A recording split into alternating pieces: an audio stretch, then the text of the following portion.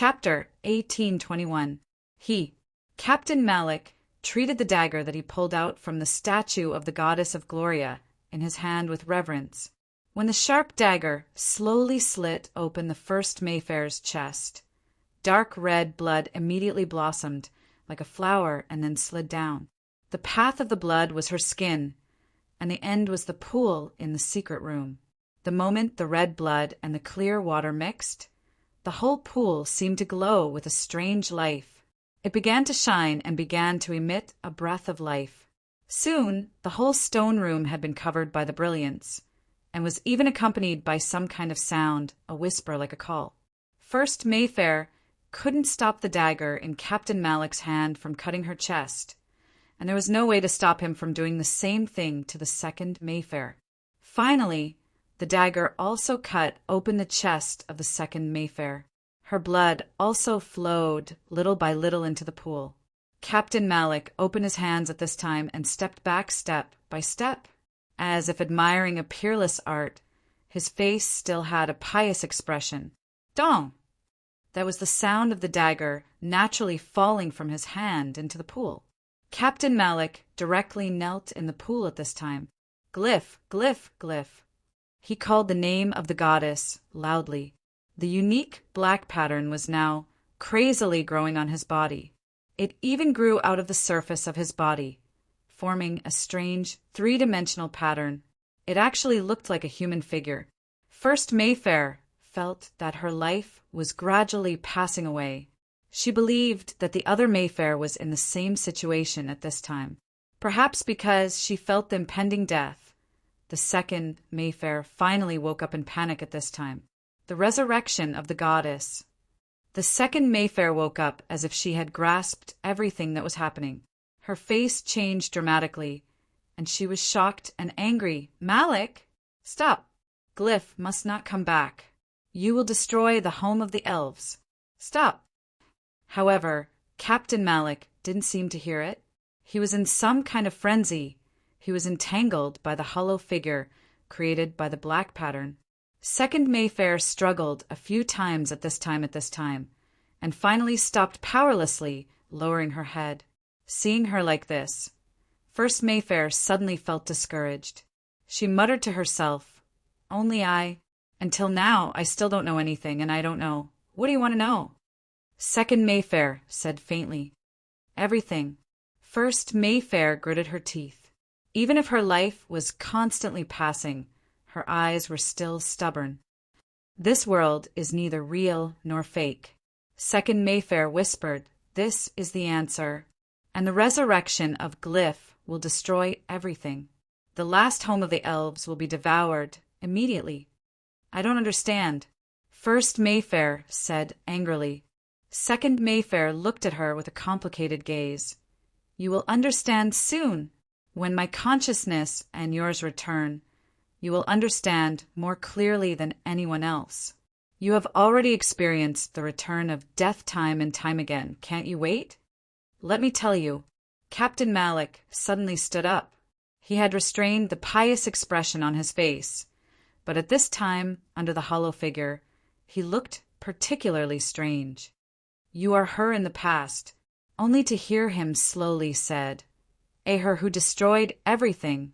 The reason why you can't reach tomorrow is because once you reach tomorrow, the power of the goddess Glyph in your body will go berserk.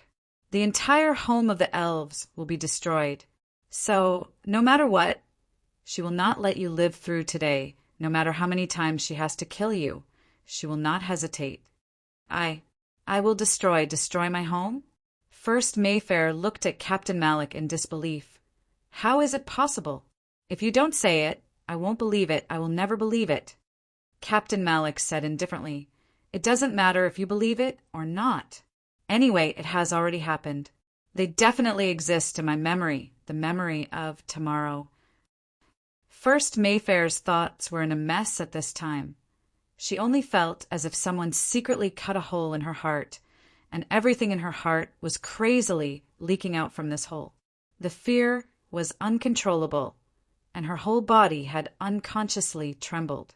Her loss of life had reached a terrifying level.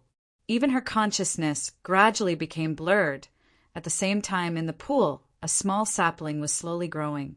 The fresh branches and leaves were opening. It was giving birth to something. Do you see it? Captain Malik opened his hands at this time and laughed crazily. It is reconstructing a new life. Do you see it? Goliath is coming back. You are carrying the power of Brahma. Why must you be so obsessed with the power of Goliath? Second Mayfair frowned at this time. Perhaps this was something that she, who knew everything, had never understood. Captain Malik said indifferently, Do you know why I became an oracle and when I became an oracle? Second Mayfair shook her head. It was after your father defeated the previous generation's oracle. Captain Malik said coldly, Your father, from the trial road, reached a deal with the goddess Goliath and obtained the power to defeat the previous oracle. His performance in the ceremony was all seen by the goddess Brahma. Naturally, the goddess Brahma also knew that the sister Goliath, who was killed by her, will return. So she already knew. Second Mayfair was surprised and immediately smiled bitterly. Since she knew, why didn't she directly stop the union of my parents? Since she was worried about my birth, why didn't she directly kill me before I was born? She needs to support the entire elven homeland. Malik said, although the sacrifice of Goliath gave the elven homeland a chance to breathe, the erosion still exists. In order to fight against the power that swallowed the world, she dealt with it all the time.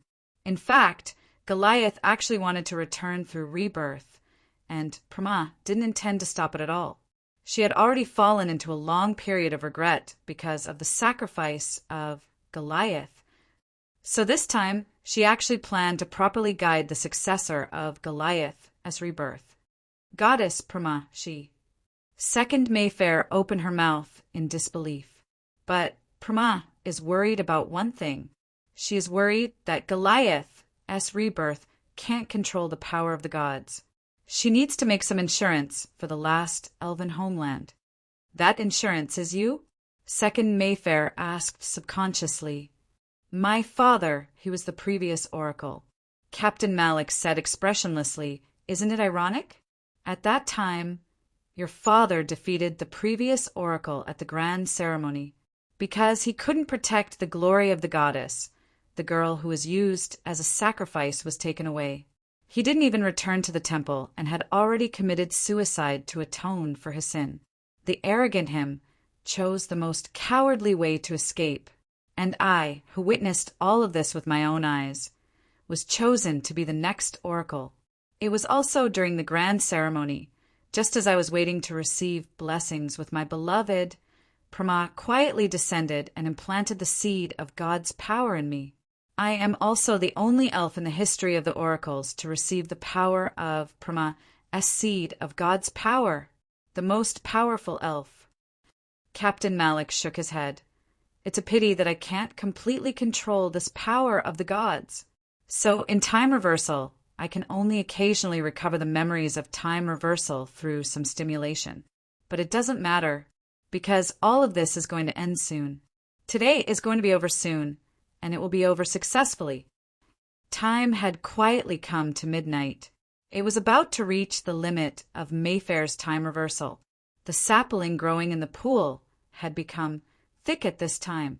At its top, the emerald green new leaves were like flower buds at this moment, flower buds that were about to bloom. A faint light was penetrating from this leaf bud. A strong aura of life was spreading. As for the two Mayfairs, they were completely drained of blood and looked like withered flowers. Captain Malik walked in front of the leaf bud at this time, gently holding it with both hands in order to welcome the moment when it bloomed. Finally, the leaf bud bloomed.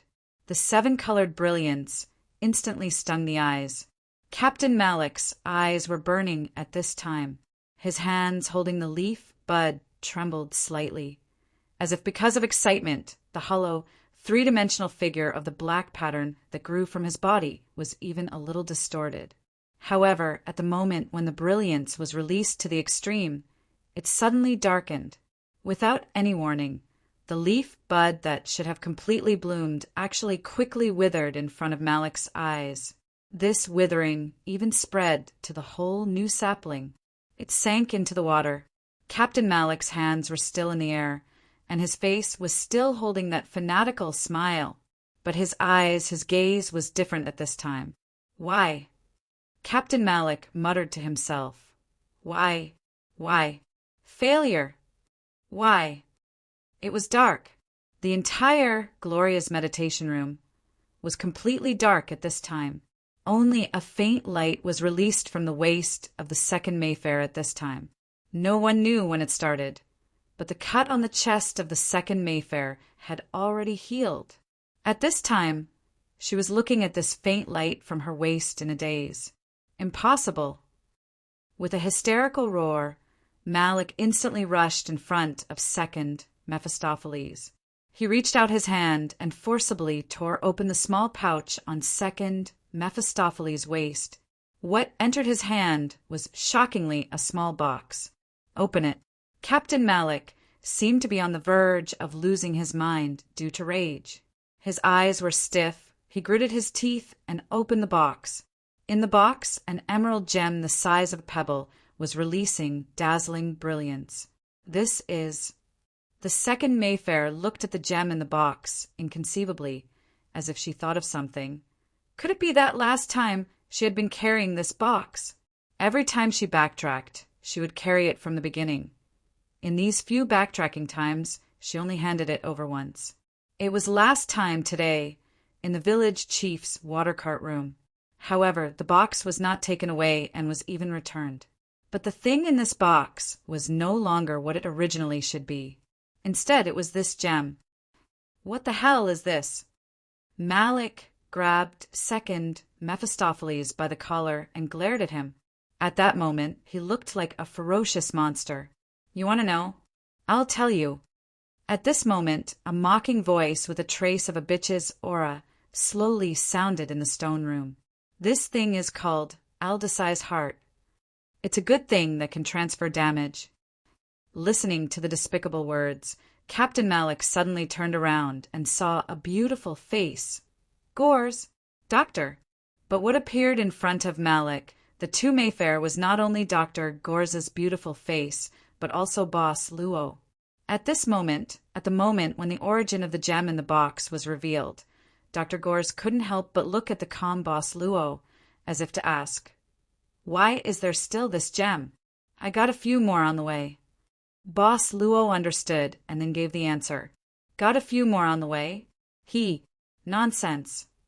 After Dr. Gores laughed twice in his heart, he just pretended that he didn't hear this evil voice and then stared at Captain Malik with full attention. He held the dagger in his hand. That's right, it was the dagger used to sneak attack Cardil. After Cardil turned into a black wind and escaped, the dagger was left in the corridor. Such a useful dagger. Dr. Gores naturally wanted to take it back.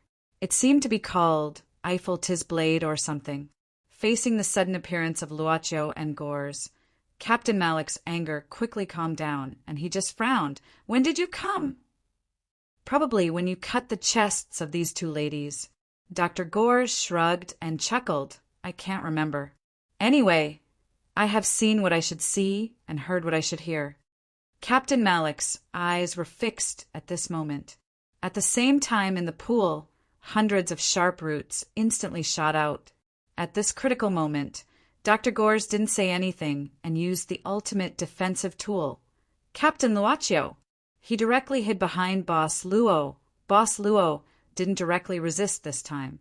He casually waved the great holy light sword in his hand, and the arc-shaped sword light slashed out, and the sharp and hard roots were instantly cut off.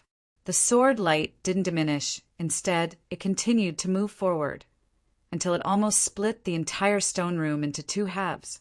But at this time, Captain Malik was nowhere to be seen. At the corner of the stone room, there was a secret door that turned and opened. Obviously, he escaped from here. "Hey!" Dr. Gores yelled in disappointment. Boss Luo didn't seem to care and walked to the two Mayfair. At this time, the two Mayfair looked up at him at the same time, but they didn't know why he suddenly stopped moving and just stood there. Shouldn't he save them immediately? It was indeed so, but he was thinking about which one to solve first. This was a problem. Hashtag, hashtag, hashtag, hashtag, hashtag PS, as usual. Chapter 1822. You should save her first. Soon, the second Mayfair gave a useful suggestion to Boss Luo, who was making a difficult decision. Therefore, Boss Luo directly rescued the first Mayfair. Then he knocked the second Mayfair with his big, holy sword and released the second Mayfair. The second Mayfair's injury had been transferred because of Aldic's heart. However, the first Mayfair's injury was still there, and the bleeding did not stop. The recovery potion dropped could not affect chessboard creatures, so Dr. Gores felt that it was time for her to show her skills. "I'll do it."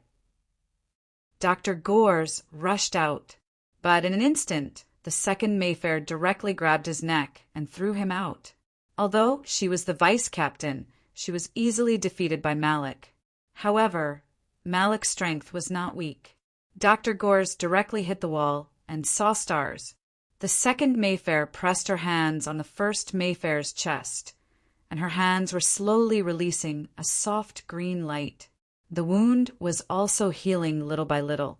Although the wound began to heal, the first Mayfair's wound was real, so she still looked quite weak. But at least she was temporarily out of danger. "Don't you plan to kill her now?" Luaccio was beside the second Mayfair at this time, and he asked calmly, "Anyway, it's not the first time. Why do you want to save her this time?" The first Mayfair heard this, and her pale face could not help but turn pale, and her body suddenly trembled. She could not help but look at the Vice-Captain Mayfair, her other self in panic. The second Mayfair said calmly, "I can't let her die this time." Boss Luo thought for a while and said, "Because of Captain Malik." The second Mayfair nodded. "I never thought that other than me and her, there would be someone who could wake up from the time reversal. I always ignored Malik, and I never thought that he also had the power of the goddess." Boss Luo said, "You can also wait for the new today to come, then you can attack Captain Malik. He has already said that he can't wake up every today, so there is no need to choose this today. After all, your current condition is obviously not good. Malik's current condition is worse than Mina's." The second Mayfair shook her head and said, "He should have used more power to preside over Gloria's rebirth ritual. Otherwise, he would not have escaped in such a hurry. Instead, he stayed here. You can't deal with him. If Malik is in a good state, he is indeed very powerful." Dr. Gores said with deep understanding, "This guy resisted Cade's ultimate skill and nothing happened. He can even transform for the second time."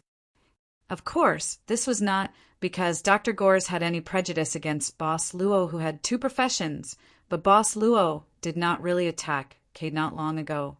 Cade retreated because of Dr. Gores' sudden backstab. Moreover, this was related to the power of the gods in the world of chessboard after all. Such a high-end battle, they had never encountered it before. In this regard, Boss Luo did not comment. He just thought for a while and said, "In this case, what is Miss Mayfair going to do?" "I don't know. Chase Malik." Who would have thought that the two Mayfairs would reply at the same time? After replying, they both looked at each other in unison, and soon after, they fell silent. "You are the one I met on the first day." Boss Luo looked at the first Mayfair and smiled slightly. "Why don't I call you Miss Mayfair of the first day? Then the other one is Miss Mayfair of the second day. Is that okay?" "Up to you." The second day Mayfair said indifferently, "But I want to remind you that if you waste time on me, Malik may escape. Today there is not much time left." On the first day, Mayfair nodded gently and did not say anything. Boss Luo looked at Miss Mayfair of the first day at this time and said, "We came here this time to solve the mystery of time backtracking on you. Now, it seems that the answer is already known. So we now have a new mission." There was indeed a new mission, instruction. When the ritual in the stone room was in progress and Boss Luo and Gores were listening outside, the new instruction from chessboard appeared. This is indeed a nightmare. There is a beginning but no end. Oh, great adventurer! Please end this nightmare with your traitorous companions. Remember, when it is destroyed, it is also the time to restart.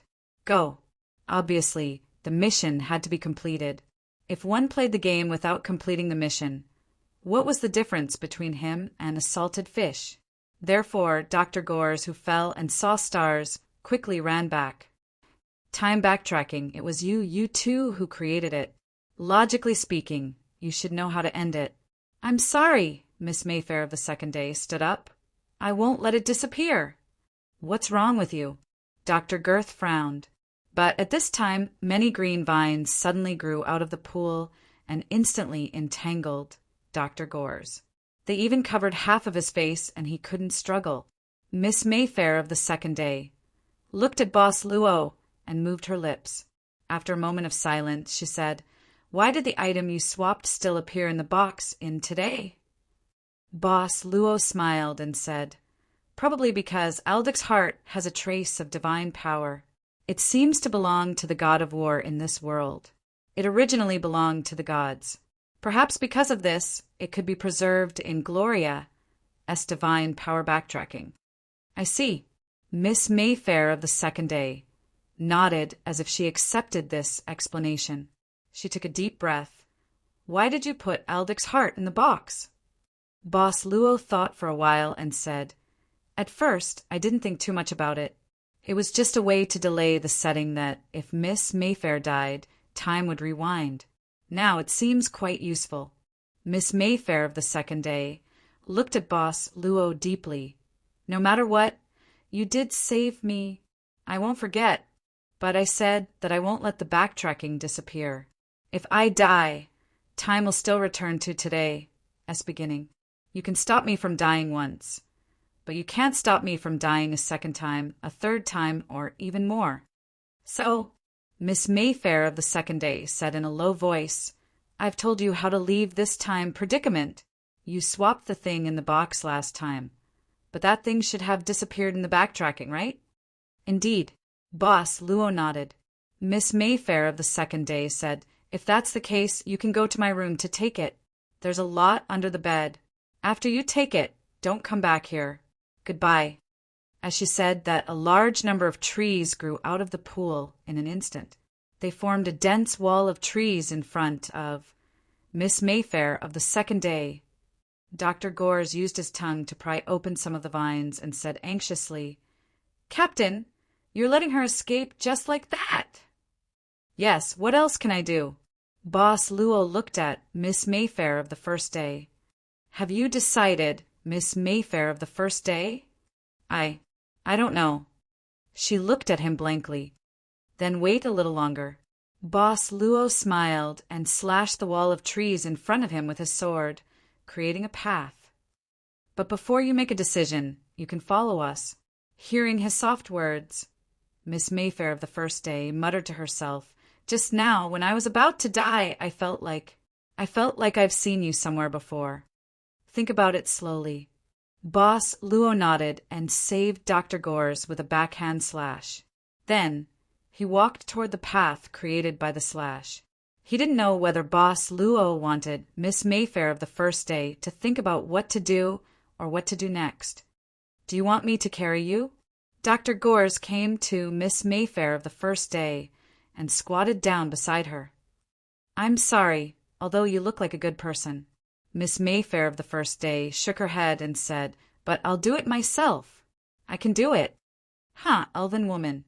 In the dim passage of the temple, a figure was touching the wall and stumbling forward. Soon, a group of patrolling temple guards arrived, and when they noticed this strange figure, they hurriedly approached him.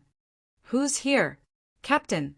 After the change in tone, they straightened their bodies and saluted.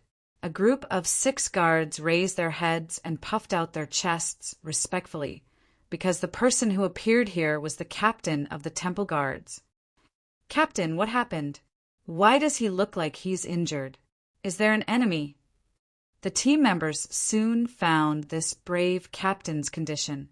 His face was slightly pale, and there were bloodstains at the corners of his mouth, and his clothes were wet. This caused Captain Malik to cut an extremely sorry figure. "You guys come closer." Captain Malik, who was leaning against the wall, said slowly, "I have something to say." The 6 guards didn't suspect anything and directly walked forward. But at this moment, they all felt that their legs seemed to be entangled by something. The members of the guards looked down and saw that their legs had been entangled by some thin plant roots at some point in time. These roots even grew all the way up along their legs. "What's this? Ah, ah." A blood-curdling scream suddenly rang out in this dim passageway, and then it quickly subsided. Captain Malik slowly sighed, and his pale face already had a bit of color. However, there were 6 withered corpses of the elven guards on the ground. Captain Malik didn't look at them and walked directly into the depths of the passage. He was about to reach the inner hall of the temple. "I didn't expect that I would fail at the last moment.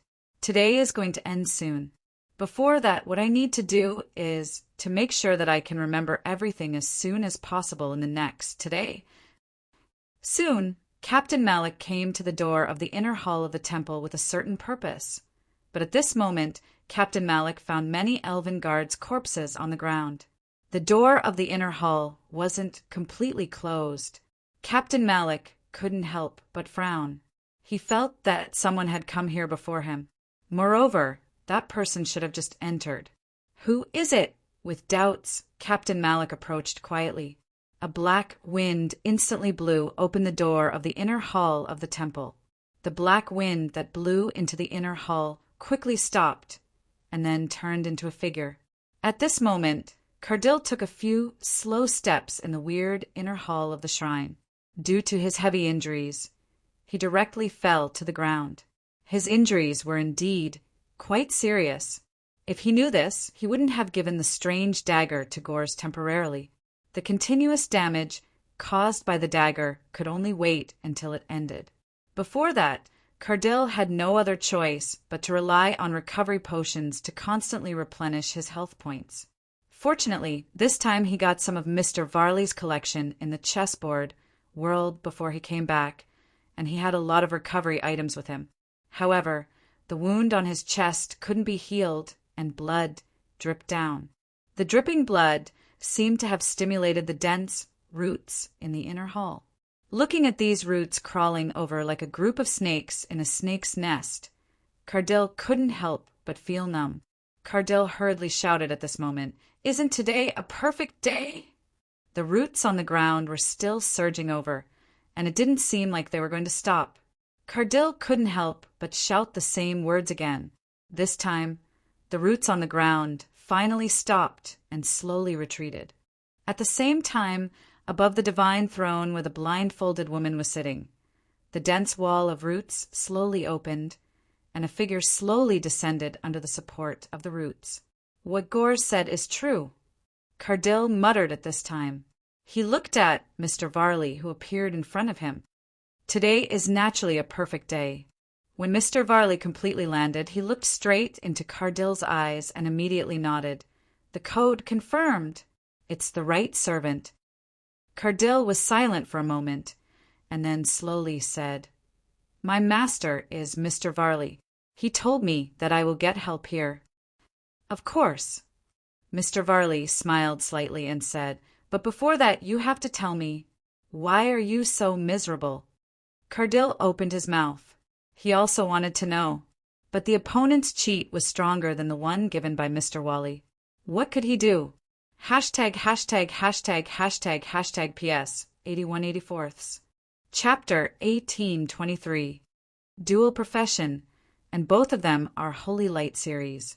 He can restrain you in all aspects. Are you telling the truth? Mr. Wally began to frown. He was an anxious person, and his anxiety was very strong. "I don't think I need to lie in front of you," Cardil said in a deep voice. Mr. Wally was silent, but he looked at Cardil with a strange gaze. "Are you really my servant?" "What do you mean?" Cardil couldn't help but frown. It's you, it's the one outside who asked me to come to the temple to find you, and there's a secret signal. Is it fake? Do you know how many function cards there are in the function card set? Mr. Wally said coldly. How would I know? This is your chessboard and the card set box. Countless. Mr. Wally said indifferently, the function cards in the function card set box will always be generated, but the number of special function cards is fixed. As you said, your opponent's configuration. Even I may not be able to do it once in hundreds of games. What do you want to say? Cardil frowned again. He felt some kind of distrust from Mr. Wally's words. I don't want to say anything. Mr. Wally shook his head and said, I'm just curious. How did a master who participated in the chessboard game for the first time get such a combination of cards that the success rate is infinitely close to zero? It's not that simple. Cardil said indifferently, You give me more inheritance and let me defeat them. You can ask them again, right? Chessboard is yours. No matter how powerful the opponent is, don't you have a way to deal with it? Let me kill myself and retrain or change my class again, or give me special items that I will win. Why do you care so much? Mr. Wally also felt that Cade's words were very reasonable. But the problem was that a dual-class holy light servant with a holy set didn't have any weakness, okay? Don't you have it? As if he saw through Mr. Wally's silence, Cadell seemed to have thought of something. Why you can't help me defeat him? It's not that there's no way. Mr. Wally shook his head and thought, the key is whether it is worth it to use it here or not. Make it clear, Cardil said seriously. Now, if I lose, it won't do any good either. The servant and the master were closely connected. Although I don't know what kind of relationship you have with my master outside, one thing is for sure. If I lose, it won't be a good thing for you. Prama's divine descent. Mr. Wally heaved a sigh of relief and said, a chance to summon the clone of goddess Prama to battle, an item that can only be used once in every game of chessboard. In front of the divine power of the goddess, no servant with class ability can resist. This is good stuff. Cadillac nodded. He felt like having such an item would fit Wally's identity as the owner of chessboard. Then what are we waiting for? Once it's used. Mr. Wally said indifferently, then challenging the final guardian might not be able to pass the game smoothly. Such a consequence is not very good. What is the consequence? Cardil frowned. Although this chessboard game was based on the layout of the game of Bravehearts that was popular in the inhuman domain, there were too many strange places. Although the final guardian of the game of Bravehearts was powerful, it wasn't an existence that couldn't be defeated. If there is no way to defeat the guardian of this game, then this game will never stop. Mr. Wally said slowly, it means that a new game will never start. You will be trapped here until you find a way to defeat the guardian. What if I can't find it? Cardil's face changed slightly. Then you can only die here, Mr. Wally whispered. And because this game has not been completed, chessboard will not be opened again. Cardil was shocked and immediately frowned. There is no other way. Now there are only 3 choices. First, you give me the item to summon the goddess, and then try your luck to see if I can find another way to defeat the guardian. But this option is obviously very risky. Otherwise, you wouldn't hesitate. Second, make peace. Forget the previous unhappiness. Ally with your opponent, and challenge the guardian together. The last one. Mr. Wally looked at Cardil and said indifferently, I will give you the item now, and then you will challenge the guardian directly, right? This is obviously the wisest choice. Cardil shrugged. But I have to tell you, Mr. Wally shook his head and said, the guardian will only appear when there is a challenger on one side. Although it is not necessarily a situation where only one side is left, the premise is that there must be only one side left. I can only choose to ally. Cardil was stunned and then sighed. This is nothing. Although I was killed once, I didn't really die. In front of greater interests, I can choose to temporarily put this down. As long as I can leave and return to the outside world, there will be many opportunities to settle accounts in the future. What are you hesitating for? Give me the item." Mr. Wally shook his head and said, "You haven't completed the prerequisite to defeat the Oracle. I can't give you that item now." "Just this?" Cardil opened his mouth and then sighed in relief. "I thought it was something else." "There will be opportunities. Anyway, I can do it again. If I can't kill him the first time, I can repeat it a few more times. I can always find a way to kill the Oracle." "A few more times?" "Unexpectedly," Mr. Wally said in surprise. "Why do you have to do it a few more times? Do you think it is easy to prepare for a grand ceremony? It takes at least 10 years to prepare for a grand ceremony in the home of elves. Prama only comes once every 10 years. Today is going to be over soon, and it is too late. If you miss this time, you can only wait for another 10 years, okay? 10 years. Cardil said in surprise, "What 10 years? After today's failure. Didn't it reset to the beginning of today immediately? I have experienced it twice. This is the second today, okay? Yesterday, the today last time, I almost defeated the Oracle. If it wasn't for the time suddenly rewinding, how could there be so much trouble? Now that I think about it, Gores must have done something in the today last time to reset the time." "Reset, backtrack?" Mr. Wally suddenly looked at Cardil. He reached out his hand. The blindfolded woman on the throne also raised her hand abruptly. The thick and long roots reached out crazily and directly grabbed Cartier. Then she took him back and sent him to Mr. Varley. "What did you say, reset, backtrack? Can you say it again? Reset, backtrack." Cardil showed a trace of panic. He felt that this Mr. Wally was not normal at this time, so he had to say in a panic, "Time should be rewinding indefinitely. As long as something goes wrong, it will immediately return to the beginning of today. Really, this is the second time I have experienced today. Gores and the others must have experienced it more than once. Otherwise, I would have waited for you in the forest. The female elf you mentioned outside, I went to the treehouse, but I didn't see her. That's why I directly joined the grand ceremony. But this time, I don't know why the Oracle changed to Gores. Let go of me." "Reset, reset, reset." Mr. Varley lowered his head and murmured to himself. Suddenly, he raised his head, and the roots that grabbed Cardil tightened. His voice seemed to be squeezed out from his throat. "Tell me, how much time has passed outside?" "What? How much time has passed? How long has it been since I left the family?" Cardil could only say with difficulty. "Wali Tsimish was expelled from the Tsimish family's territory because the Grand Duke didn't like you. It was more than 100 years ago." "Are you serious? You didn't lie to me? In this situation, How can I lie to you?"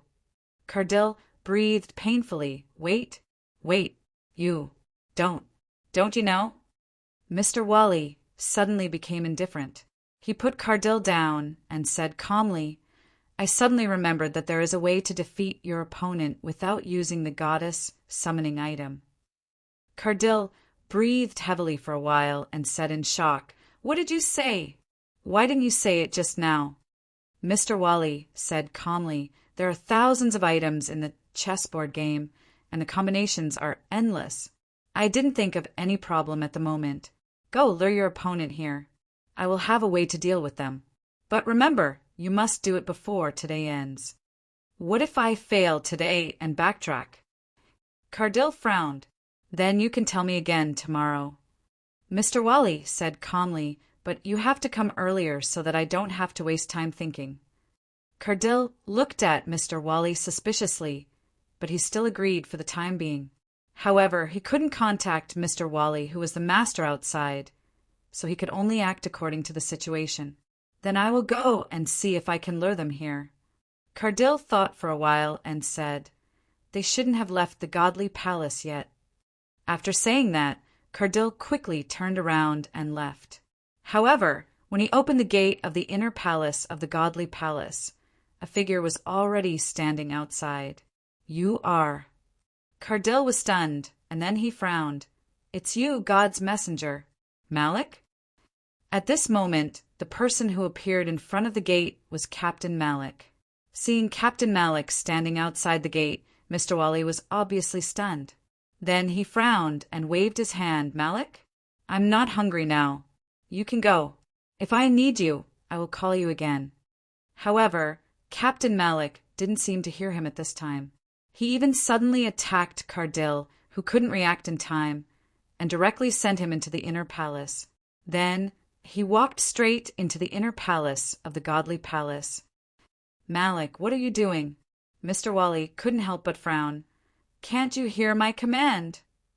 I want to know what the item that you said can summon the avatar of Goddess, Prama, is. Captain Malik said expressionlessly.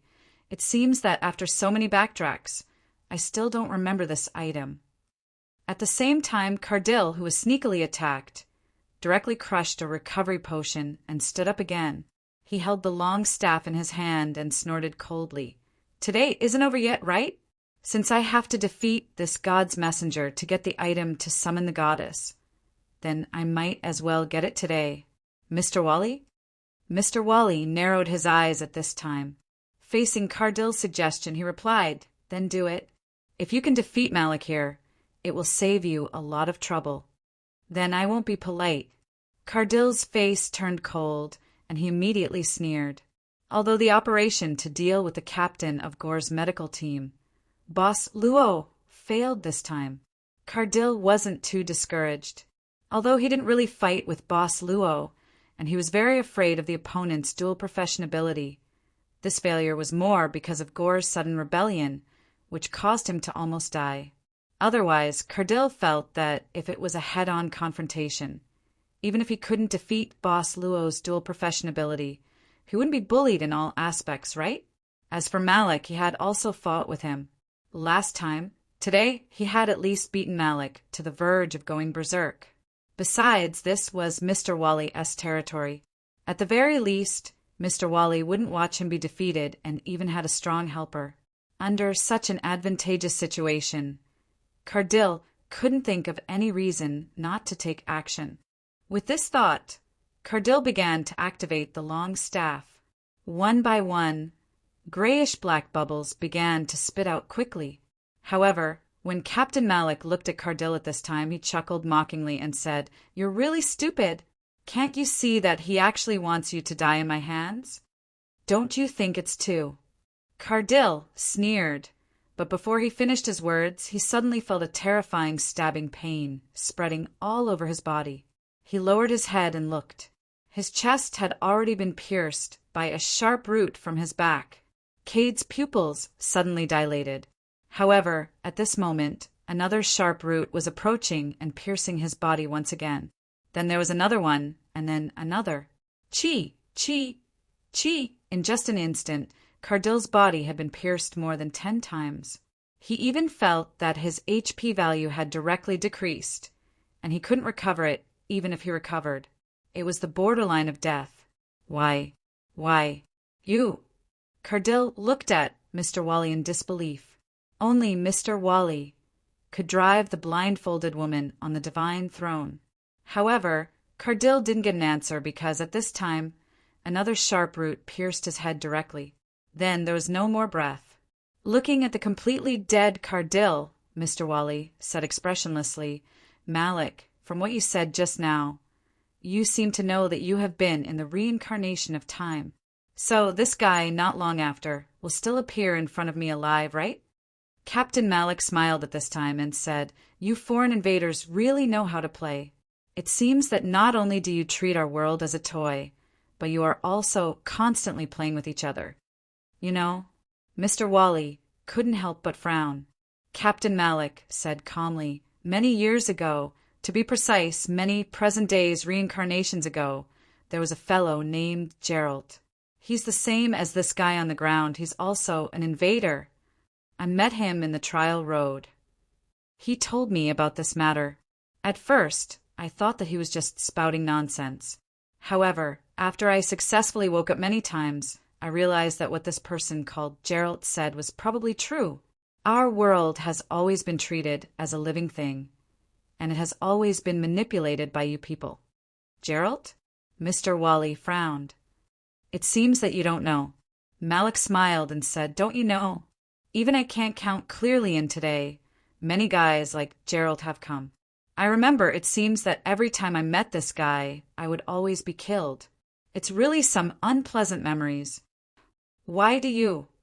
Mr. Wally thought for a while and said, Can you remember these things clearly? Why? Malik said indifferently, Isn't it simple? Because I'm really the oracle of Prama. Black patterns blossomed on Captain Malik's body. Gradually, a taller, hollowed-out humanoid figure appeared behind him. At this time, as if feeling the terrifying power from Malik, Mr. Wally was very anxious. He subconsciously waved his hand to activate the blindfolded woman on the throne. The roots of the entire inner hall also surged wildly in an instant, stabbing directly at Malik. This hypocritical thing. Malik snorted coldly at this time. You actually made me worship in countless today. Is the throne a place where an ugly thing like you should stay? Incinerate. All the roots were directly burned to ashes at this moment. The flame not only burned the attacking roots, but also burned all the way to the blindfolded woman on the throne. When the flame began to burn on the blindfolded woman's body, the blindfolded woman actually howled in pain. In just an instant, the beautiful woman's body was burned away, and what was exposed was the ugly appearance of a tree monster. It quickly turned into charcoal and then shattered. At this moment, only ashes could be seen everywhere in the main hall. Mr. Wally's face changed in shock. He stepped back a few steps without saying a word. At the same time, he raised his palm. A bracelet on his wrist released light, and a barrier appeared in front of him. Only after killing me can you get the item to summon Prama's avatar? Captain Malik's eyes suddenly showed golden light. He directly broke the barrier in front of Mr. Wally with a stretch of his hand and sucked him in out of thin air, grabbing his throat. Why? You want to kill me? Although Mr. Wally panicked, he didn't panic. Even if you kill me here, is it useful? According to what you said, after today, another day will come again. I will still appear here and order you around at will. Even if you can vent your anger by killing me this time, it still can't change the fact that I can order you around and scold you every time. Don't worry, Malik said calmly. The reason I invaded the inner palace this time was so that I could be the first to wake up and also to kill you at the first opportunity. Mr. Wally said quickly, How about we cooperate? Cooperate to change the current nightmarish reincarnation? I think you don't want to be trapped in this nightmare all the time. Malik didn't move at all. Mr. Wally said again, I tell you, I'm also a person who was abandoned here. Until today, until this guy named Cade Lai came, I discovered this truth. Not necessarily. Maybe I thought about it before, but the reincarnation of time made me forget it. Just like that, I lived the same day for more than 100 years in the outside world without knowing it. You can understand the anger in my heart at this time, right? Malik loosened his grip on Mr. Wally at this time. I want revenge. Mr. Wally gritted his teeth and said with hatred, I won't let the guy who tricked me here and left me here have an easy time. I won't let him win. I want him to lose completely and let him fall into a more angry hatred than me. What can you do? Malik said calmly, From the looks of it, you are like a toy locked up in a cage. How can you take revenge on your enemies outside the cage? I can, Mr. Wally said angrily. I can close this chessboard forever. Let him have the chessboard, but he can't open it again. Let him see the countless wealth here, but he can't get it. Let him be anxious every day and can't get away. Torture. This is the biggest torture. Maybe I can even initiate the chessboard as punishment on him. He will be afraid, an unprecedented fear. Close the chessboard. Malik frowned. Do you really have a way to close this so-called chessboard, and then from today onwards, the foreign invaders can't come to our world again? Yes. Mr. Wally nodded. As long as I use the item to summon the goddess here, the challenger can't fight against the final guardian. In this way, this game will always be in progress. What should I do? Malik completely let go of Mr. Wally this time. Mr. Wally thought for a while, then walked to the throne. He smashed the throne with force. In the pedestal of the throne, there was a short sword with the same black pattern as Malik's body. Mr. Wally pulled out the short sword, came to Malik again, and said in a deep voice, "Killing you is to get an item called the goddess crystal from you. It can be embedded in this Prama's blade, so it can release the power of the goddess Prama's blade once. You want to kill me?" Malik couldn't help sneering, and his eyes were full of killing intent again. Mr. Wally shook his head and said no. "I'm just saying that since killing you can get the goddess crystal, maybe when you hold this Prama's blade, you can already use the divine power of Prama's blade. Maybe you can break this reincarnation nightmare." "You're just speculating," Malik said indifferently. "It's better than doing nothing." Mr. Varley gritted his teeth and said, "Even if this is the only time I know the truth, I won't just sit there and wait for my death. Besides, I have already told you this secret. Even if you fail this time, if you can wake up in the future, you can come and take away Promer's blade, or avoid being killed by other servants. No matter what, my other self will face the situation of chessboard being closed or being punished by chessboard." Mr. Wally handed over Prama's blade, at this time with an honest look. Malik glanced at him and stretched out his hand. However, at this time in the ashes, a root suddenly regenerated and shot out like lightning. It directly took away Prama's blade in Mr. Wally's hand. Malik turned around. Prama's blade had fallen into a white hand. The next day, Miss Mayfair. Mayfair? The sacrifice that should be sent to the mountain? Mr. Wally couldn't help but frown and looked at Malik. "Why is she here?" Malik just waved his hand, and an invisible force directly swept Mr. Wally away. He looked at the next day Mayfair and said indifferently, "It doesn't matter if you take it away this time. Anyway, I already know its existence. Tomorrow or the day after tomorrow I will naturally come to get it. I will get it eventually." The next day Mayfair thought for a while and said, "I think maybe I should erase you from today." "Are you sure?" Malik walked step by step. "If you want to erase me from today, you have to let all this illusion return to reality. Aren't you afraid that it will erode the hometown of the elf? It's better than facing your ambition to take away Gloria's power every time." The next day Mayfair took a deep breath and said, "Even if I'm the only one left, it's fine." With that, the pattern on the next day Mayfair's forehead began to bloom crazily. The power instantly flowed into Prama in her hand. Malik's face changed dramatically, and the hollow figure behind him instantly exploded, shouting angrily, "You can't do this!" However, an intense wave of light burst out from the second day's Mayfair's body. It spread out rapidly, crazily spreading out. Dash! While running, the first day Mayfair suddenly screamed in horror and then fell to the ground. At this time, she hugged her head with both hands, and her eyes became empty. At the same time, a light wave spread out. It passed by instantly and then rushed to the distance. After the light wave passed by, more than half of the passage of the godly palace had disappeared. Dr. Gores looked at the scene in front of him in a daze. It was a broken wall. This is... Dr. Gores couldn't help but mutter to himself. Boss Luo said softly, "It seems that this is the real hometown of the elf, a hometown of the elf that has already perished." Looking into the distance, the godly palace no longer existed. What existed was only a ruin. At the foot of the mountain, the elf's hometown no longer had bright lights. The entire hometown of the elf had become extremely desolate this time. ######### PS. As usual. Chapter 1824. "I can't see the starry sky here." Nen Xiaonan stared at the dark night in a daze. She was still on the rooftop of an elf's house, waiting for Mr. Luo, who was supposed to come. She felt sleepy while waiting, so she decided to lie down for a while. Suddenly, a light wave swept over. Nan Xiaonan shuddered from head to toe. Then her body started to fall. Her buttocks landed on the ground. Perhaps it was because this part of her body was heavier.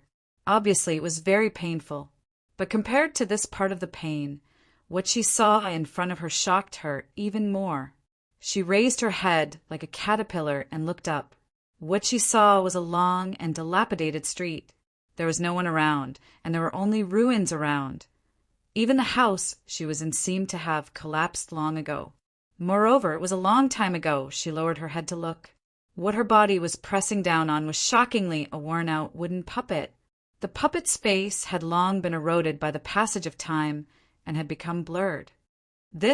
A light beam was released from the top of the holy mountain in the distance. The real elven hometown? Dr. Gores was startled at first. Then he frowned and said, "Why do you say that? Is the elven hometown that we have been living in fake?" "It can't be considered fake," Boss Luo thought for a while and said, "It can only be said that it is the elven hometown that once existed." Once existed.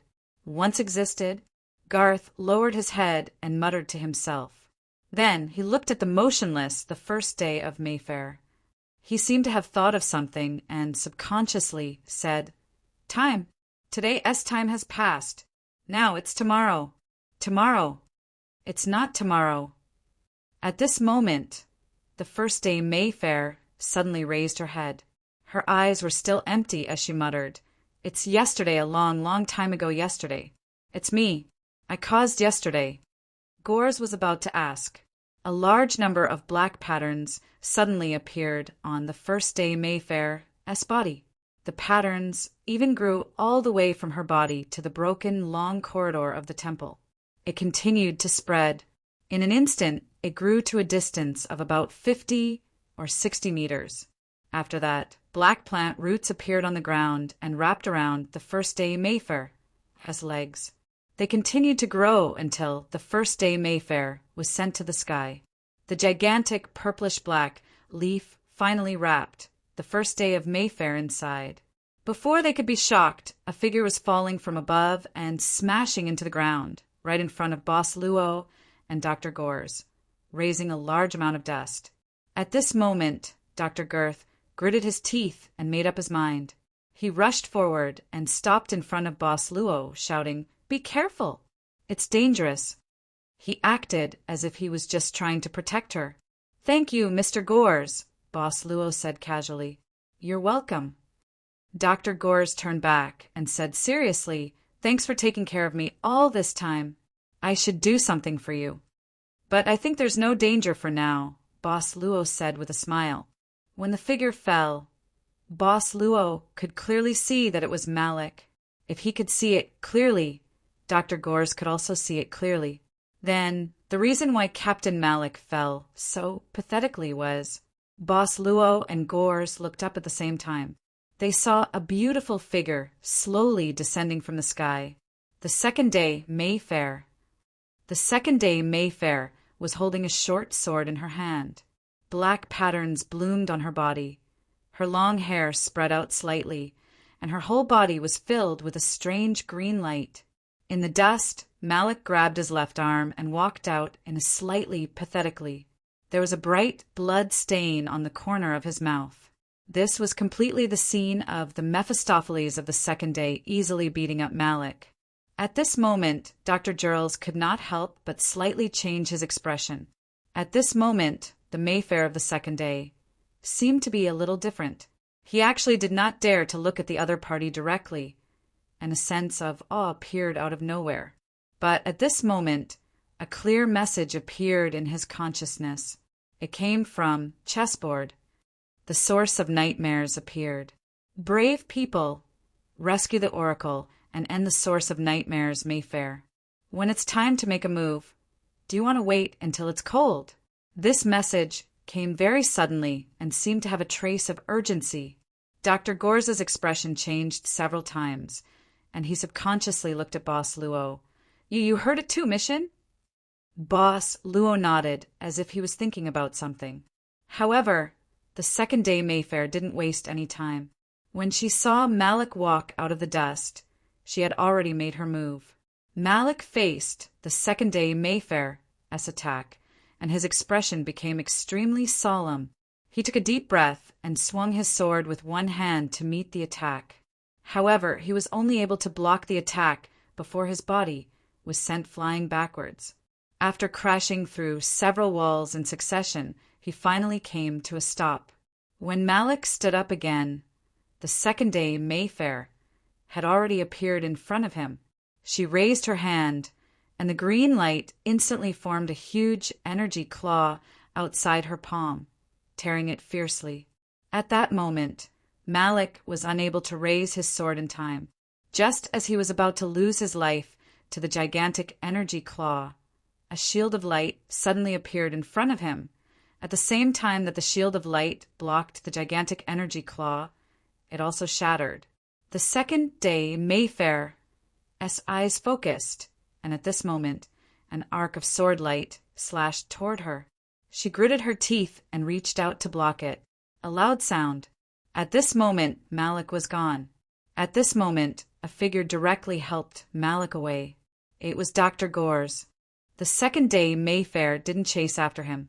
Instead, her face darkened, and she stared blankly in front of her. "Why did you stop me?" In front of her, Boss Luo, who was holding a big sword but didn't look like a swordsman, slowly said, "What we need to do now is to save Mr. Malik, and then it seems like we need to defeat you."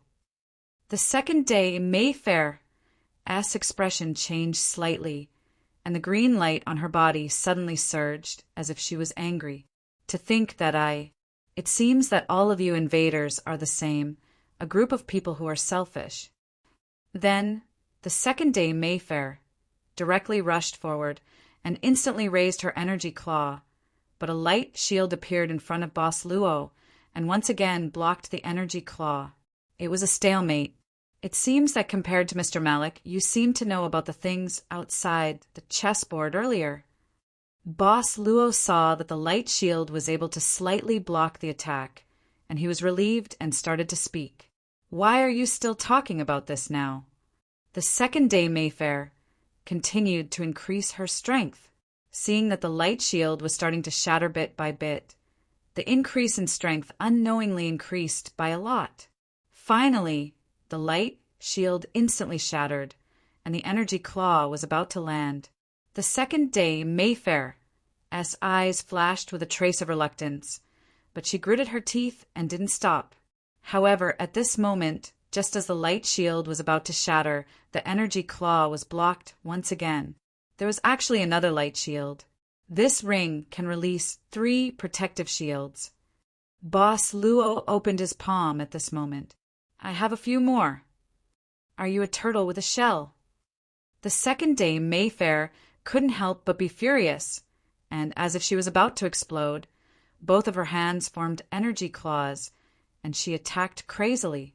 At the same time, the rings on Boss Luo's hand also started to shatter one by one.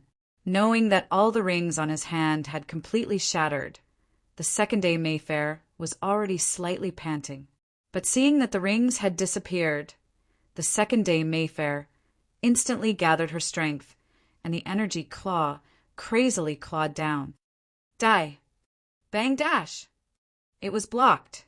Seeing that the light shield that appeared in front of her instead of a light shield, the second day Mayfair stared at Luocho as if she couldn't wait to swallow him up, and she said angrily, There are more!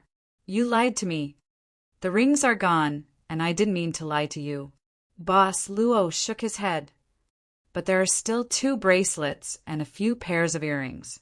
Because I don't have the habit of wearing earrings, I didn't wear them, but the effect is actually the same when you wear them. Don't you think that's infuriating?" Anyway, Dr. Gores, who was watching from a distance, felt that, if it were him, he would have vomited blood. This captain was so evil. Why did you save me?" But at this moment, Malik frowned and asked. Facing Malik's question, Dr. Gores said without thinking, "I like your face. Is this reason enough?" Malik was silent, and then he sighed. I didn't expect that I would be saved by you invaders, but I won't be grateful to you. For such a long time, I have been killed by you invaders countless times. It's useless to say this. Dr. Gore said indifferently, our mission now is to save you and then end Mayfair. Aren't you the Oracle of Prama? Do you know any way to deal with her? The power of Gloria can't be used for too long. Malik thought for a while and said, the elven homeland is isolated from the outside world. The purpose is to resist a force that erodes this world. The elven homeland is the last place left in this world. The power of isolation comes from the power of Gloria and Prama. Once she uses too much power, it will affect the internal balance of the power of isolation, which is something she doesn't want to see. Sure enough, as if to verify Malik's words, the attack of the next day's Mayfair did indeed slow down, and the power displayed even decreased. The power that erodes this world? Dr. Gores was startled. What power that erodes this world? The world inside chessboard. Was it not generated by chessboard? Malik said coldly at this time, you invaded our world. Don't you know? I know I need a dumbfounded face. My face is used to seduce little girls. Forget it. It's useless to say this now. Malik immediately shook his head. She may be able to control it, but the other one may not. With that, Malik raised his head and looked at the top of the huge purple-black plant. Here!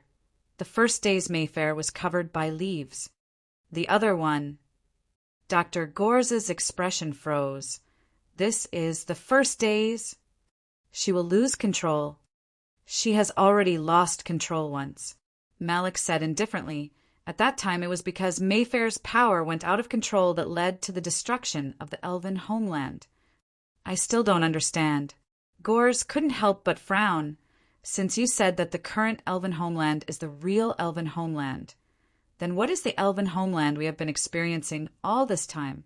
The most important thing is, why are there two Mayfair? Malik looked at Gores coldly. All of this is because of you invaders. It's all caused by you. At that time, there was no real goddess in the temple.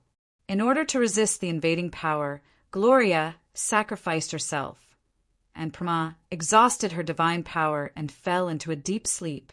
The temple has been worshipping for so many years, but it's just symbolic. As for offering sacrifices, it's actually a way to replenish Prama's divine power. It's a last resort, but I don't know when it started. But a goddess actually appeared in the temple, but this goddess was fake. It's Wali. Gores said, subconsciously. Malik nodded. That guy cultivated an evil monster in the inner hall of the temple. He has been using the name of the goddess to constantly devour pure elves. The great sacrifice was originally only held once every 10 years, but because of his arrival, the great sacrifice was held continuously.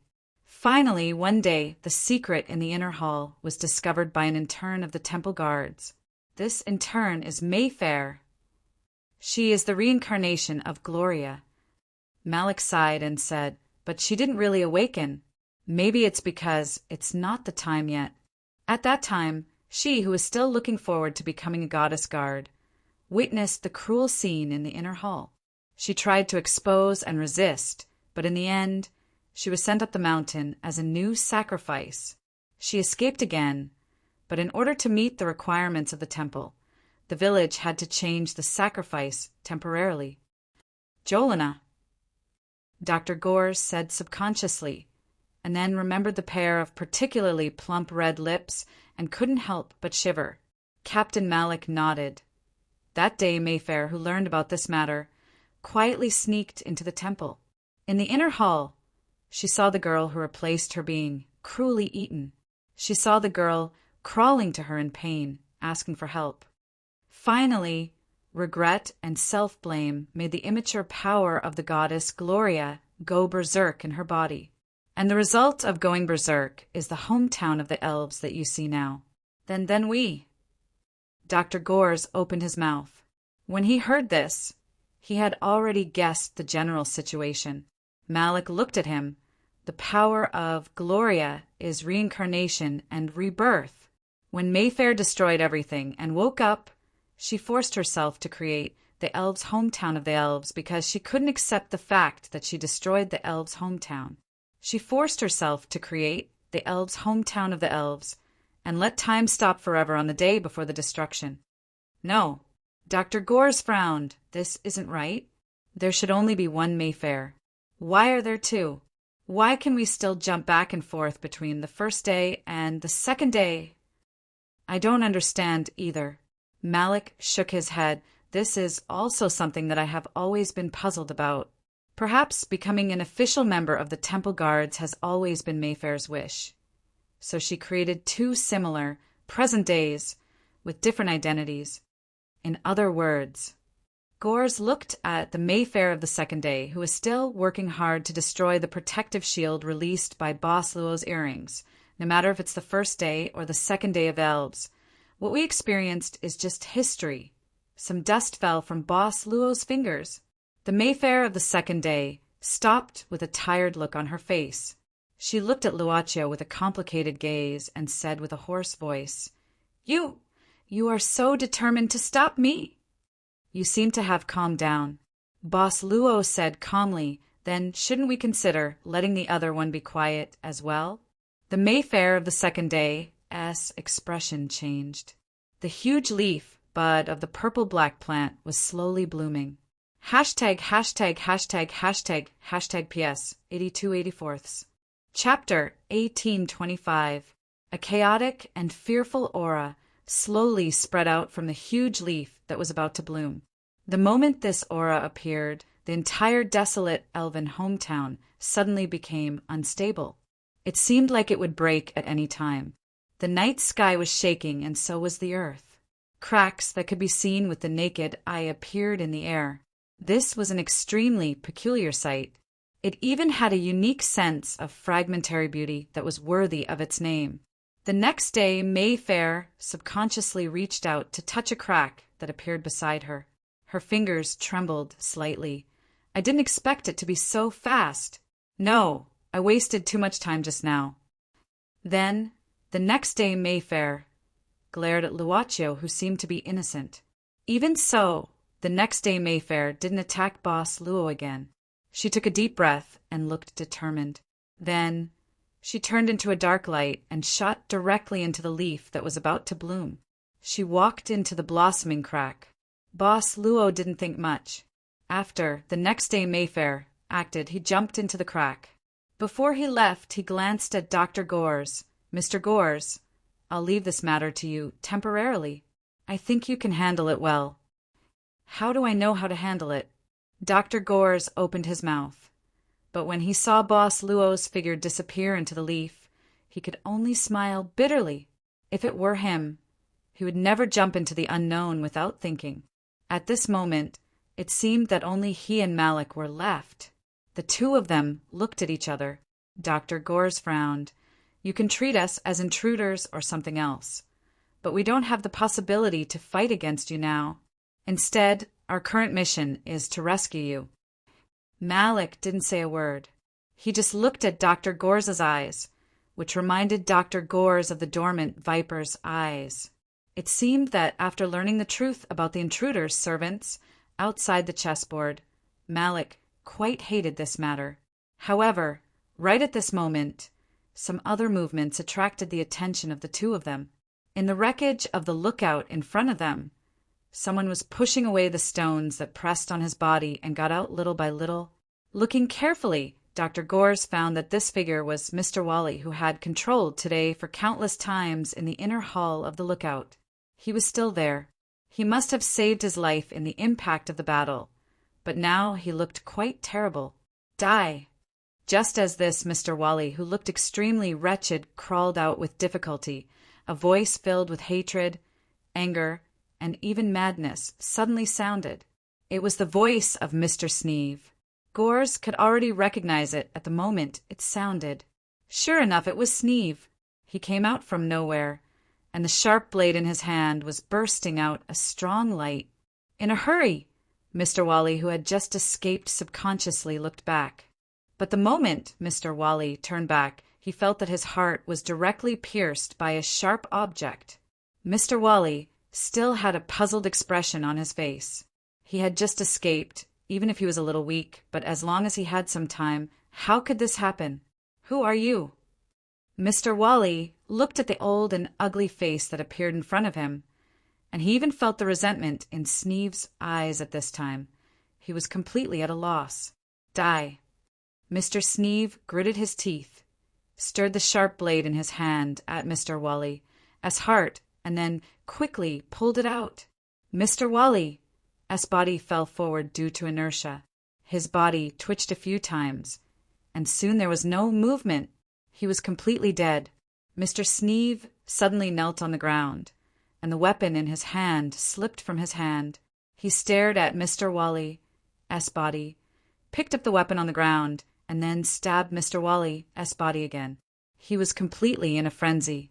Enough, he's completely dead. Dr. Gores frowned with a trace of anger.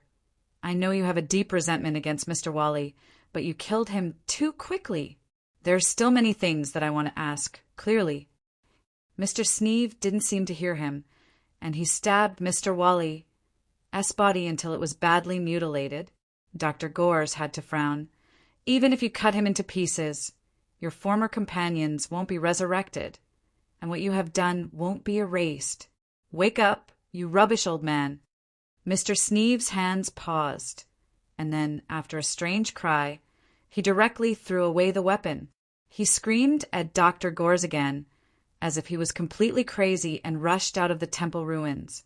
Dr. Gores didn't intend to chase him, but he frowned and didn't say anything. After a while, Gores said in a low voice, "Tina, how long are you going to hide?" "I'm scared." Mr. Sneeve's appearance is really scary.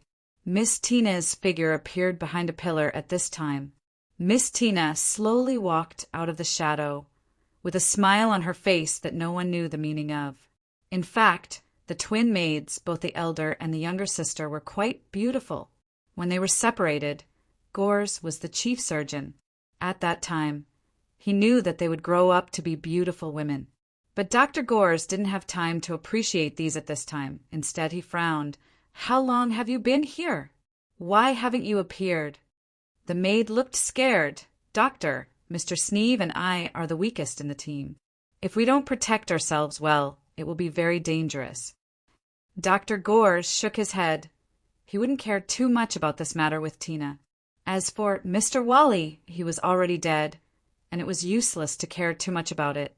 At this time, there was no hope that the captain could walk out of Yi Lay smoothly. "Hey, Tina," suddenly Dr. Jurls said, "I think there might be some problems with the chessboard world we're in." "Why do you say so, Doctor?" The maid couldn't help but ask in surprise. Dr. Gores said slowly about Xiao Lina. "I actually saw her before in our world, but she wasn't an elf, but a receptionist at the headquarters of the Magician Association in the Inhuman domain." Miss Tina opened her small lips subconsciously. It was a time of complete darkness. It felt that the space here was very big, completely different from the size of Yi Lay from the outside. But no matter if it was Boss Luo or the next day Mayfair, they could clearly see each other's appearance in the darkness. "This seems to be the inner heart of the first day Mayfair," Boss Luo said after sizing it up. "To be exact." The next day Mayfair sighed with a complicated expression. "It's the inner heart of the former me that was completely closed." Boss Luo looked at her. Mayfair of the second day turned her face away. "Because I couldn't control the power of the glyph in my body and destroyed the elven homeland. For a long time, I had completely sealed myself. Just like everything I see now, everything I see now, everything I can't see. But as the next day, didn't you walk out of that painful memory?" Boss Luo said, "I didn't. The next day Mayfair smiled bitterly. This can only be said to be an escape. Maybe it's because I was escaping from this pain in the past." In the crazy self-reproach, the power of Gloria in my body seemed to respond. "She is the first day that you mentioned. She was the reason why I couldn't walk out of yesterday. She is actually the self that I couldn't face." Boss Luo thought for a while and said, So all this time you would kill her through the trial road? Why?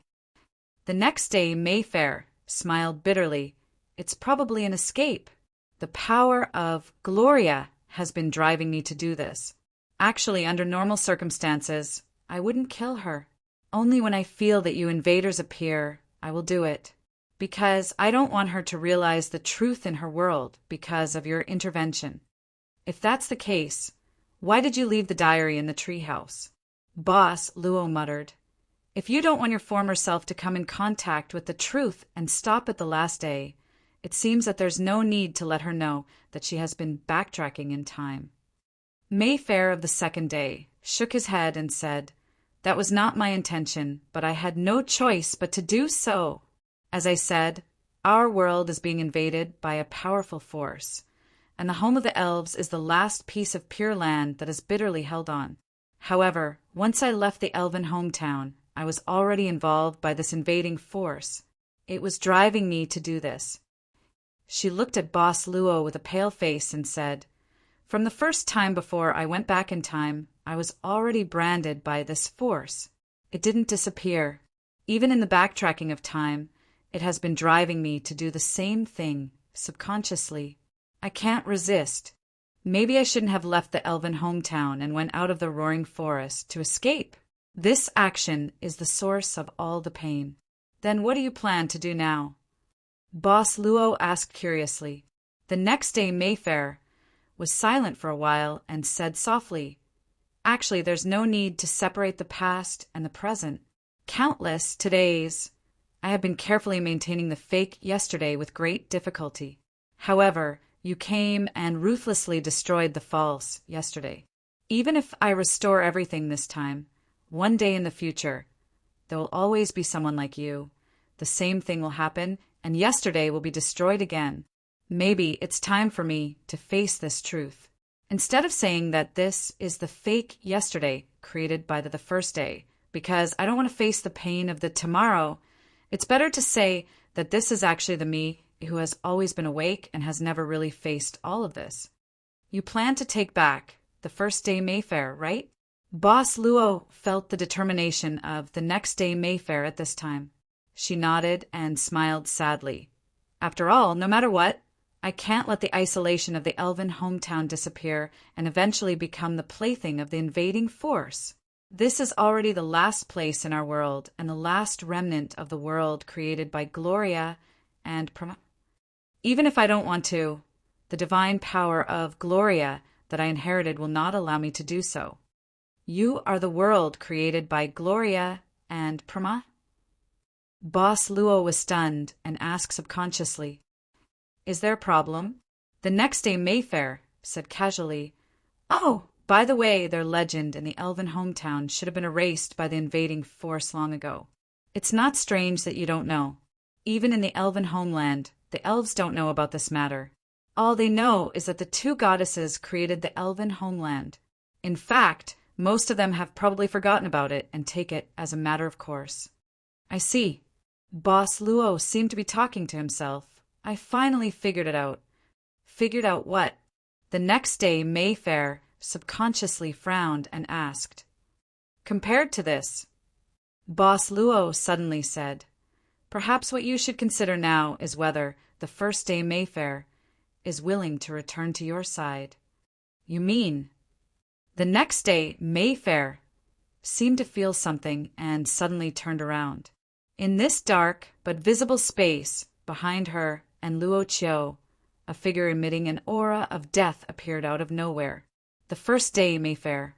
However, unlike the pure and innocent appearance of the first day of Mayfair, the current her appeared to be extremely chaotic, like a puppet controlled by some kind of power. She stretched out her hand, and something grabbed the next day's Mayfair by the throat and pulled her in front of her. *T. This is her inner world. Here, she is stronger. The next day, Mayfair instantly understood the situation at this time. However, the goddess's power in her body was madly surging into the first day Mayfair. In this inner world that belonged to the first day, it was obvious that the first day was stronger much stronger. At the moment when the next day Mayfair was in danger, Boss Luo directly slashed out with his sword. The blade of holy light rushed forward. However, in this inner world, the first day Mayfair's eyes turned and instantly melted the powerful sword light, or rather, it didn't display the power that it should have. This power from the chessboard profession seemed to have no effect in this inner world. Hashtag, hashtag, hashtag, hashtag, hashtag PS as usual. Chapter 1826. Boss Luo slashed a few more times with his sword. It wasn't that the class power given by chessboard didn't have any effect here. It was just that it was weakened a lot. This point seemed to have been hinted at when they were in the inner hall of the temple. At that time, in the inner hall, the sword couldn't break the walls of the inner hall. The home of elves was a pure land created by the two goddesses to resist the invading power. It was the power of chessboard. It was full of the divine power of the two goddesses, especially in a symbolic place like the temple. The concentration of divine power was naturally higher. Naturally, the reduction of the class power of chessboard servants was more significant.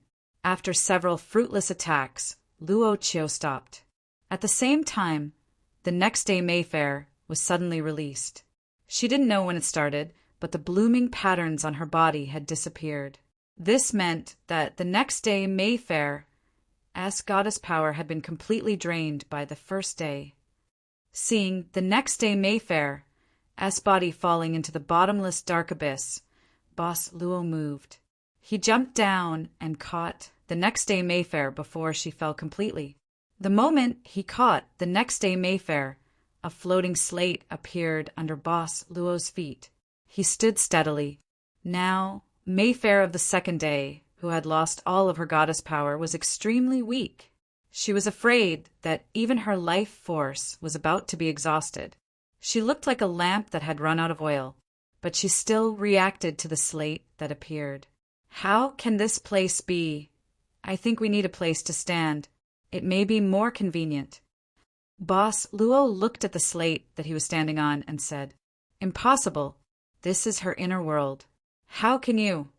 The next day Mayfair seemed to think of something and said in disbelief, Could it be that the strength of your willpower can surpass her control of her inner world?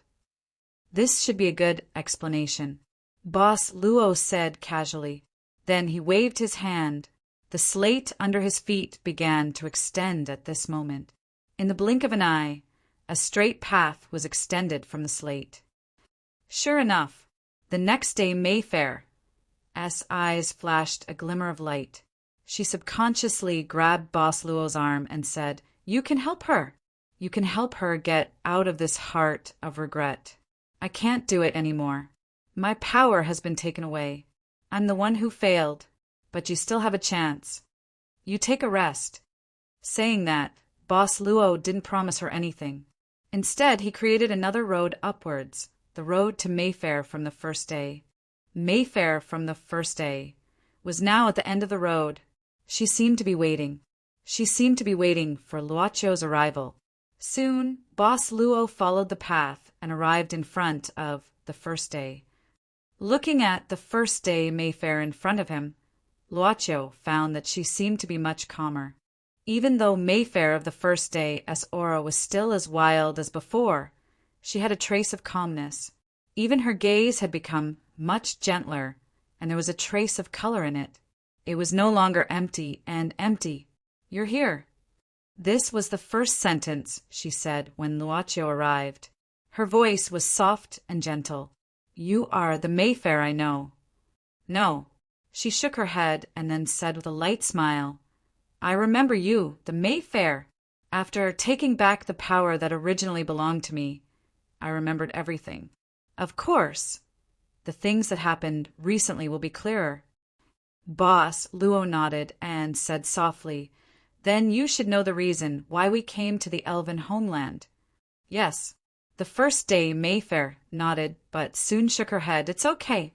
You don't want to be controlled, right? I don't want to leave this place. Can you stay here with me? Don't care about the so-called things you get from the mission. Stay with me forever. With that, the dark times suddenly turned white. Black could devour everything, and so could white. What are you thinking about? A soft female voice came from behind him, accompanied by the soft touch of the girl's hands. He was mischievously blindfolded by someone. On a grassy slope in front of the field. Don't you need to train today? He took the girl's hands away from his eyes and smiled. Today, Captain Malik praised me. He said that I was very serious in training, so he gave me half a day's rest. The girl smiled slightly. She sat down beside him. The sweet smile on her face was very suitable for the grass, swaying in the wind. There was even a sweet fragrance floating in the air. For you. The girl held an exquisite bag with both hands and pulled open the string tied to it. I bought it on the way. It just came out of the oven. It was as if it was her favorite item. In the bag, there was a milky white candy with a trace of heat. Very good. He smiled, took a piece from the bag, put it in his mouth, and carefully chewed it. She talked about the things that happened during her training. Many of them were tough times. You know, I'm actually very scared. Maybe I won't be able to pass the test and become a Real Temple Guard. This is my dream. The girl's mood suddenly became gloomy, as if she wanted to find someone to rely on. She gently rested her head on his shoulder.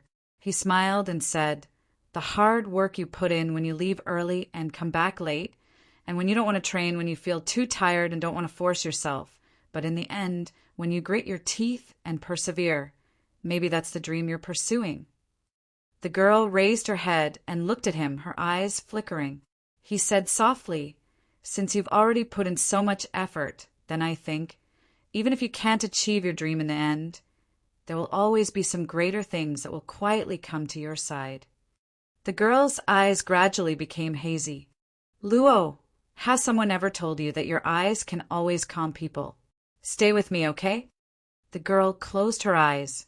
She wanted to kiss his lips, so she moved her body closer to him. Soon, she touched something. It was a very sweet smell. The girl suddenly opened her eyes, but the boy in front of her had a smile on his face. He took the opportunity to put the candy in the bag to her lips.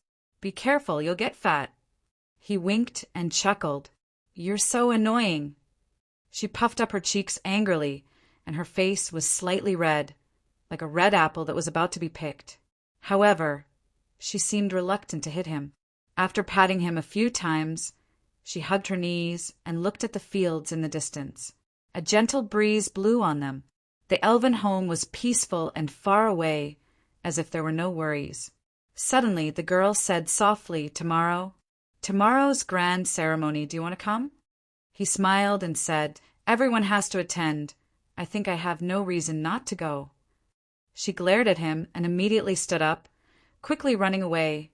But a voice came, "At dusk, I'll wait for you at the water wheel next to the Creek Tavern." The wind covered her next words.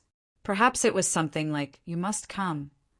He watched her figure disappear at the end of the field, then lay down on the grass on the slope and closed his eyes, as if he was enjoying the peace here. The lights were reflected on the stream. On the footboard in front of the water wheel, the girl looked at the people and lights on the other side. She had been absent-minded for a long time, and the sound of flowing water was her thoughts from time to time.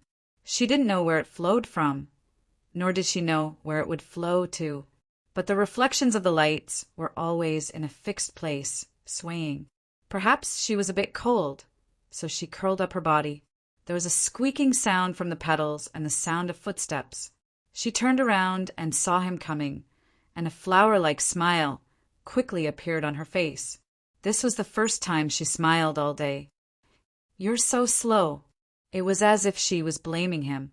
He said apologetically, "It's a bit crowded. Sorry, I'm late." The young girl walked up to him and even stuck out her nose, sniffing hard a few times in front of him. "There's the smell of so many wild women. There must be a lot of people sending you flowers." He just raised his empty hands. "Let's go." The girl's face showed a satisfied smile and directly took his arm, hugging it tightly. "Don't miss the parade, and then you won't get the goddess' blessing if you're not pious." "Have you seen the goddess?" he suddenly asked. She widened her eyes and said, "How is that possible?"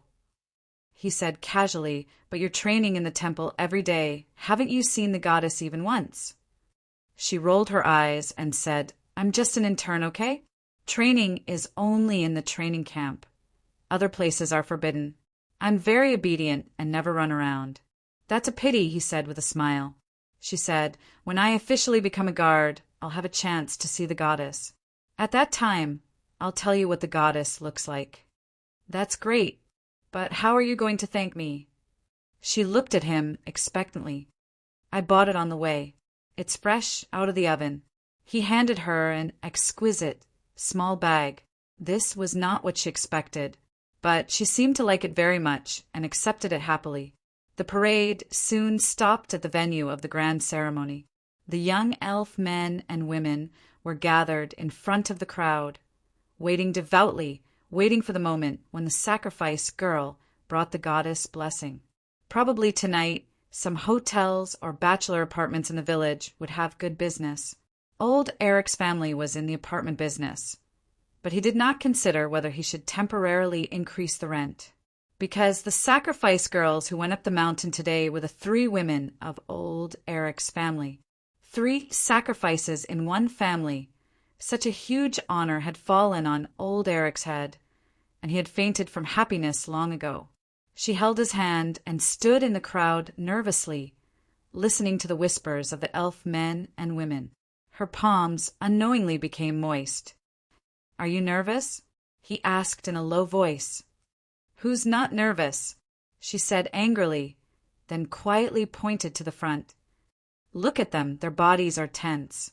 Don't you think they're nervous? You don't look nervous at all. It's not the first time I've participated." He smiled. "That's right." She shook her head. "But in the past, I only watched others, but this time is different. This time it's us. It's about to start," he suddenly said. The sacrifice girl was wearing a white dress, accompanied by the black-armored oracle. She slowly walked to the statue of the goddess. She was praying in a low voice.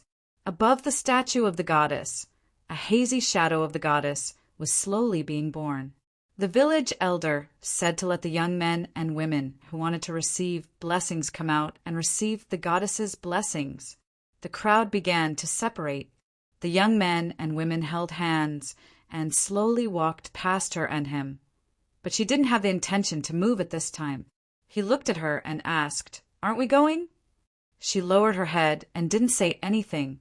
After a while, she gently pulled his clothes and said in a hoarse voice, "Luo, let's come again next time, okay?" "Why?" he asked in confusion. "Haven't you been looking forward to today for a long time?" She raised her head, and there was fear on her face. "I don't know, I'm afraid." "What are you afraid of?" "I'm afraid that it will be gone this time." She whispered, "Do you know this kind of happiness only comes once in a lifetime? I don't want to lose it in the future. Elves who want to be united can only participate in the ceremony once," he said matter-of-factly. "It's not like that." She shook her head and grabbed his clothes tightly. If we only stop here this time, then we can come again next time. Next time. We will only stop here, then we can come again next time. So let's stop here, okay? We will come again next time. Don't you want an ending?" he said softly. "I don't know. I'm sorry." She lowered her head, then let go of her hand and ran into the crowd, disappearing into the crowd. He was left standing in the crowd in the midst of the smoke. Then the smoke dissipated and black flowers bloomed everywhere. They shattered and disappeared bit by bit. The opposite shore began to dim bit by bit. She returned to the water wheel station she was waiting for and sat there, looking at the disappearing street, the disappearing crowd, and the stream that gradually stopped. Finally, the entire world disappeared, and only this lonely water wheel station was left. She was still sitting here. Suddenly, the squeaking sound of footsteps sounded with the arrival of footsteps. She turned back abruptly. "Luo, why are you?" She stood up in a panic, her face pale. "Don't come. You disappear. You disappear first. I'll be fine soon." I'll be fine soon. We'll meet again later. You disappear first. He still walked in front of her. The darkness that kept expanding was unable to touch him in the end, until he finally arrived in front of her. I've been here for a long time. He looked at her and said, This is the 1000th time. Miss Mayfair, don't you want to wake up? I don't want to listen. She held her ears tightly. I don't want to listen to you. You disappear. You disappear. I'll create a new beginning. You disappear. You disappear. If I really disappear, he said softly. He said softly, then can you still find this place? Miss Mayfair, I came here in response to your expectations. She looked at him blankly. He said calmly, I think it's already possible. What's your wish? Can you give me another candy? She looked up with a sad smile. I'm talking about this. With that said, the elf lady rushed forward recklessly and hugged his body tightly. She stood on her tiptoes and touched the sweet smell that she had been waiting for a long time. After a long time, white patterns instantly blossomed under the elf lady's feet. Like ripples dripping into water, they slowly spread out, fading away all the darkness. What followed was a pure world. Thank you for accompanying me for the 1000th time. The elf lady opened her arms and gave him a smile. Then she slowly closed her eyes. Finally, the elf lady's body turned into a ray of light. When the light faded from the elven lady's body, she no longer had the appearance of Mayfair. She had the appearance of an even smaller little girl. Subworld Administrator number 00361 Araya. Dear Root Manager, what can I do for you? Hashtag PS 83/84. Chapter 1827. Boss Luo was no stranger to Araya. Whether it was the Araya in his own subworld or the other subworlds that he had briefly visited, he had come into contact with them. However, the Araya in front of him, who claimed to be 0361, was slightly different from the one he had come into contact with before. To be specific, she was slightly duller. You are not complete, right? Boss Luo sized her up and had an answer. Confirmed, this is part of the carrier. However, it does not affect communication. Sub-Administrator 036 1 has a complete data record. Boss Luo nodded and walked closer. He saw that the girl in the white dress was motionless at this moment. Tell me your story. I am talking about the part about the two goddesses, Gloria and Prama. The girl in the white dress in front of him, number 0361, began her calm narration. This world belonged to the magic civilization, and it was already the 6th reboot. In the beginning, in order to promote the development of the civilization, the will of the subworld personally went down and projected the two goddesses of creation, namely Gloria and Prama. Gloria represented reincarnation, while Prama represented creation. Thus, under the guidance of the two goddesses, this world ushered in rapid development. So, in addition to writing the script in the dark, you will also personally go down. Boss Luo heard something different. Confirmed, any method that can allow the hotbed to hatch to meet the original conditions should be tried. Boss Luo nodded. Continue. Under the narration of number 0361, Boss Luo quickly understood the world in this chessboard. In a short time, it had already reached the predetermined progress. However, just as the two goddesses were planning to continue the development of the world, a powerful force invaded. It crazily swallowed the will of the subworld. This powerful invading force even quickly plundered the origin of the subworld. In the end, in order to preserve the most precious civilization data of the child world, the two goddesses created the final elven home. They condensed the last of their power within the elven home, barely resisting the invasion of the mysterious power. However, at this time, because most of the subworld's origins had been plundered, the consciousness of Araya 0361 sleeping in Gloria and Prama couldn't wake up. Until now, as the reincarnator of Glyph, Mephistopheles had also retrieved the complete, divine power of Glyph.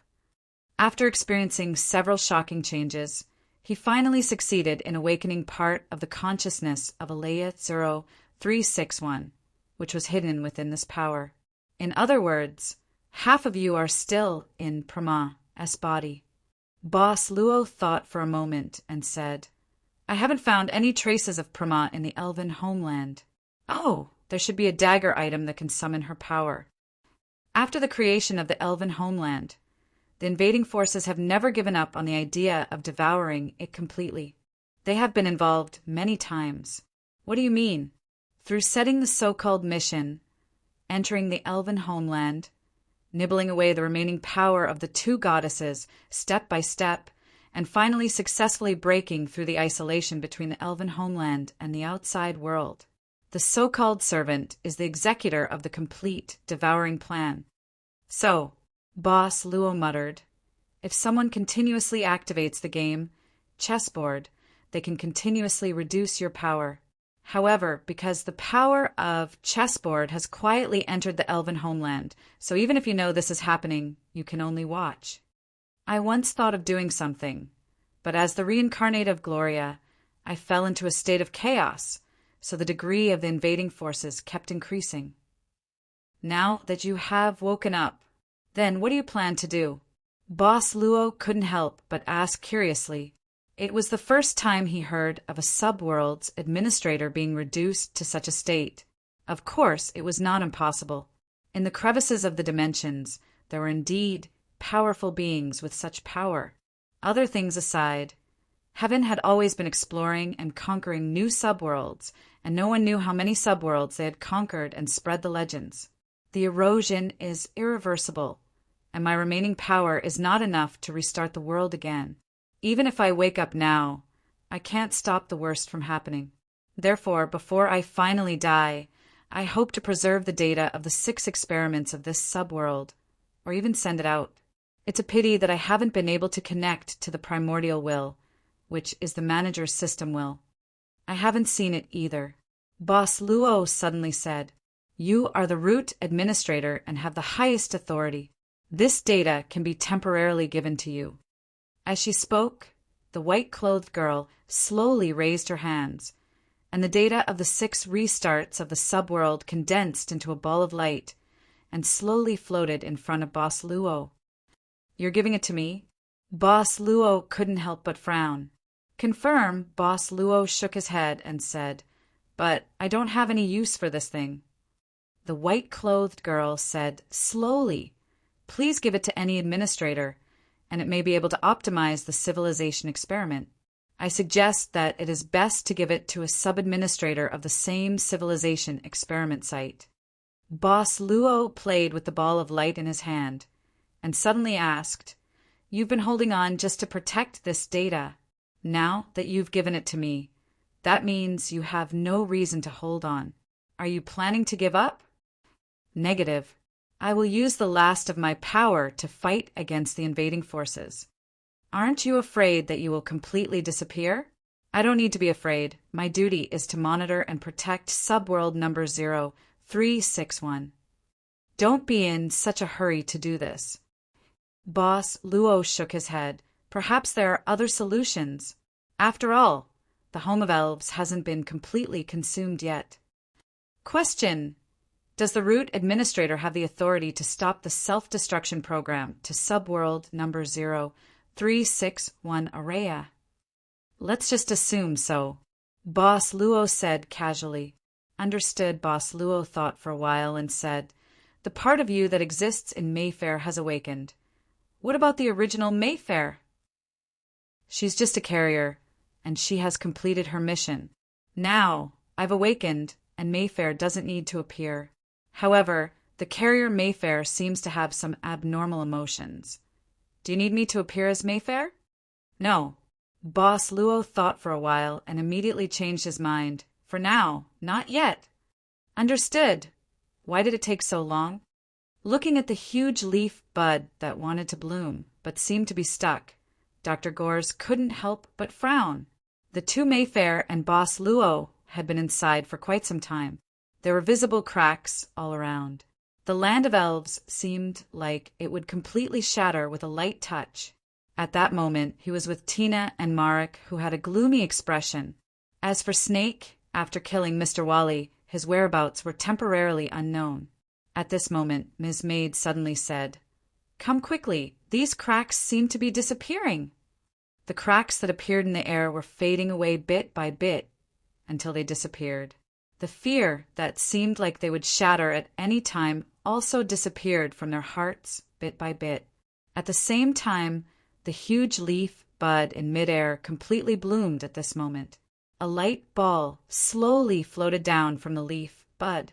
When the light dispersed, Boss Luo and Mayfair appeared at the same time. Boss Luo still looked energetic, but Mayfair was unconscious.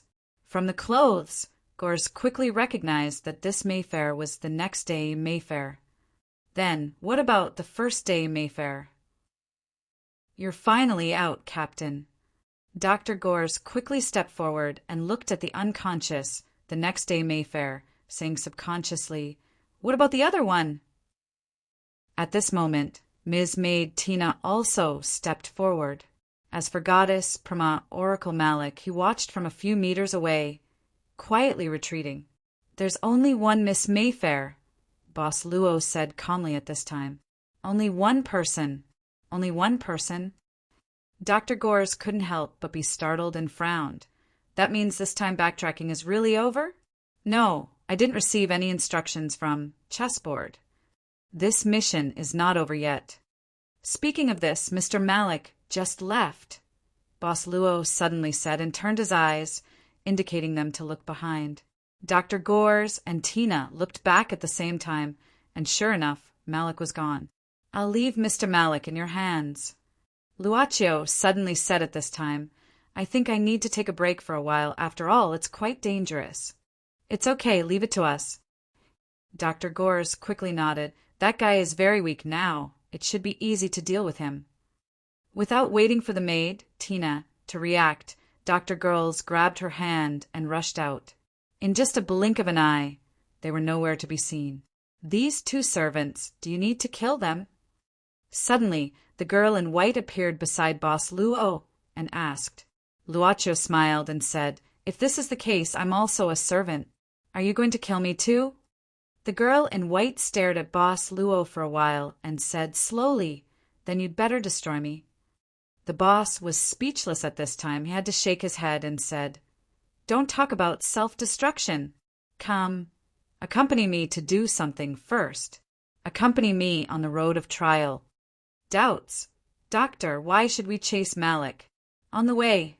The maid suddenly pulled Dr. Gore's hand and stopped. "Mr. Luo said that he was a little tired. Is that true?" "Don't think about it," Gores quickly said at this time. "At least don't think about it now. Cade died in the temple. Do you know what it means?" The maid said indifferently, "It means that Mr. Varley is likely to face this punishment roulette now."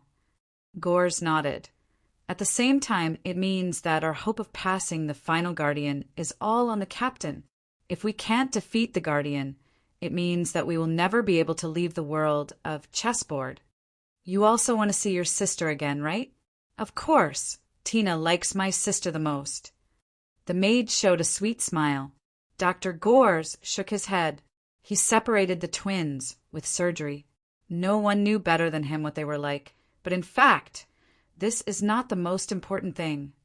Then what is the important thing? Tina couldn't help but ask curiously.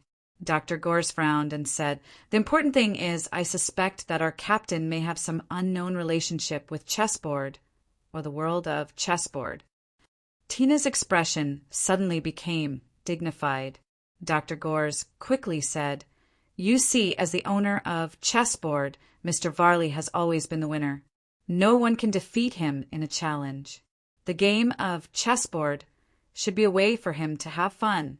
But this time his servant died. I have seen Cade Varley. He came twice with the power of the ultimate profession, but he was still defeated.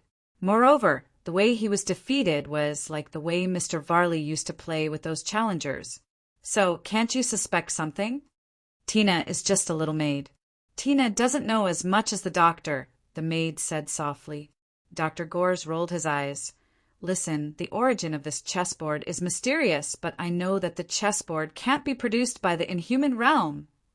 The origin of this thing is not that simple. Kate Varley is dead.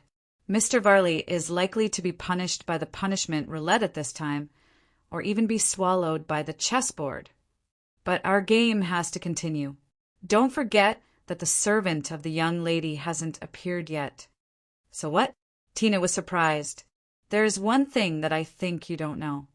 Dr. Gores said mysteriously at this time. Do you know who was the owner of chessboard before Mr. Varley? Who? Miss Gonglina. What? Dr. Gores said seriously. I accidentally heard Mr. Butler mention it. He once said that chessboard was originally a birthday gift from Miss Gonglina on Mr. Varley's 100th birthday. Before the maid could be surprised, she looked straight ahead. I see it, Malik. Castle, banquet hall. Mr. Varley's palm that was reaching for the function card box suddenly stopped, and then his eyes suddenly opened. He saw Cade Varley's servant card in the roaring forest. Area quietly turned into flying ash. Cade Varley is dead. Mr. Varley looked at his servant card that disappeared in a daze. He subconsciously looked at the people around the chessboard and took a small step back involuntarily. At the same time, a red and black roulette slowly appeared in front of him. Hashtag, hashtag, hashtag, hashtag, hashtag PS. As usual. Chapter 1828. The punishment roulette had appeared for the third time. The first time, it took Mr. COR of the inspection team away directly. The second time, Mr. Varley was able to avoid it once because of the function card. However, when it appeared for the third time, and it appeared in front of Mr. Varley again, he seemed to be unable to find a way to avoid the roulette's punishment. Although the punishment roulette always had grids to avoid all punishments, Mr. Varley knew very well that no one had ever successfully turned the roulette's pointer to this special grid. He had studied the chessboard for a long time, but he had never really turned this punishment roulette. Therefore, he had never really understood the punishment roulette. But he had seen it many times. He knew what kind of reaction and despair the masters who faced the punishment roulette had when they failed. I lost. I actually lost.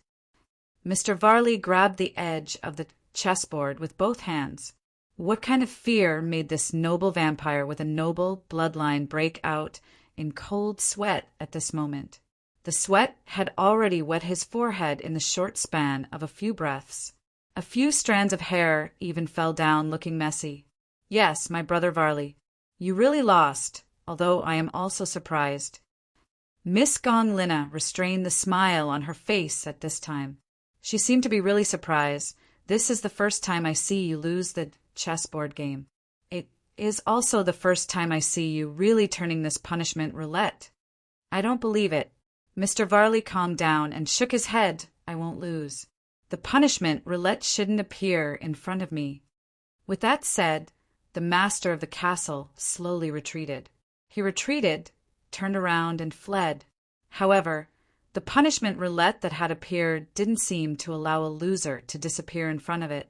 So, the back of the blood-red hand appeared in an instant and grabbed Mr. Varley's limbs at a very fast speed. Pull! Mr. Varley resisted the pull of the blood-red arm, but his body was pulled to the front of the roulette little by little. Finally, the master of the castle gritted his teeth. His eyes turned blood-red, and the sharp vampire fangs broke through his lips. Blood-red light was crazily released from Mr. Varley's body like smoke, and a powerful force began to shake the entire castle. At this stage in the modern world, this was also a very powerful force. Miss Maid, who was training the Black Dragon and the Black Hound, took a few more glances and then continued to train the dogs.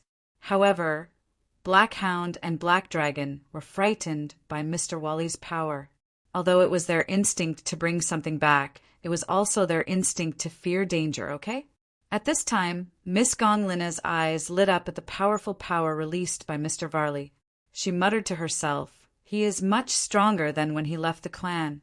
It seems that these years have not been wasted. He is indeed growing well. But unfortunately, no matter how powerful Mr. Varley's vampire power was at this time, it could not change the fact that he was pulled in front of the punishment roulette. I don't want to. I don't want. In front of the roulette, Mr. Varley's face had an unprecedented panic expression. Even his low magnetic voice had unknowingly become unusually sharp, and even had a hint of immaturity. I don't want to. I don't want to spin it. At this time, Mr. Varley looked at Miss Gonglina and screamed, "Sister, save me! Save me! I don't want to spin this roulette." This was completely a child's voice. In front of the punishment roulette, Mr. Varley's power gradually faded. At the same time, his body shrank little by little. In just a moment, Mr. Varley, who had a mustache and tidied himself up elegantly and maturely, turned into a child who was only 12 or 13 years old. "Save me, sister, save me." The ghoul bodyguards were shocked. They looked at their master's change in disbelief and horror, and even forgot to think the crying child in front of them was actually their master. Butler Lisa was calm at this moment, as if he wasn't too surprised by this. Miss Gonglina, on the other hand, shook her head. "What a naughty little brother. I originally thought that you would continue playing the adult game." Mr. Wally didn't care about Gonglina's sarcasm at this time. He just tried his best to resist the punishment from the punishment roulette. But his palm was finally pressed on the roulette and was about to turn it. "I'll listen to you, Sister Gonglina. I'll listen to you. I'll be obedient. Save me." Varley screamed in horror. "Lisa, help me. Help me. Miss, you should help the young master." Mr. Butler said slowly, "He's also Madam's child, just like you." The eldest daughter of the Tsimishes said calmly, "It's because we share the same mother that I've tolerated his misdeeds all these years. Wally, if you don't want to spin the wheel, then be my follower." "Your servant." Young Varley was shocked and blurted out, "You have that function card." At this time, Miss Gonglina flipped over a function card from her preparation area and said indifferently, "Last chance." "You should be clear about the function of this card. This is your only chance. Choose for yourself." Young Varley couldn't control his fingers anymore. Seeing that the roulette was about to spin, young Varley clenched his teeth and held on. Finally, at the moment when the roulette was about to spin, young Varley screamed, "I promise you! I promise you!" In an instant, young Varley's body turned into a light and directly entered the chessboard. At the same time, a new servant card appeared beside Miss Gonglina's servant card, Tang Tianlin. The punishment roulette disappeared quietly, and the banquet hall was quiet again, but the ghouls were scared and stood in the corner, trembling. "I'm sorry. This last chance can make a master who has lost a servant become the card-holder servant.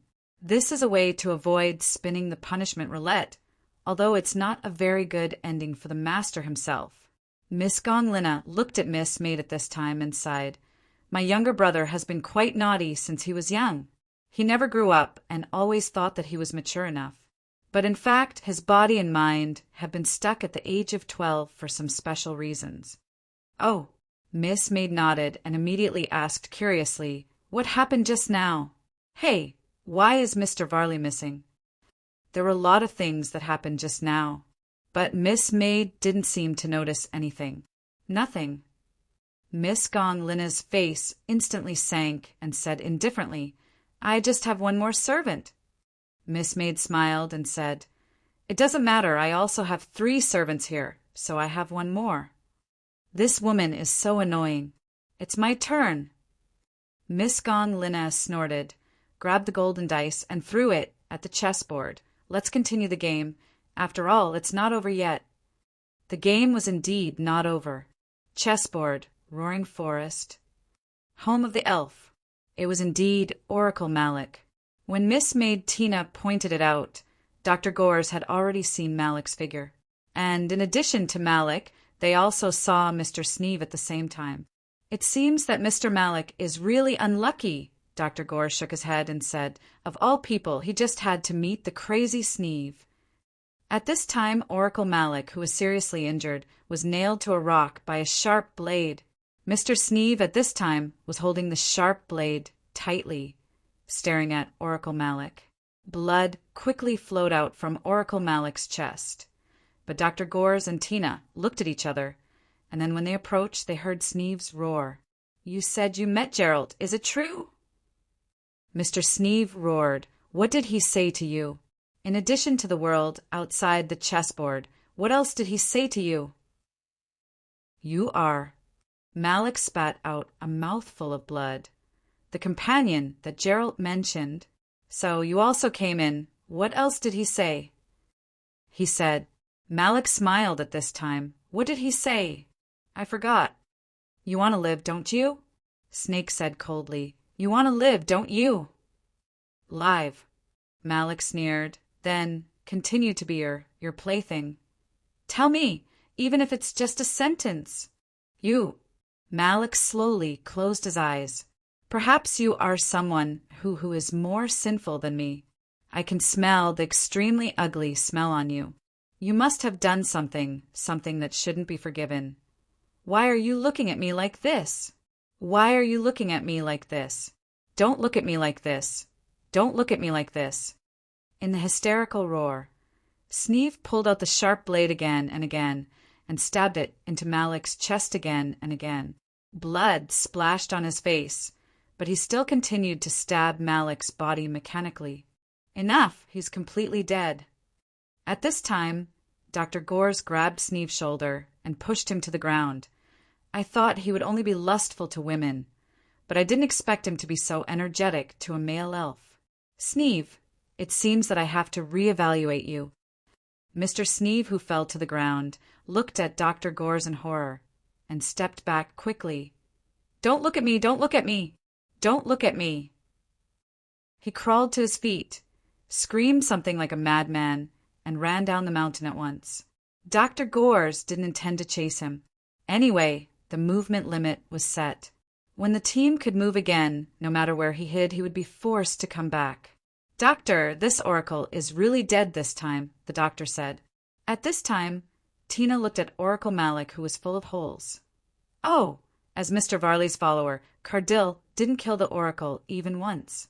I didn't expect that he would die in the hands of Mr. Sneeve in the end. Don't say it. Dr. Gores shrugged and said, most of the time, history is written by the hands of shameless villains. By the way, if Malik dies like this, we don't seem to be able to report to the higher-ups. Can't we do it with the corpse? Tina blinked and said, probably.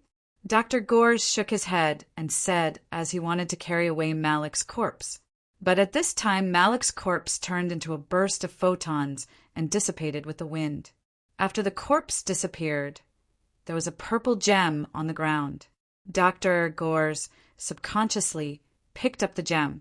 This is the crystal that contains the divine power of goddess Brahma. If you embed it into Brahma's blade, you'll get the power to defeat the guardian. Treacherous traitor, congratulations to you and your team for completing the Nightmares Challenge and successfully solving the Home of Elf incident. This is the reward that you deserve. We passed the Home of Elf? Dr. Gores was startled at this time and subconsciously looked at Tina. You heard it just now. I heard it. Ms. Maid pretended to be serious at this time. It called you a snitch. It is clearly a treacherous traitor. Treacherous traitor, it sounds so cool. She woke up from her deep sleep, and all she saw was a vast expanse of whiteness.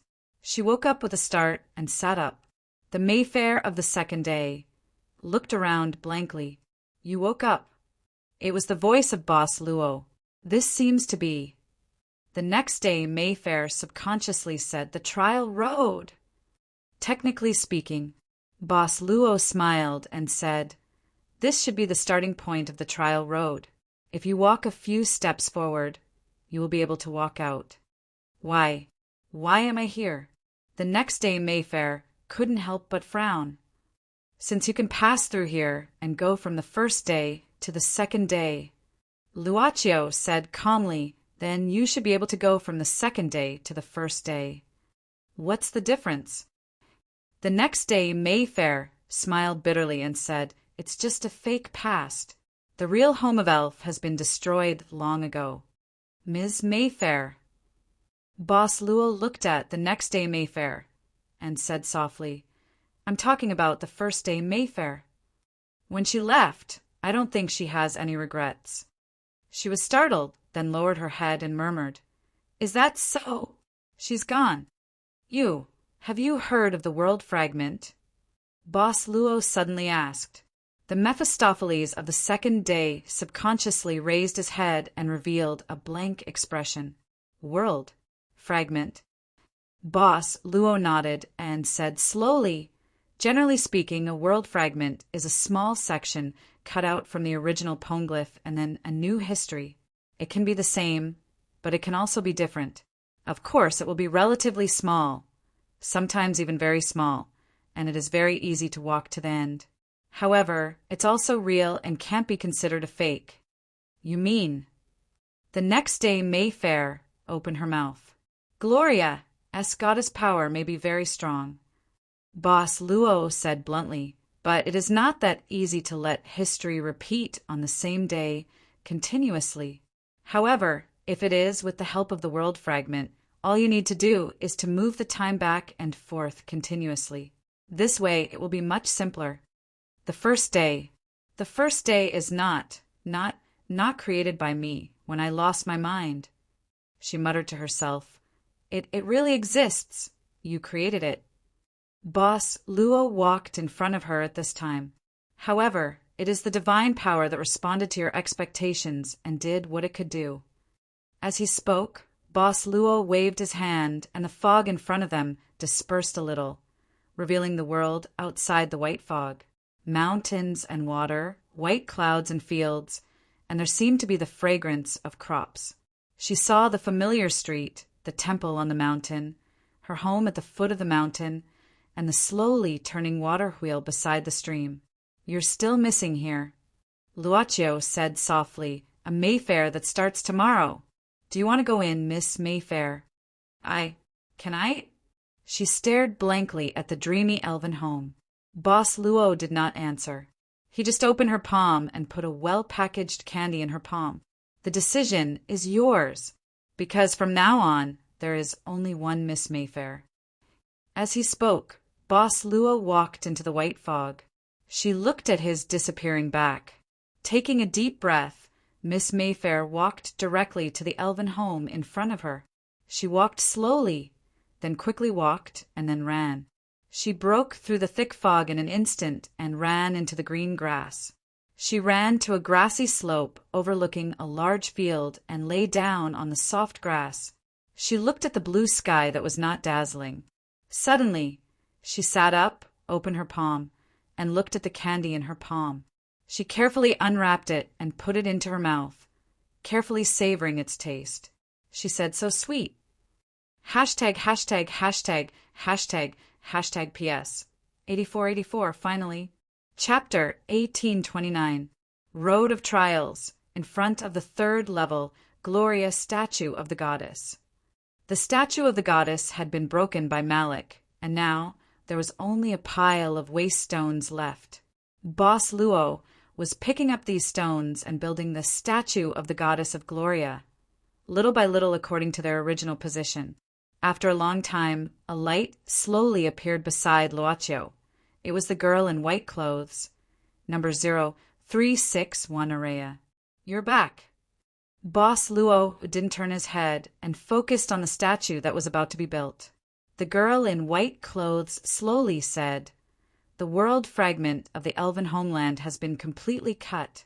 From now on, if there is no external intervention, this part of history will be completely sealed. I have also erased the only unstable factor, Mr. Woolley, from the temple. Mr. Woolley in the second day was killed by Sneeve, but Mr. Woolley in the first day was still there. This was the ability to cut the world fragment from the history of the world. It was similar to copying. You don't plan to enter the new elven homeland? Boss Luo suddenly asked. The girl in white clothes said expressionlessly, It's not necessary. The space is too small and can't be developed. It can't hatch an effective and complete civilization. Even if the interior is sealed, it will still be inside the chessboard. Finally, it's done. Boss Luo put the last piece of rock on the statue. He patted the dust on his hands, stepped back a few steps, and looked up and down. The newly built statue was full of cracks. With this kind of stacking, it could be pushed apart with a little force. I plan to finish this game. Boss Luo looked at the girl in white clothes and said, "Before that, you will follow me." Understood. With that, the white-clothed Alea hid himself in the air. The moment the ripples shook, he disappeared. Boss Luo put a flower and a candy in front of the completed statue of the goddess. Then he stretched and said goodbye. After he left, the cracks on the statue disappeared little by little. The statue returned to its original appearance, but this time there was nothing to cover her eyes. The white fog in the trial path still covered all traces. "He's back." Dr. Gores and Tina stood up at the same time. They had been waiting at the place where the temple was destroyed. "Sorry, something personal happened. Did you wait long?" Luaccio said apologetically. Dr. Gores said that they had just returned and explained that Malik was killed by Sneeve. This crystal was dropped. Dr. Jules removed the crystal at this time. But I couldn't find the blade of Promer after searching around. "It's with me." Boss Luo took out the short blade. It was obtained from the next day's Mayfair. Or rather, it was handed over by her. Dr. Gores didn't seem to be curious about the fact that Luaccio could take out Promer's blade. Or maybe he had begun to get used to the ability of the captain to take out treasures from time to time. Without further ado, Kieran took Promer's blade and embedded it into the crystal. Instantly, the dull Promer's blade started to undergo some strange changes. There was an awe-inspiring aura emitting from Promer's blade. This was the item that could be used to deal with the final keeper. Then, when Boss Luo met Mr. Wally in the Godly Palace for the first time, Mr. Wally said that the item used to pass the game was actually a special kind of flower, which was used to make the keeper fall into a depressed state. Of course, it was a lie, because Luaccio didn't bring the correct code. Only Cade brought it. He was the real follower of Mr. Varley. "Let's leave here," Tina suggested. "We have stayed in the elven hometown for a long time." "I want to go to a place," Boss Luo suddenly said. The two of them showed a puzzled expression at the same time. They saw Boss Luo jump to the high ground at this time, glancing at the ruins of the shrine as if he was looking for something. After a while, Boss Luo jumped toward a direction. After a while, they came to a collapsed building and stopped at a certain place. "This seems to be Mayfair's room?" Dr. Gores looked at Luaccio with a strange expression. They saw that Boss Luo directly climbed in at this time and lifted the bedboard. It seemed that he was looking for something under the bed. Girth and Tina couldn't help stepping forward because they were too angry. There was a box the size of a wash basin under the bed. They opened the box and looked at the things inside. "What's this?" Dr. Gores was startled. "A pile of stones?" Dr. Gores subconsciously picked up one of the stones and looked at it carefully. He found that there was nothing special about these stones. If it was an item that was already in his possession, he would definitely get a notification from the chessboard. Even if it was a rusty sword, there would at least be a message like, "Rusty sword, almost no attack power." These stones look like a big, broken slate. Ms. Maid thought for a while and said, "What are the words engraved on it? Is it the Elven language?" "You'll know after studying it," Boss Luo said casually and then put away the box. Dr. Gores shook his head.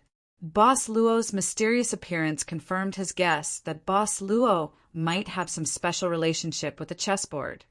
But it wasn't the right time to investigate. Now, the hope of clearing the level was all on Boss Luo.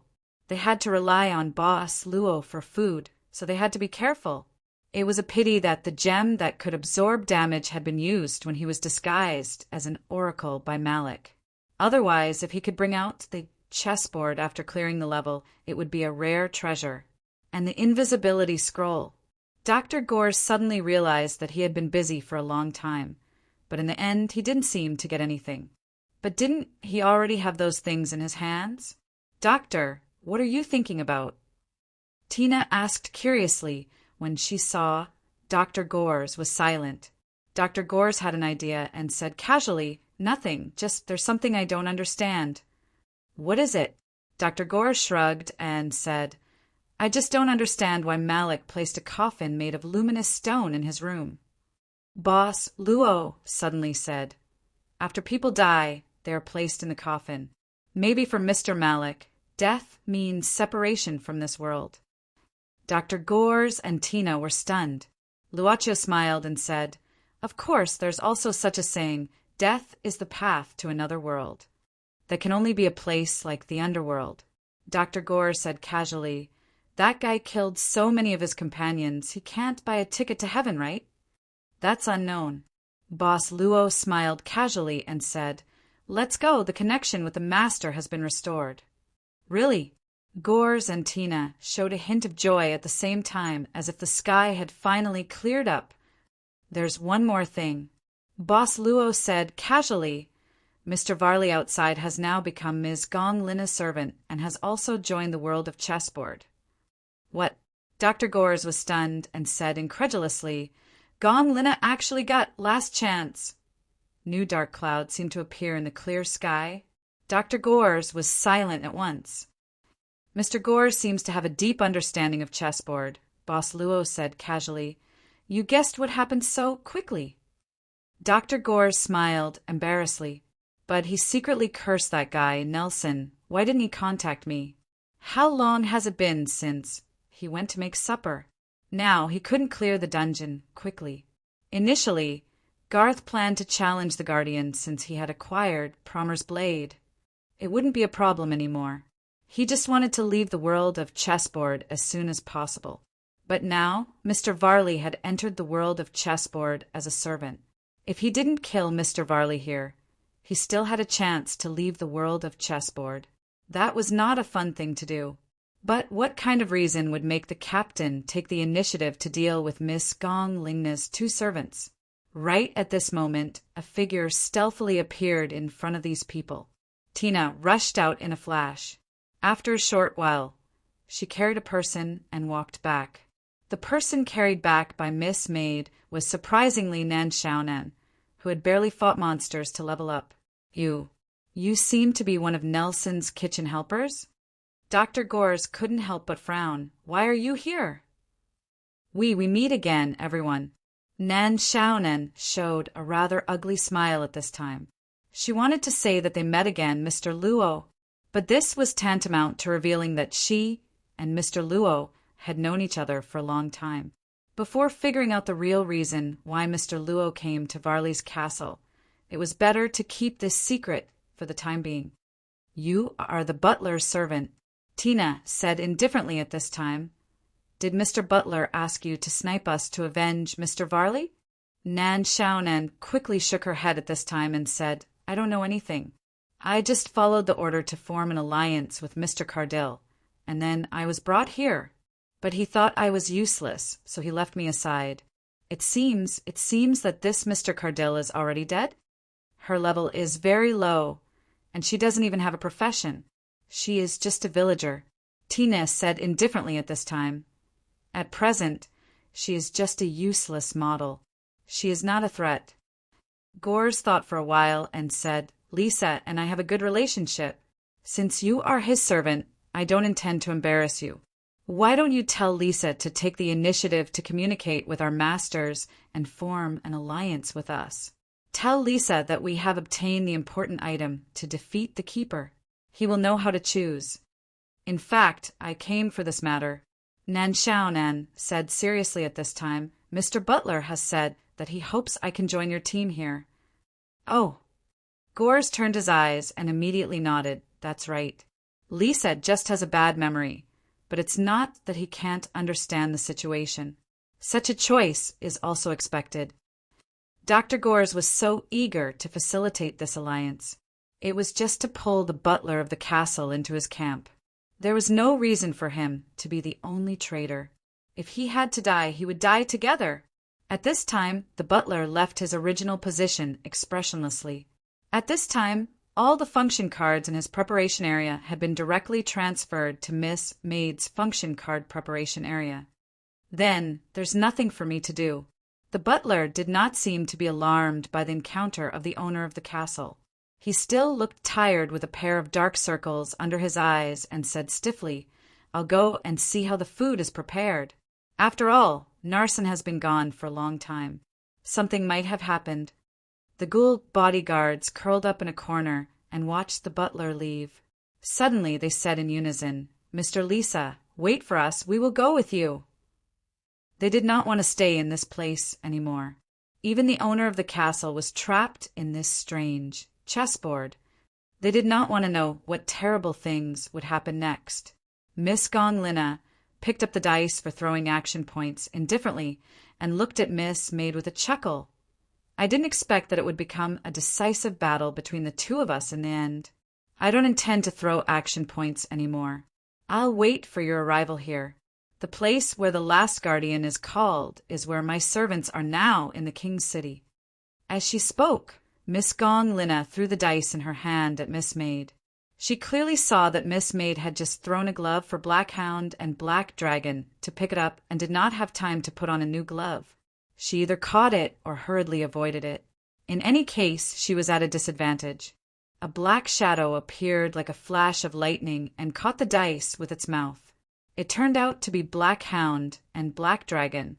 It was really worth the training of picking up the glove. Black Dragon jumped from a distance and steadily held the dice in its mouth. At this time, it wagged its tail and came to the front of Miss Maid, raising its head high. "You seem to be called Black Dragon, right?" Miss Maid smiled slightly, put on a new glove calmly, and touched Black Hound's head. "Good Black Dragon, I'll give you something to eat later." Its tail wagged more vigorously. "Finally, there will be something to eat. Hashtag, hashtag, hashtag, hashtag, hashtag PS1. Thank, a fleeting dream without a trace for the tip. Serve tea to the capitalist boss. PS2, 0 to 1. PS3. Today is not the same as usual. I want to rest. Chapter 1830.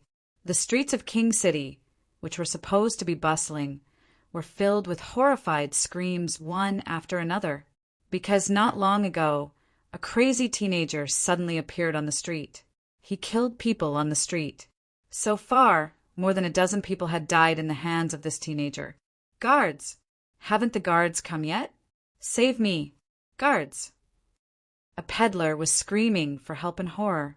In the next second, the peddler's throat was crushed and blood splashed out. The scene was extremely bloody. After the teenager who was killing indiscriminately threw away the peddler's body, his pair of blood-red eyes continued to look for the next target. However, the pedestrians on the long street and the businessmen in the shops along the street had already fled out of fear. This part of the street had become messy and dead silent at this time.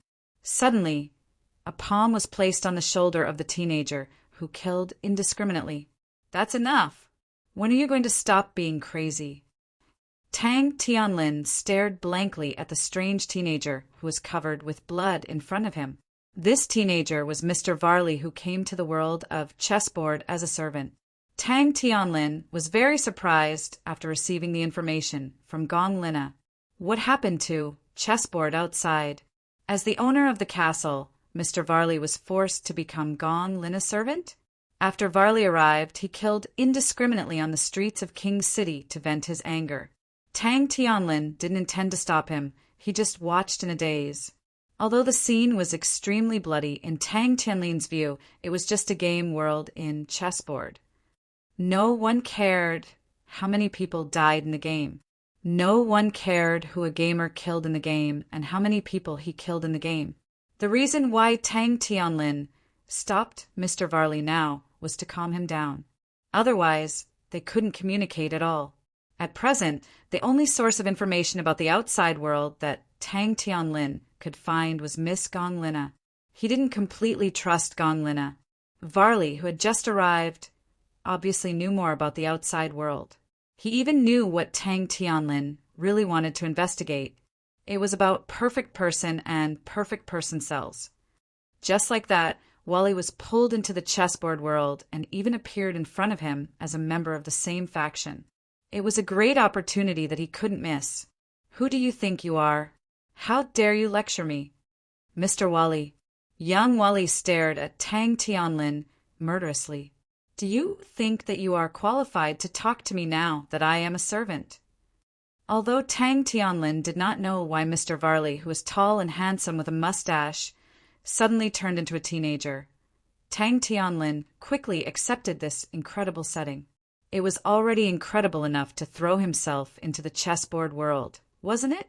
It's not up to me to decide whether I'm qualified or not.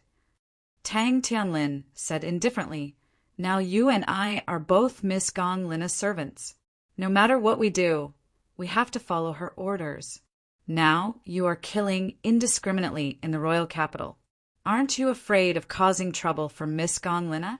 Now you have attracted the attention of the guards in the royal capital. I came here earlier than you. There are many powerful guys hiding in the royal capital. Young Wally snorted coldly. I know more about the powerful professionals in the royal capital than you do. Don't worry, it's not the first time I've come here. Come with me. After that, young Wally left the long street without saying a word. Tang Tianlin quickly followed. He had already learned that because of Wally's indiscriminate killing here, a large number of royal guards had arrived. In order to avoid trouble, he stopped young Wally's indiscriminate killing. At this time, following young Wally, Tang Tianlin found that young Wally seemed to be very familiar with the layout of the streets here. After a while, they came to a manor in the city. On the way, young Wally even threw away his blood-stained clothes directly. Now, he looked like a rich young master who didn't know much about the world. Where is this place? Tang Tianlin looked at the manor in front of him and couldn't help but frown. Wait for me here, don't go away. Young Wally said indifferently, I'll go in to increase my strength and will come out soon. It won't take long. Mr. Tang was very obedient and didn't go away. Sure enough, young Wally came out of the mysterious manor again, and he even changed into a new set of clothes. Tang Tianlin frowned subconsciously.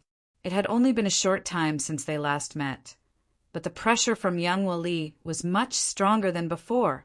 Normally, young Wally, who had just arrived at chessboard as a servant, should be as weak as a blank slate. At this time, young Wally tidied up his sleeves and said at the same time, If you want me to start from scratch like you, how much time will I waste? Your profession should be Death Walker, right? How do you know? Tang Tianlin couldn't help but be surprised. Of course, this might be what Gong Lina said. After all, they were siblings. Humph! Young Wally snorted coldly. Your servant card has been destroyed once, and then it appeared again. Gong Lina has stayed in the same place for so long. If I can't guess what card she has in her hand, then I have been holding this chessboard for so long. Wouldn't it be a waste? Tang Tianlin was silent. Young Wally said indifferently at this time, But you can rest assured that I won't do anything to you. I will even find a way to help you win this game. Only in this way can you and I leave this world. What do you mean by that? Tang Tianlin couldn't help but frown again. Young Wally sneered. It seems that you still have a lot of things that you don't know. It doesn't matter. Before they come, I will tell you, lest you don't know anything and ruin my plan. Today is not a perfect day. In addition, I remind you, from now on, no matter what Gong Lina says to you in private, you'd better have a skeptical attitude. That woman is more vicious than anyone else. Tang Tianlin believed that intuition. Miss Maid's team of 4 servants was moving quickly at this time toward the middle of the chessboard, where the king's city was located.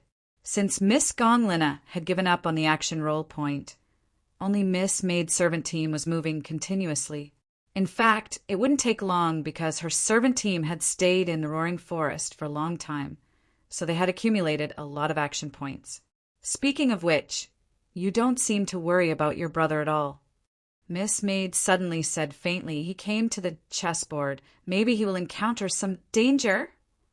No matter how dangerous it is not as dangerous as the punishment roulette, Miss Gong Lina said with a chuckle. Besides, even as a servant, my naughty brother will not be so easy to be bullied. But you, what's wrong with me? Miss Maid asked curiously. Miss Gong Lina narrowed her eyes. I am curious about your origin. To be honest, I have always appreciated women like you.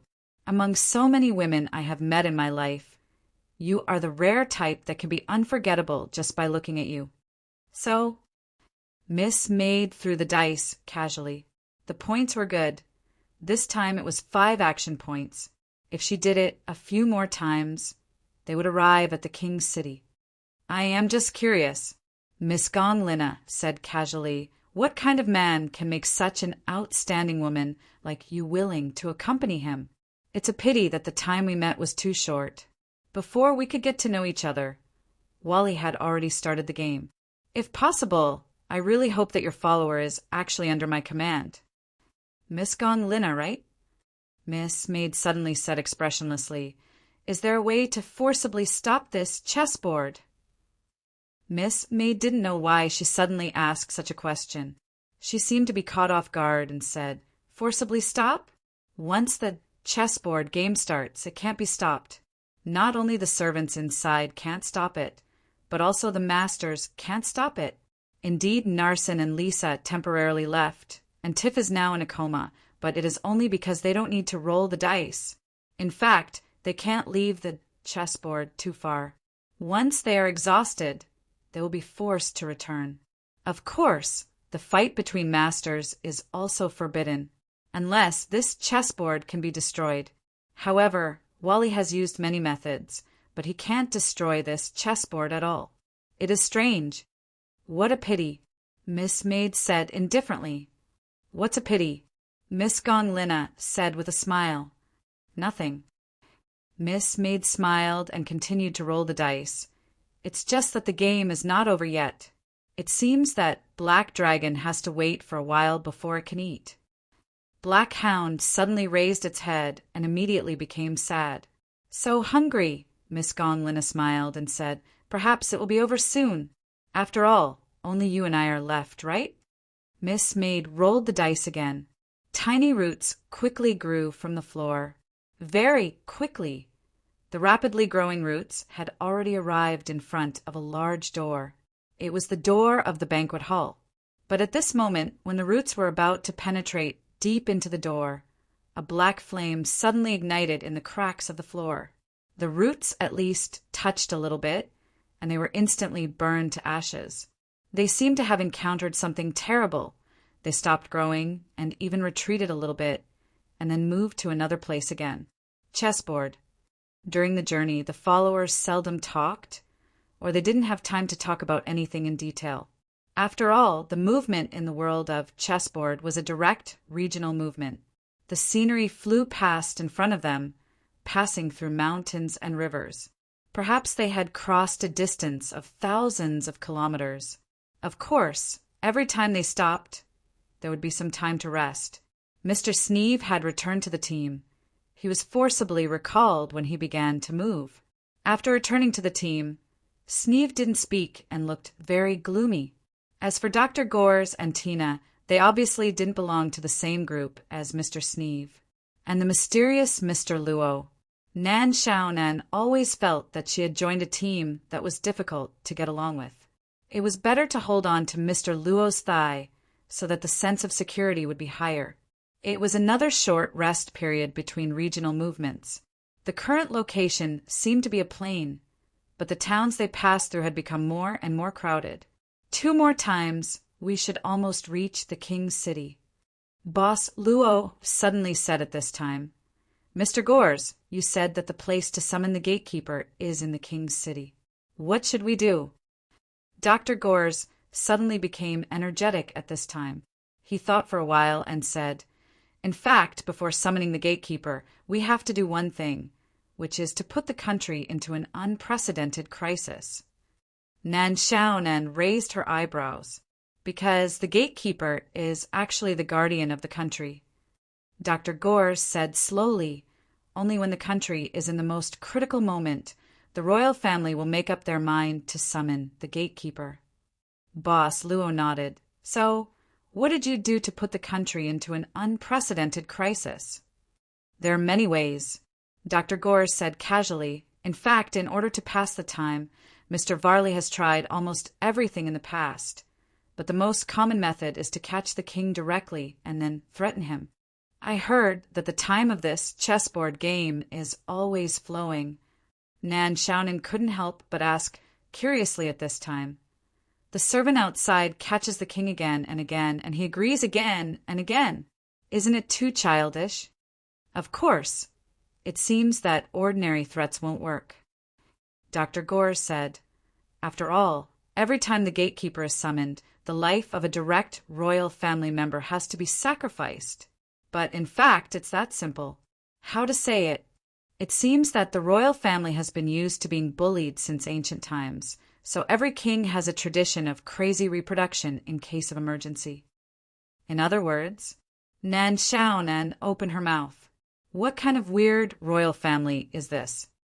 That is to say, when we call the king, every king will basically agree.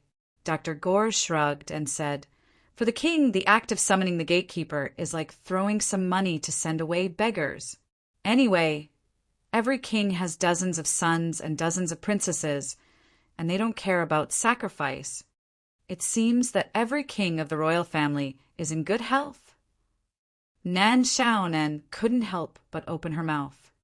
Anyway, there are quite a lot of concubines. Dr. Gores shrugged. Moreover, every time I will leave some remedies to restore energy. Now, counting the time, it's been almost 60 years since the last clearance, right? I don't know how many children have been born now. At this time, a team of cars slowly passed by. Hey, have you heard? Her Royal Highness is preparing to choose a son-in-law. She is going to hold a martial arts competition. Only the bravest person in the kingdom can be the husband of Her Royal Highness. That's of course. His Majesty only has one descendant, Her Royal Highness.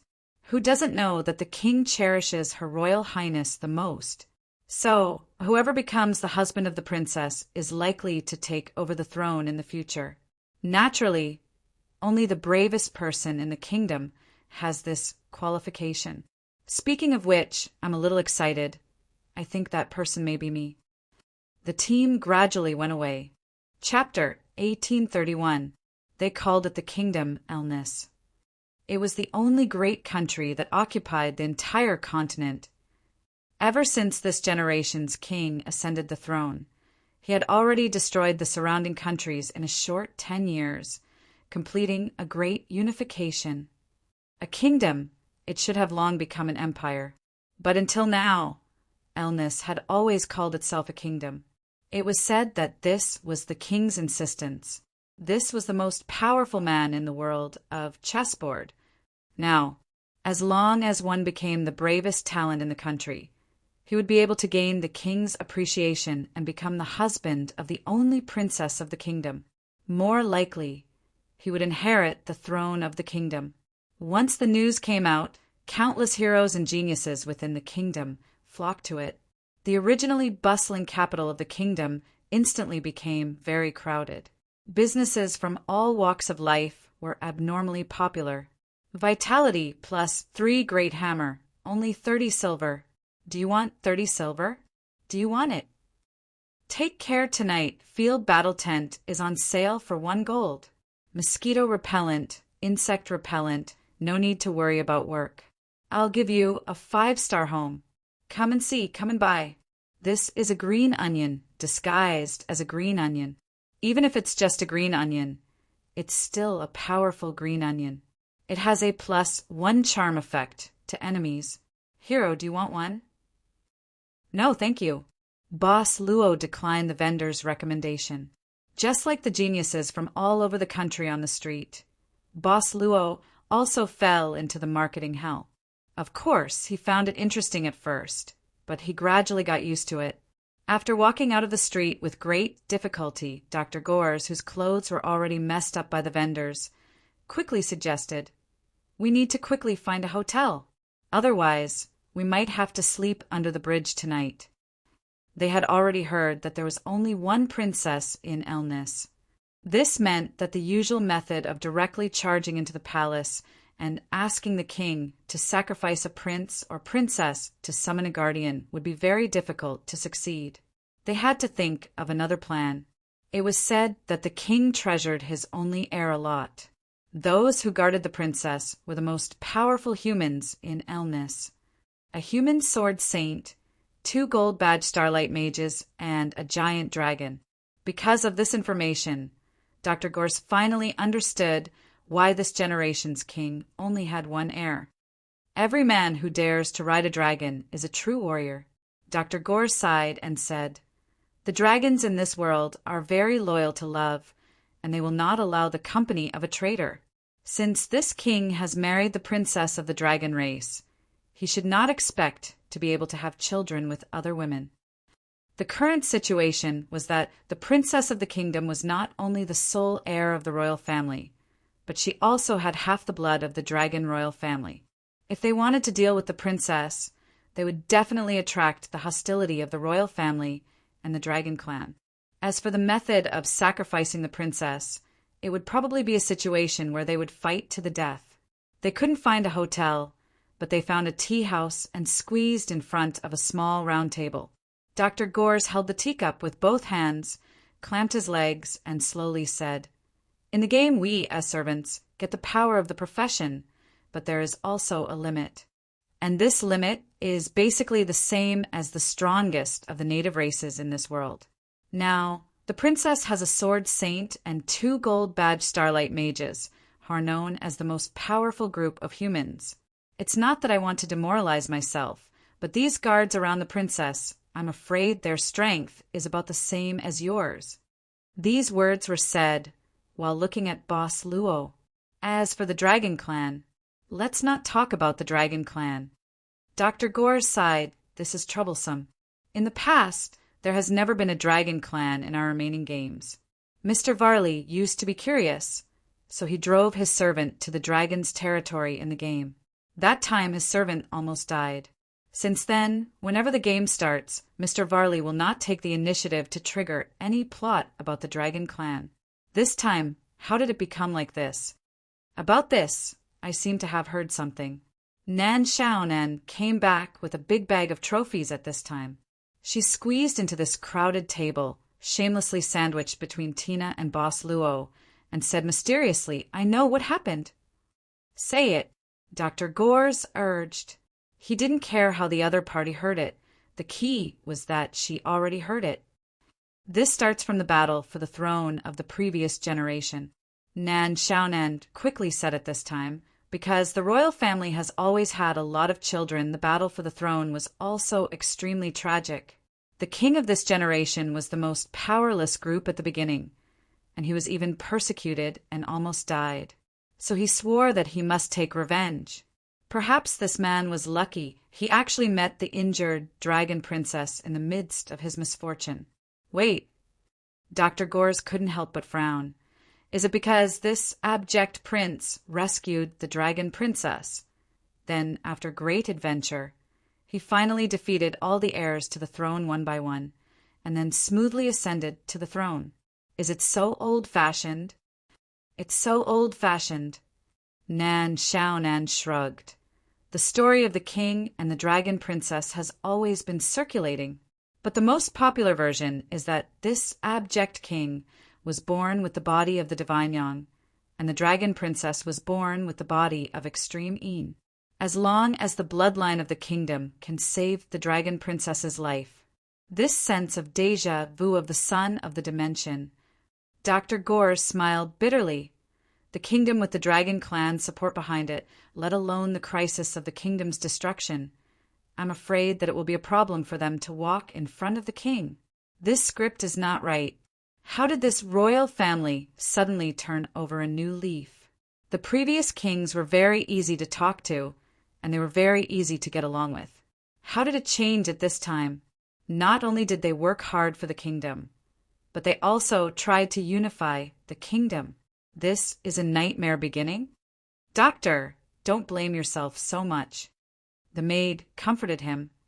The world of the chessboard can deduce itself, but we have always been used to it, so we neglected to collect information about the world of the chessboard. In fact, it's not too late to find out.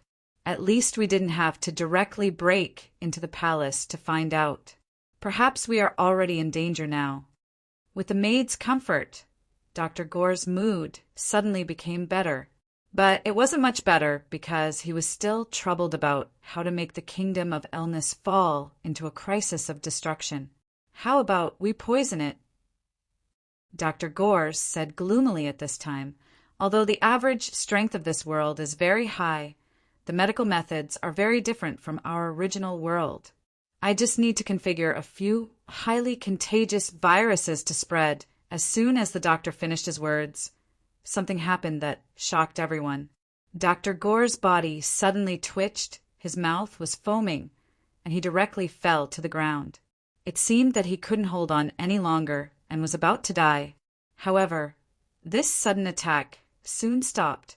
Dr. Girth trembled as he got up.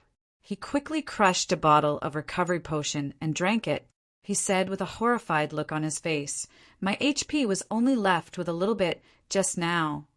Even Sneeve, who was indifferent to everything around him, frowned subconsciously at this time. Any behavior that seriously damages the ecosystem of the continent will be severely punished. This was the first warning. The message from the chessboard appeared in everyone's mind at the same time, and the tone was unexpectedly serious. It didn't have the usual calm and a little playful style. This is the first time. Dr. Gore's face was pale at this time. Really? This is the first time I encountered this kind of situation, where the chessboard will take the initiative to punish. Luaccio thought for a while and said, "It seems that any means of wantonly killing people to make illness fall into a crisis of national destruction has been banned. What's the point of this?" Dr. Gores gritted his teeth.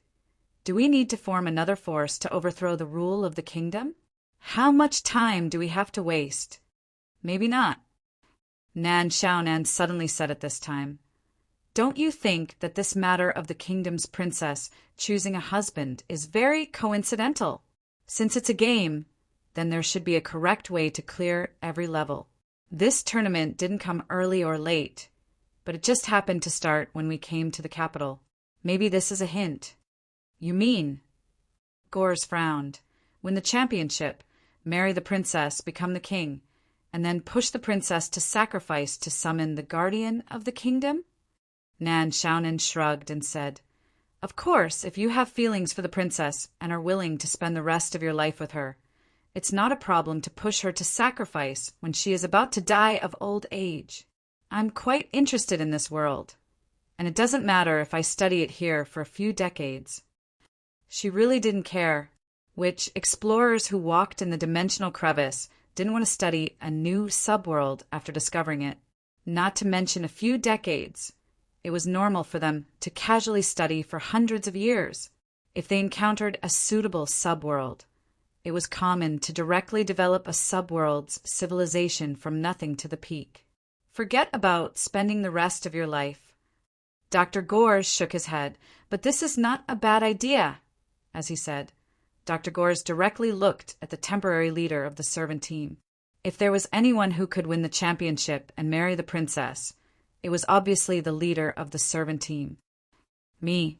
Boss Luo shook his head at this time. "I'm not going to participate. In addition, from now on, I may have to be separated from everyone for a while." "What did you say?" Dr. Gore stood up at once. Everyone's eyes could not help but look at Luaccio. Boss Luo said slowly at this time, "I have communicated with my master. Now we are in the area of the king's city. From here, we can move freely in this area. In fact, she will also give up the action roll point, only keeping the life reduction roll point and the function card draw. So, you still have to pay attention to your own life value." "Wait, Mr. Luo, what are you going to do?" Nan Xiaonan suddenly startled and blurted out, "Are you going to find?" But before she finished speaking, the boss Luo in front of her had disappeared.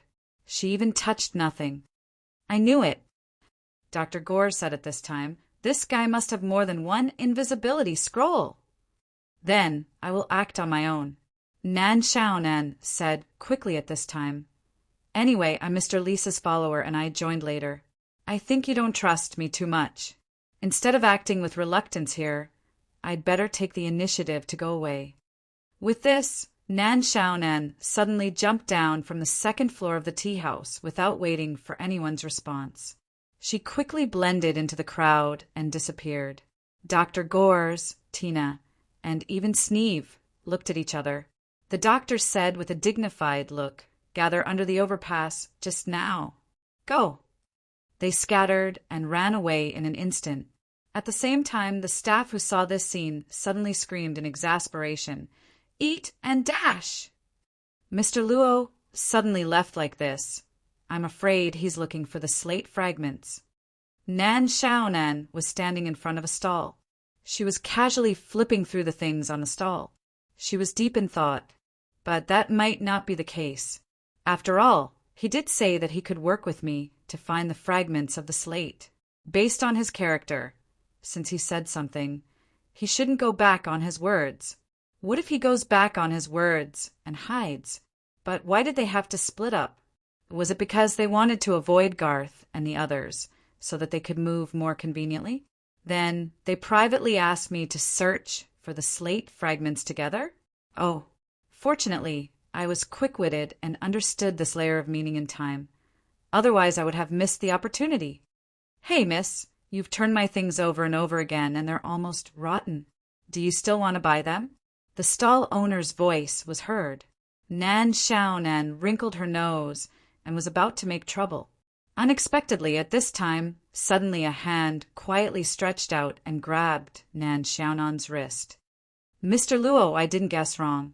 You really came to find. Hey, why are you here? Nan Xiaonan's expression of joy suddenly sank. Then she heard a low voice. This is not the place to talk. Come with me first. What do you mean by not the place to talk? I'll go with you. Nan Xiaonan said angrily at this time. If you have the time to go somewhere else, you've already finished talking, okay? What if there's an accident on the way? What if you fall into a pit and die? I won't know anything. Can't you talk here? Even if they hear you, they won't understand, okay? Tang Tianlin. At this time, the person who quietly appeared was Tang Tianlin, whom Nan Xiaonan hadn't seen for a long time. At the beginning, he was her companion. Tang Tianlin, who was covered in a long robe and even his head was covered, heard this and could only be silent for a moment. Okay, then, let's talk while walking. Nan Xiaonan rolled her eyes and then threw the things in her hand. I'm not buying any more. Hashtag, hashtag, hashtag, hashtag, hashtag. Chapter 1832. So, you haven't gotten any information about the perfect man from Wally? In the crowd, Nan Xiaonan rolled her eyes at Tang Tianlin, expressing that he still had the nerve to come to her. They traveled all the way from Kelowna to the land of Britain, and finally fell into the chessboard game in the castle. It had been a long time, and Tang Tianlin was quite familiar with Nan Xiaonan's temperament, but he was still a little irritated. I don't know when you can recover your memory. Tang Tianlin sighed. What's wrong? Nan Xiaonan said indifferently, I've recovered my past memories. Do you think I'll treat you better? Do you think I used to be your girlfriend? She was actually a little afraid of this. After all, she relied on Nan Xiaonan's body. Although it was not a choice, who would want to drive a second-hand car? You and I are just teacher students, and we work on the same research project. Tang Tianlin said indifferently, It's just that you are an orphan since you were a child, and it was Teacher who adopted and trained you. Now Teacher was killed, and his lifelong research results were stolen. But you have an indifferent expression. If you were me, how would you feel? Nan Xiaonan shook her head. She didn't feel anything. What Tang Tianlin said was not a tragedy. She had seen a lot more miserable things than this when she was in the void. Don't talk about this nonsense. Nan Xiaonan waved her hand at this time. You are now in the same team as Wally. Aren't you afraid of being discovered if you come to contact me in private? Your master doesn't have any objection? Tang Tianlin said, Gong Lina has stopped the operation long ago. She just asked me to wait in the king's city. So far, she hasn't given any instructions. In fact, it's the 5th day I've been in the king's city, and I've been wandering here these days. The time in the chessboard world is different from the time outside. Nan Xiaonan suddenly said, We've been here for so long, but it's just past midnight outside. I know. Tang Tianlin nodded and immediately said, I guessed it. This chessboard is very magical. Instead of saying that the time here is different from the time outside, it would be better to say that the information received by our brain is much faster than the information received by the outside world. You know about the idea of the brain in a vat, right? The principle here should be similar. If you think about it this way, you're not wrong in a way. Nan Xiaonan suddenly muttered. What did you say? Nan Xiaonan shook her head and said, Nothing. So you found me just to tell me this? Tang Tianlin said, I don't know what Wally is planning these days, but I always feel that he is ready and waiting for you to come. I just want to remind you that you'd better be careful. Nan Xiaonan said, Now there's only the battle between the two masters left. That is to say, we can't avoid it. Once we die in the chessboard, it means real death. Tang Tianlin, you remind me like this. Aren't you afraid that I'll stab you in the back? You won't. Tang Tianlin shook his head and looked at the thin, short-haired woman in front of him with shining eyes. He said in a deep voice, The Nan Xiaonan I know will not do such a thing. You. Nan Xiaonan opened her mouth and asked very seriously, Before I lost my memory, I was sure that you and I were just in the same school. There were no other dramatic things. For example, because the research project was too boring, science students once had friendly exchanges to solve physiological problems? Tang Tianlin shook his head. Then I'm relieved. Nan Xiaonan breathed a sigh of relief. It would be best if she was the original one. She didn't integrate many memory fragments of the real Nan Xiaonan, and there was none in this aspect.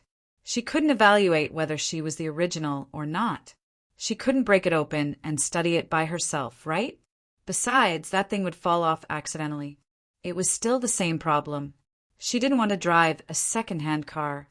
Otherwise, if she triggered a plot in the future where she could recommend herself to serve Mr. Luo, wouldn't this second-hand car have no chance at all? If I want to marry, I will only marry a real, powerful person. If not, I will be single for the rest of my life. By the way, there's one more thing, Tang Tianlin suddenly said. Wally seems to plan to participate in this competition. Tang Tianlin paused. I speculate that Gong Lina will soon give me an order to participate in this competition. I saw Wally walk into a manor and come out. After that, his strength improved a lot. He has been making similar improvements these days. If you meet him, you'd better not confront him head-on. He is the husband chosen by the kingdom's princess. Why should I participate in the competition? Nan Xiaonan said angrily. This competition doesn't stipulate that women can't participate. Tang Tianlin frowned and said, The number of women who came to sign up for the competition is not small. This princess is gay. Nan Xiaonan was surprised. Even so, the king won't agree, right? This world doesn't stipulate that same-sex couples can't marry. Tang Tianlin shrugged and said, Anyway, women can participate. I'm not interested. Nan Xiaonan shook her head. She just wanted to find the slate fragments as soon as possible and control chessboard from the source. It was better to start than to clear the game and take away a few items. This time, Tang Tianlin's purpose was to meet Nan Xiaonan and talk about the things that happened during this period of time. He couldn't stay in contact with Nan Xiaonan for too long, in case Gong Lina found out. This meeting is quite dangerous. Tang Tianlin said quickly, Take this. This is the key to the hotel. I secretly stayed in a room for a long time. I go there every day to write down my whereabouts and new information. During the time in King City, let's contact each other in this way. After throwing down the key, he quickly blended into the crowd. Nan Xiaonan looked at the key in her hand, blinked her eyes, and chuckled. It seems that I don't need to sleep under the overpass tonight. Just like wandering around other subworlds, the fastest way to learn about a subworld was to enter its bustling city. For a city with a long history, like the King's City of Elnis, there were a lot of historical traces. Of course, Araya of 0361 was beside him now, so it was more convenient to ask her. Besides, she had already given him the world data. However, Boss Luo still liked to experience it himself. Besides, the subworld of 0361 had been invaded for a long time and had been modified a lot. Araya of 0361 had been sleeping in the home of the elves during this time, and the data update had stopped long ago. You have already left the home of the elves. Are you okay? Luocho looked at the white-clothed girl who was following him expressionlessly. Yes, as long as you don't use the remaining power of the origin. This level of disguise can be maintained for a standard 100 years. The street was bustling with people coming and going. Luocho smiled and said, You once projected that the two goddesses created the world in this reboot and brought the seeds of civilization. Have you ever tried like this? Personally visiting the city of the civilization you created? No need. All data can be accurately recorded. Maybe you should try. Boss Luo walked behind Araya and pressed her shoulders. He lowered his head and whispered in her ear, Look, although the people on the street were created by you and their fates were written by you, but now the one who controls their fates is no longer you, but the chessboard. Look at them. Their emotions are no longer the evolution of the data in your eyes. Can you tell me how you feel now? Unable to do so. Wrong data evolution should be corrected in time. How do you know that this is a wrong evolution? Boss Luo smiled and said, You incubate one civilization after another in each subworld. The purpose is to incubate a perfect world, but you never know what kind of incubation route is correct.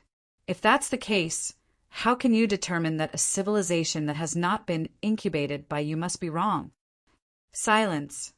Boss Luo patted Araya's head and said, If it was silent, it wouldn't be silent. Araya looked up in confusion and asked, Question. Is there any special meaning to the intimate behavior of the restricted authority? No special meaning.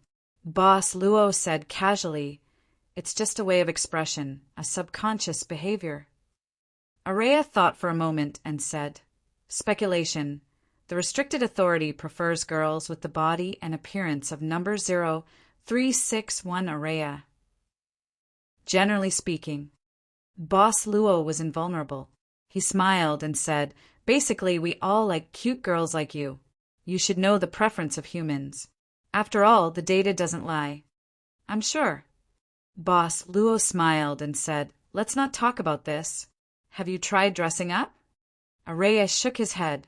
Boss Luo held the girl's hand and said, Come, think of yourself as a girl of this age. Let's tour the king's capital, meaning unknown. Just think of it as accompanying me. Luocho smiled and said, I have a sister who is about the same age as you. Looking at you is like looking at her. Question. Which sub-administrator is this? She's not. Boss Luo said suddenly. But recently I remembered something. She's not you, but you should be created based on her. For the first time, the white-clothed Alea revealed a confused expression. She looked adorable. Boss Luo looked at him and put his finger in front of his lips, making a silent gesture. Do as I say. If you don't understand, extract the girl's data. Araya said calmly. Question. What kind of girl model do you want? Up to you. Understood. Randomly selected. The expression on the white-clothed girl's face gradually became richer and richer. Even her voice, which was connected to her voice, was filled with countless emotional fluctuations. She hugged Boss Luo's arm and looked up with a bright smile. Araya likes Big Brother the most. I want to eat lollipops. Let's change it? Understood. Inside the huge palace wall, there was a sense of desolation in the silence. It came from the heavily armed palace guards. They knew that the kingdom must be heavily guarded, but they didn't expect it to be this strict. It was like a huge military camp. Even in the great hall of the throne, there were a large number of soldiers standing guard. They were hidden in the shadows, and the king was also under their gaze. This was the king of Elnis, King Amos. A few important ministers of the kingdom were below the throne with their heads lowered. The man on the throne was looking at them with his hands on his cheeks. It had been a long time. Even when the ministers' foreheads were gradually covered in cold sweat, the king still did not speak. Yesterday I had a dream. He spoke. The king of Elnis, King Amos, the most powerful man on the continent. Your Majesty, what kind of dream was it? Under the gaze of his colleagues, a minister walked out and asked respectfully, I dreamed that I was imprisoned in a place. King Amos said calmly, no matter how I resisted, no matter how hard I tried, I couldn't leave this place. In the end, I chose to end my life in despair. The ministers were shocked. They lowered their heads and didn't dare to speak. The king's dream was not a good sign. Such a dream, even the best dream decoder wouldn't be able to decipher it. Do you think this dream is good or bad? King Amos asked calmly. The ministers immediately looked at each other awkwardly. At this time, not only their foreheads, but their inner robes were also beginning to be soaked with sweat. This was a good dream, King Amos said, because it let me know one thing, the fact that I'd been imprisoned. The ministers looked at each other, but they couldn't understand King Amos's thoughts. It's just a joke. King Amos suddenly chuckled. Your lives are too depressing. I'm just joking with you. Don't mind it. The reason I called you here today is to talk about the upcoming competition. King Yamos stood up from his throne and walked down step by step. So, my ministers, who will report to me on the preparations for the tournament, as well as the discovery of any good talents. Your Majesty, so far. Thus a minister hurriedly began to report. The main hall was still a little dark, and in those dark shadows there was no telling how many soldiers were hidden, armed to the teeth. The palace had always been like this, ever since King Amos took over the throne. ######## PS 1/1. Chapter 1833. In front of the shabby Locke's weapon shop, a young man in luxurious clothes walked in. His weapons were also luxurious, and they were embedded with all kinds of gems. As long as one had the power of a profession, they would be able to sense the terrifying power contained within these gems. Therefore, the two customers who just walked out of Locke's weapon shop changed their expressions when they saw this young man, and they immediately took a detour. At this moment, a voice suddenly appeared in this young man's ears. Finally found you, Mr. Varley. It was Tang Tianlin, and the young man in front of him was the owner of the castle, Vampire Varley. Young Varley wasn't too surprised to see Tang Tianlin here. Why are you here? I just happened to see you, Tang Tianlin said calmly. You want to go in to buy weapons. Tang Tianlin looked at young Varley's equipment and said, Is this necessary? Young Varley said calmly, Don't be fooled by this weapon shop. The craftsman who ran this shop may be the best in the entire chessboard world. Locke? Tang Tianlin looked at the name of the weapon shop and said subconsciously. Young Varley said, Since you are here, you can go in with me if you are interested. Maybe you can find a weapon suitable for you. Death Walker, the most suitable weapon for you should be a scythe. A huge scythe would be better. Let's go in and have a look. Tang Tianlin shrugged. They pushed open the door and entered. The interior of the weapon store was not very bright. Although there was an old smell, it was still tidy. When the two of them entered, they saw a young man about 17 or 18 years old tidying up the shelves of goods. What do you want to buy? The young man quickly greeted them with a smile. My name is Jillian, and I am an employee of this weapon shop. I am very happy to serve you. Let's just take a look. Tang Tianlin waved his hand casually. However, young Varley suddenly took out a special item. Give this to the owner of this weapon shop, and he will know why I am here. This. The young Jillian looked at the kid who looked much younger than himself in surprise. But this kid looked quite old. If I tell you to go, then go. Don't be in a daze. Young Willie said indifferently, but his eyes narrowed. The shop assistant, Jillian, felt a sudden chill all over his body. He nodded and walked in a panic. After that, young Willie didn't look at the weapons in the shop anymore. Instead, he leaned against the shelves and waited. Seeing this, Tang Tianlin knew that young Willie wouldn't answer him no matter what he asked, so he just looked around casually. Time passed just like that, but the young shop assistant still hadn't returned. Only faintly, a rhythmic knocking sound came from the back of the weapon shop. It should be the sound of iron being struck. In the backyard of Locke's weapon shop, in front of a small house, the young Jillian was squatting on the door sill with her hands resting on her cheeks as she watched the bustling scene in the house. The owner of Locke's weapon shop was a craftsman passed down from generation to generation. Jillian often heard the owner bragging about how great his ancestors were when he was drunk. Then, Locke's weapon shop's business hadn't been very good.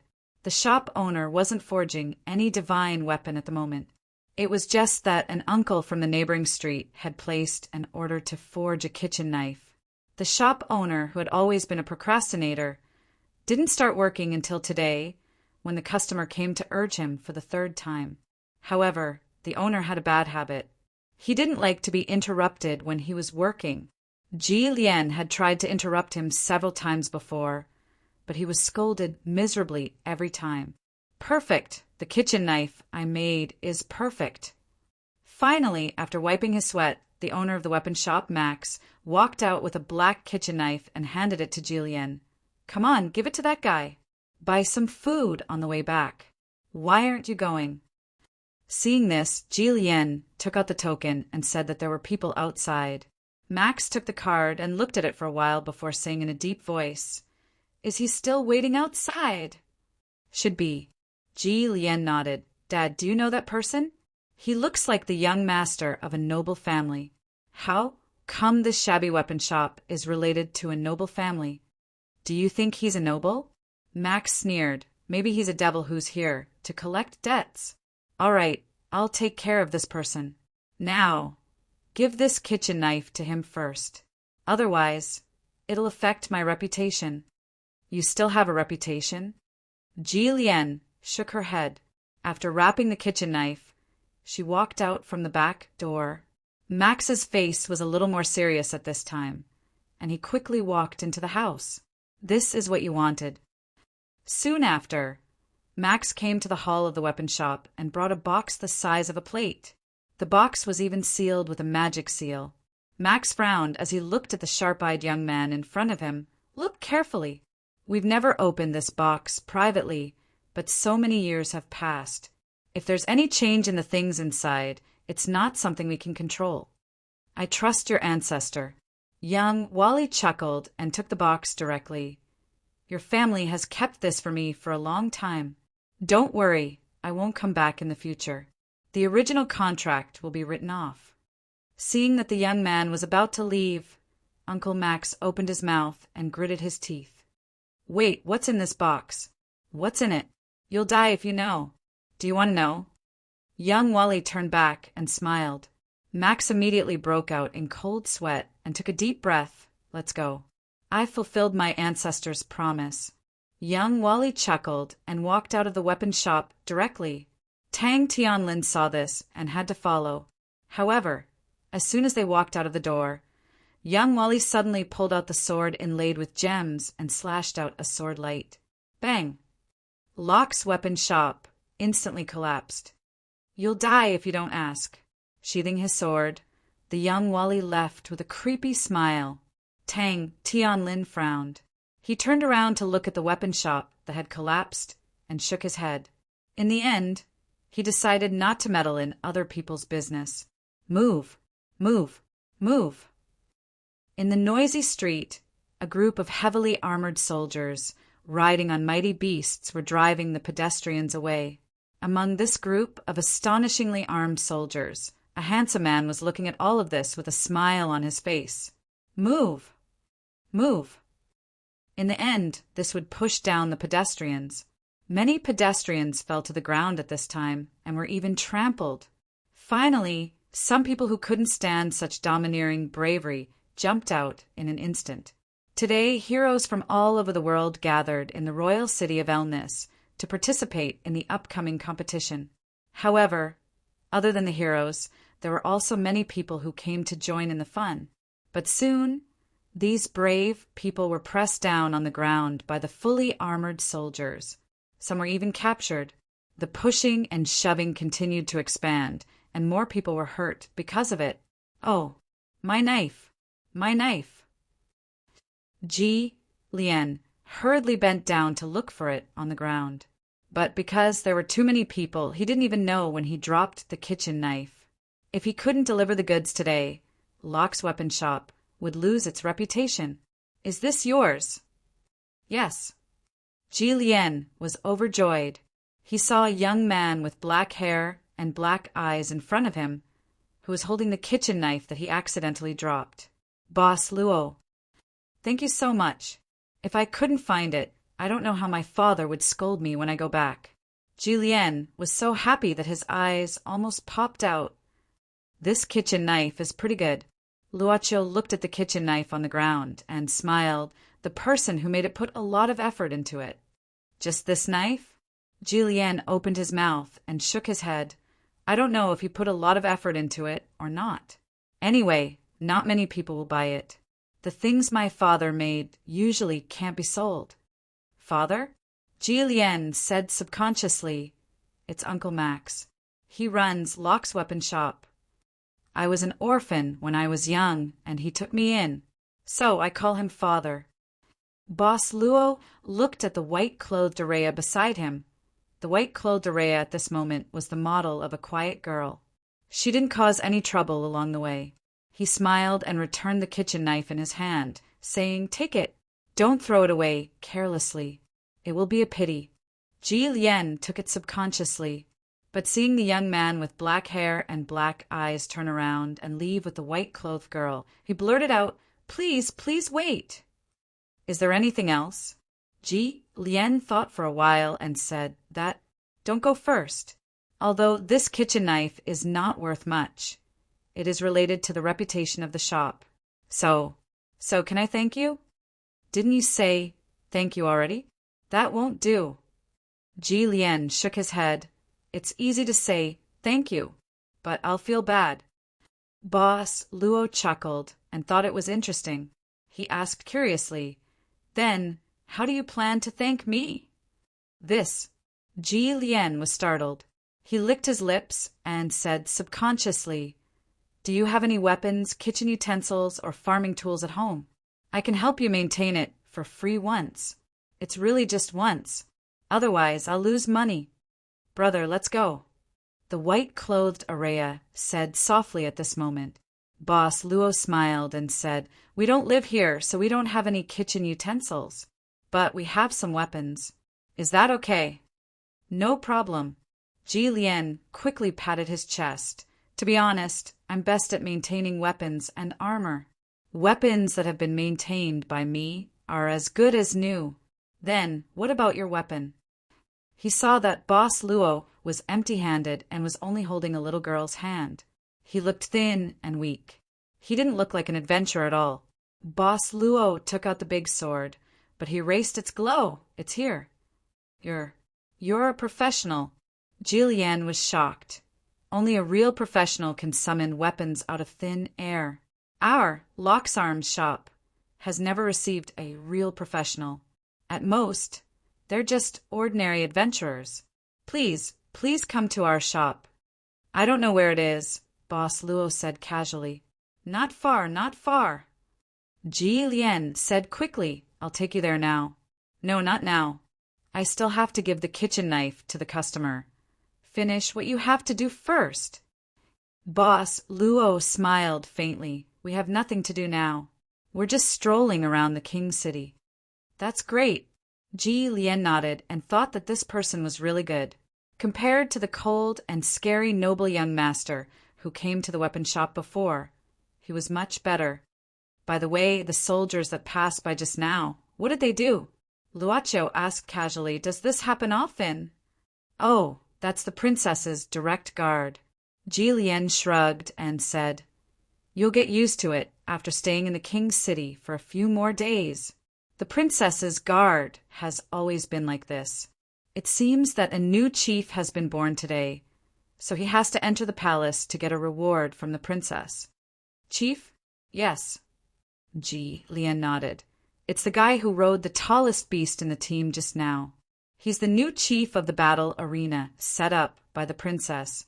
Her Highness the Princess values martial prowess, so she created the battle arena. As long as you can win 10 consecutive battles in the battle arena, you will be able to enter the palace and receive a reward. I heard that many of the soldiers in the direct guards were actually former champions of the battle arena. Are you interested in going to the battle arena to take a look? I'll take you there, if there's a chance. Boss Luo smiled. Finish your work first. That's right. Ji Lian nodded quickly. Come, let's go this way. This way is faster. I grew up in the king's city, so I'm most familiar with this place. That's great. Boss Luo said casually. I think I'm just missing a guide. In the heavily guarded king's palace, heavy armored guards could be seen everywhere. This was a scene that would normally only appear during wartime, causing the newly appointed chief of the dueling arena to be inwardly shocked. But the new chief wasn't too shocked. He was proud of his martial arts. 10 consecutive victories in the battle arena. This was a very proud record. Finally, he was brought to the front of the king's palace.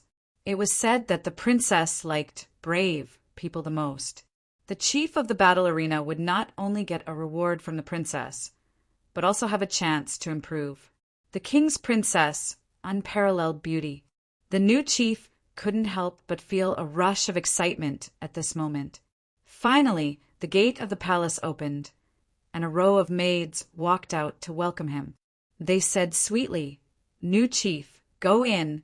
Her Highness has been waiting for you for a long time." I know. The new chief smiled, stood up and walked in with his head held high. It was dark in front of him, and then it was bright again. The gate was closed at this moment. The new chief calmed himself down, only to see a beautiful and graceful girl standing in the room. His heart warmed up, and he instantly felt his whole body heat up.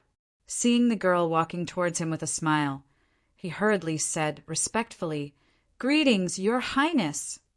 "Princess?" The girl chuckled at this moment. "I'm not the princess. I'm the princess' personal maid. Where is the princess?" "Princess." The new chief immediately looked up. The screen was pushed open, and an ugly woman with thick skin and a bloated body appeared in front of him at this moment. Ah! Chapter 1834. The guards were clearing the way, and the world seemed to be gray. King Amos had arrived at the princess palace. The guards in front of the princess palace knelt down, and the maids also lowered their heads. Their bodies were slightly trembling. "Is the princess inside?" King Amos suddenly asked. "Yes, the princess is inside." One of the older maids quickly replied, "Head maid Laura is accompanying the princess." "There's another person," King Amos said indifferently. "I heard that someone was sent in just now." It's the new champion of the battle arena, Your Majesty." The older maid was about to continue, but King Yamos had already pushed the door open and entered. But the maids didn't dare to follow. Her Royal Highness didn't like to be disturbed when she was meeting the new champion, except for the head maid Laura. Seeing that the king had already entered, they quickly closed the door again. At this time, King Amos was walking in the room expressionlessly. Soon, a beautiful girl appeared in front of the king. "Greetings, King Amos." The girl just slightly bowed. Her etiquette wasn't too grand, or rather, it was more casual. "Laura, King Amos nodded, and then said indifferently, "Where's Princess Carol?" "If your Majesty wants to see the princess, I'm afraid you'll have to wait for a while." "The girl," head maid Laura smiled and said, "because Her Highness is eating. Your Majesty should know." At this time, a scream of horror suddenly came from inside. Then a naked man crawled out in horror. His face was full of horror, and his body was very thin. His skin was dull and loose. It could only be vaguely recognized that he was the new champion of the battle arena. "Help! Help me! Help me!" The new champion was on the ground, struggling to crawl out. He tried to reach out to King Amos for help, but time didn't allow it. He died. "Laura! Laura! The champion this time is too bad." A low, ear-piercing voice that sounded like a monster's howl rang out. Then Princess Carol, who was covered in abscesses and looked like a worm, lifted her skirt that had fallen back to her waist and walked out in dissatisfaction. This extremely ugly woman with pustules all over her body was without a doubt the Princess of Elnis. However, when she saw King Amos, Princess Carol wasn't too surprised. She just said indifferently, "Oh, you're here. Are you looking for me?" "Carol, you've brought people from the battle arena here again." King Amos looked at Princess Carol expressionlessly and said, "This is the third time this month. To be able to win 10 consecutive matches in the arena, you can be considered a talent. Just a lowly human." Princess Carol sneered. "It's an honor for such a lowly race to serve me. If you can't hold on, it only means that you humans are too weak." King Amos frowned. At this moment, Princess Carol walked up to the new leader who had already stopped breathing. She reached out and grabbed his arm. She directly tore it off and put it into her mouth. She then started chewing on it with her sharp teeth. She even said while chewing, "If you don't have anything else to do, go and manage your country. If you weren't my father, to be honest, the great bloodline in my body has mixed with your bloodline. This is the shame of my life." King Amos wasn't angry. Instead, he showed a sad and guilty expression. "I'm sorry. Don't worry. No matter what you want, I'll satisfy you. Don't make it sound so nice. You're just Mother's plaything. Without Mother's support, you would have died in the fight for the throne. Bastard." Princess Carol threw the badly mangled arm at King Amos. However, King Amos didn't dodge and let the dirty arm hit his face. "Scram!" Princess Carol impatiently waved her hand. "You bastard!" Princess Carol moved inside, and only then did the Yamos king silently wipe the blood off his face. At this time, the head maid came forward and said, Her Highness wasn't satisfied with today's battle arena champion. Her Highness isn't in a good mood right now. King Amos, please go back. When Her Highness is in a good mood, she might want to see you. I'll come back when I have time. King Amos indifferently said. The head maid, Laura, suddenly said, King Yamos, the battle arena is just a small matter. The national tournament is a gathering of the talents of the entire continent. Her Highness the Princess is very much looking forward to the emergence of the champion of the tournament. I hope that the tournament will go smoothly without any mistakes. King Amos indifferently looked at the beautiful head maid and indifferently said, If you have time, spend more time with her. Farewell, King Amos. The head maid indifferently replied. King Amos turned around and left. Very quickly, the maids walked in nervously. The head maid just calmly ordered, Clean this place up. Later, send in the top 5 from the battle arena this time. Go now. Yes. After saying that, the beautiful head maid slowly walked into Princess Carol's room. At this time, the maids didn't dare to breathe. This was because they knew that the head maid Laura was different from them. The head maid Laura came from the dragon race. She was an envoy sent by the dragon race to take care of the princess. Bastard! Bastard! I'll kill him! Kill that bastard! Princess Carol's roar suddenly echoed in the palace. The maids quickly covered their ears and curled up in fear. Being a servant in the imperial palace wasn't as bad as they imagined, especially when they entered Princess Carol's palace. It was like entering hell. It was only after they entered the palace that they found out how cruel the kingdom's princess was.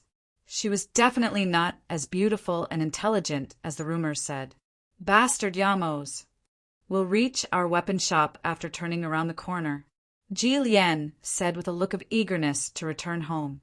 Before this, he had already successfully delivered the kitchen knife to the customer. Because it was really delayed for a long time, he was inevitably scolded. However, Ji Lian was used to it and didn't care. Along the way, he told Boss Luo a lot of things about the royal city. Unknowingly, they arrived at Locke's weapon shop. However, the moment he saw the collapsed weapon shop, Ji Lian's expression changed. He rushed into the ruins of the weapon shop in horror and moved away the collapsed beams with a pale face. Dad! Dad! How could this be? How could it collapse? Dad! Dad! Stop shouting. I'm not dead. At this moment, a figure slowly walked out. There was a lot of dust on his body and his clothes were torn. He looked quite miserable, but he didn't have any obvious injuries. At most, he was a little dispirited. This was a bearded man, the owner of Locke's weapon shop. Uncle Max Ji Lian was so excited that she rushed to Max's side and hugged him tightly. You scared me. Dad, how could the shop collapse? Although we don't have the money to repair it, I reinforced the main beam last month. It was bitten by termites. Uncle Max shook his head and said, It's fine as long as you're fine. The shop can still be repaired. Let's not talk about this. Who are they? Ji Lian had no choice but to tell them what happened on the way here. After that, he apologized to Luocio and Araya in white. I'm sorry, both of you. I wanted to come back to repair your weapons, but now, I'm really sorry. It's okay. Boss Luo smiled casually. After all, it was an accident. Ji Lian sighed and looked at Uncle Max reproachfully. Then he said, I told him to use the money he earned last month to reinforce the beam. But Dad didn't listen to me and insisted on buying a new blower. Now the shop has collapsed and we can't do business anymore. What are we going to eat? While Ji Lian was blaming Uncle Max was carefully examining a long sword. This was the great holy light sword that Boss Luo wanted Ji Lian to maintain. Ji Lian had been holding it all the way here, and she only handed it to Uncle Max when she mentioned the reason. Dad, did you hear what I said? At this moment, Uncle Max's eyes were filled with doubt and solemnity. In the end, he suddenly raised his head and walked to Boss Luo with the sword in his hand. He said in a low voice, This sword, is it really yours? Yes. Boss Luo nodded. Is there a problem? Uncle Max frowned and said, But it wasn't supposed to look like this. Do you know? Boss Luo said casually, It wasn't supposed to look like this, but it looked a little flashy, so I covered it up a little. I didn't expect Mr. Max to see through it. Of course I can see through it. Uncle Max stroked the body of the sword and said, Of course I can see through it. I didn't expect that Max would see it one day. I have a request. Can you allow me to personally maintain this sword? Ji Lian had never seen Uncle Max like this before. She couldn't help but be shocked. If her father had this kind of attitude on a daily basis, the weapon shop wouldn't have to starve. Didn't this shop collapse? Boss Luo looked around and said, It's just the shop that collapsed. Uncle Max quickly said, The workshop in the yard is fine, and it won't affect my work. Trust me, only I can perfectly maintain it. The reason? I can't tell you the reason, but please trust me. Then I'll have to trouble Mr. Max. Boss Luo looked at him and nodded. Wait here. Uncle Max quickly said, Ji Lian, clean up the place and take care of these 2 customers. Wait for me to come back. He hugged his sword and ran out in an instant. Dad isn't like this usually. Ji Lian walked over and said with a troubled expression, He'll only be like this when he sees something he's interested in, and he's a little stubborn. Boss Luo smiled and said, I think the collapse is bad, but it's not serious. Let's see how much we can clean up. But you're a customer, Boss Luo said casually. If Mr. Max can maintain my weapon in the best way possible, then it'll be a reward. Besides, I don't have anything important to do now. Moreover, doing some manual labor may have some unexpected effects on my sister. Ji Lian was stunned and subconsciously looked at the beautiful girl who was standing there quietly, letting such a delicate and beautiful girl do heavy work. How could he be so generous? The white-clothed Araya picked up her skirt and squatted down, using both hands to dig up a helmet buried in the rubble. Ji Lian was shocked and quickly said, "Little miss, I can do this heavy work. You don't need to do it. I'll do it. I'll do it." At this time, Boss Luo had already lifted up a log with one hand easily. This was the physical ability given to him by having two professions in the game chessboard. He wasn't a combat value of 5 now. Even if Mississippi Maid's combat power testing tool came, the result would be the same. In the workshop in the backyard, Max was sitting beside the stove with a solemn expression, and the long sword was placed horizontally on his legs. Suddenly, Max cut his finger with a knife and then wiped the blade of the long sword with his blood. Instantly, a ray of colorful flowing light appeared on the sword. Sure enough, Max slowly raised the long sword and muttered to himself, "I didn't expect that today. Not only can I fulfill the promise of my ancestors, but I can also meet one of the 3 godly weapons in the world, Aurora's Aster, which was made by my ancestors. I can feel a powerful force." At this moment, an indifferent voice appeared behind Uncle Max. This caused him to be startled, and he immediately tightened his grip on his treasured sword, which was glowing with rainbow light, and stabbed out. But when the sword was about to stab the target, it stopped. Uncle Max frowned and lowered his hand. "Why are you here?" In front of him was a man wearing a silver mask, revealing only one eye, and wearing brown, casual clothes. "I was passing by and suddenly thought of you, so I came to see you," the man wearing the silver mask said indifferently, "but I didn't expect that you came at the wrong time, but also at the right time. Max, what's that in your hand?" "I seem to feel a dangerous force from it." "No matter what it is." Uncle Max slowly put the sword back into the scabbard. "It has nothing to do with you. You'd better not have any ideas about it. Powerful force is hard to hide at any time." The masked man smiled faintly. "Even if I don't have any ideas about it, it doesn't mean that it won't appear in front of me again in the future." "Let's drink, Max." The masked man threw out a flagon casually and said indifferently, "I brought it back from the Dark Canyon for some time, and I just found it in the cabinet today. No, I still have work to do." Uncle Max said seriously, "I'm not a person who will ruin things by drinking.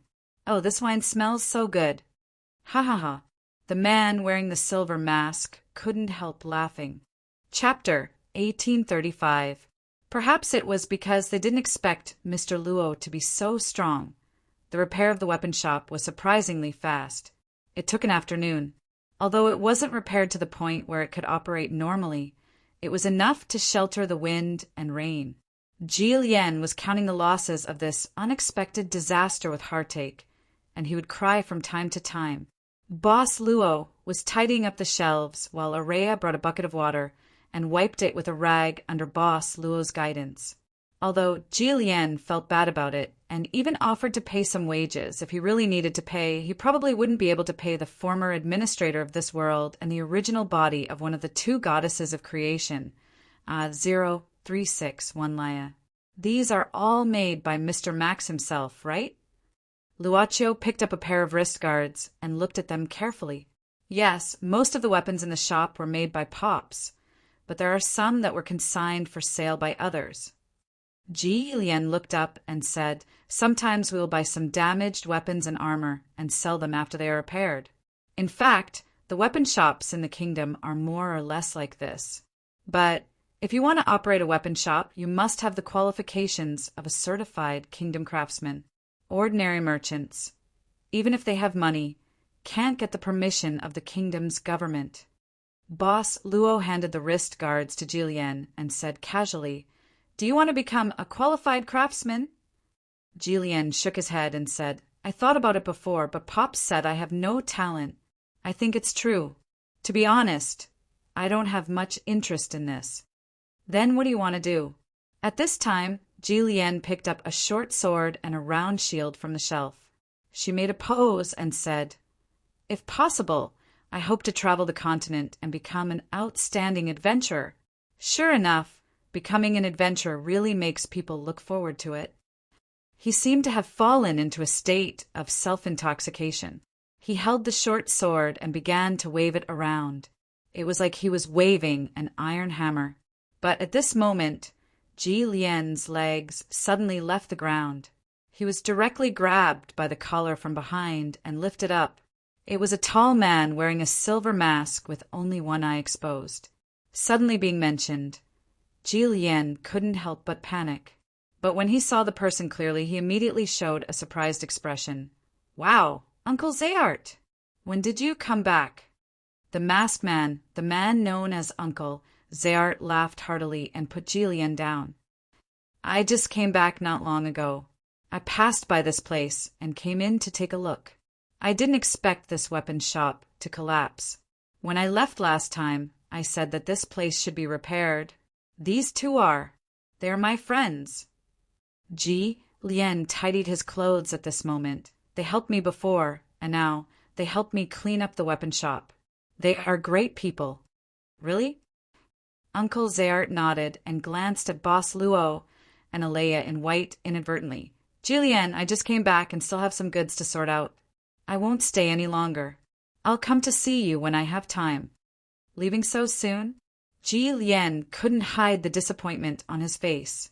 Zayart smiled and casually threw a box. This is a little thing I received on the way. I'll give it to you. Take good care of it. I heard it can bring good luck. Also, there are a lot of strangers in the King's City recently. Don't run around at night. Max can't take care of you for long. After saying this, Uncle Zayart turned and left. Uncle Zayart is usually like this. He comes and goes quickly, but he is a good person. Ji Lian looked at Boss Luo and said, Don't be offended. Boss Luo lightly shook his head. Ji Lian couldn't wait to open the little thing that Zayart gave him. What is this necklace? It was a necklace made of normal silver, but the pendant was a bit different. Boss Luo suddenly said, Ji Lian, can I see this pendant? Oh, of course. He didn't think and handed the necklace to Boss Luo. What's so special about this pendant? But why does it look like a stone? And why is the shape so strange? What is engraved on it? Words? It's quite special. Boss Luo quickly returned the necklace to Ji Lian, smiled and said, Take good care of it. Maybe it can bring you good luck, like what Mr. Zayart said. Ji Lian shrugged and didn't care, but he directly put on the necklace and casually hung it around his neck. By the way, can you tell me more about this Mr. Zayart? Ji Lian nodded and said, Uncle Zayart is a traveling merchant. He often travels around the world. I can only see him once in a while, but he has been around since I can remember. He seems to have known my father since he was young. They like to quarrel when they meet, but they seem to have a good relationship. Every time Uncle Zayart comes back, he will bring me some fun things and tell me some of his experiences on the road. Let me tell you something. Once, Uncle Zayart told me that he was searching for. His eyebrows danced as he spoke, as if he had personally experienced those amazing adventures. Perhaps the reason he wanted to become an adventurer was because of Uncle Zahiat's experience. When it was almost dark, Mr. Max held his forehead with a painful expression and walked out with a smell of alcohol. There was even some anxiety and fear on his face. Dad. Ji Lian quickly walked up to support him. What's wrong with you? Drinking again? That guy. Where is Zayart? Where did he go? Uncle Max asked in a deep voice. Gone. Gone. How long has he been gone? He quickly grasped Ji Lian's arm and asked anxiously. Quite a while. Ji Lian thought for a while and said, Almost an hour. Why, what's the matter? Hey, Dad, aren't you maintaining Mr. Luo's weapon? How did he run? Ji Lian suddenly stopped talking. then looked back at Boss Luo, smiled embarrassedly, and pulled Uncle Max a few steps away, then lowered his voice and said, "You went drinking again. I'm obviously doing something serious. What if the guests find out about this?" "Dad, if you continue to be like this, we can only drink the northwest wind." Uncle Max was silent, then pushed Ji Lian away a little, then walked to Boss Luo, thought for a while, and said, "Your weapon is a bit special. It will be difficult to completely maintain it in a short period of time. You can come back in 3 days to get it." Ji Lian was startled.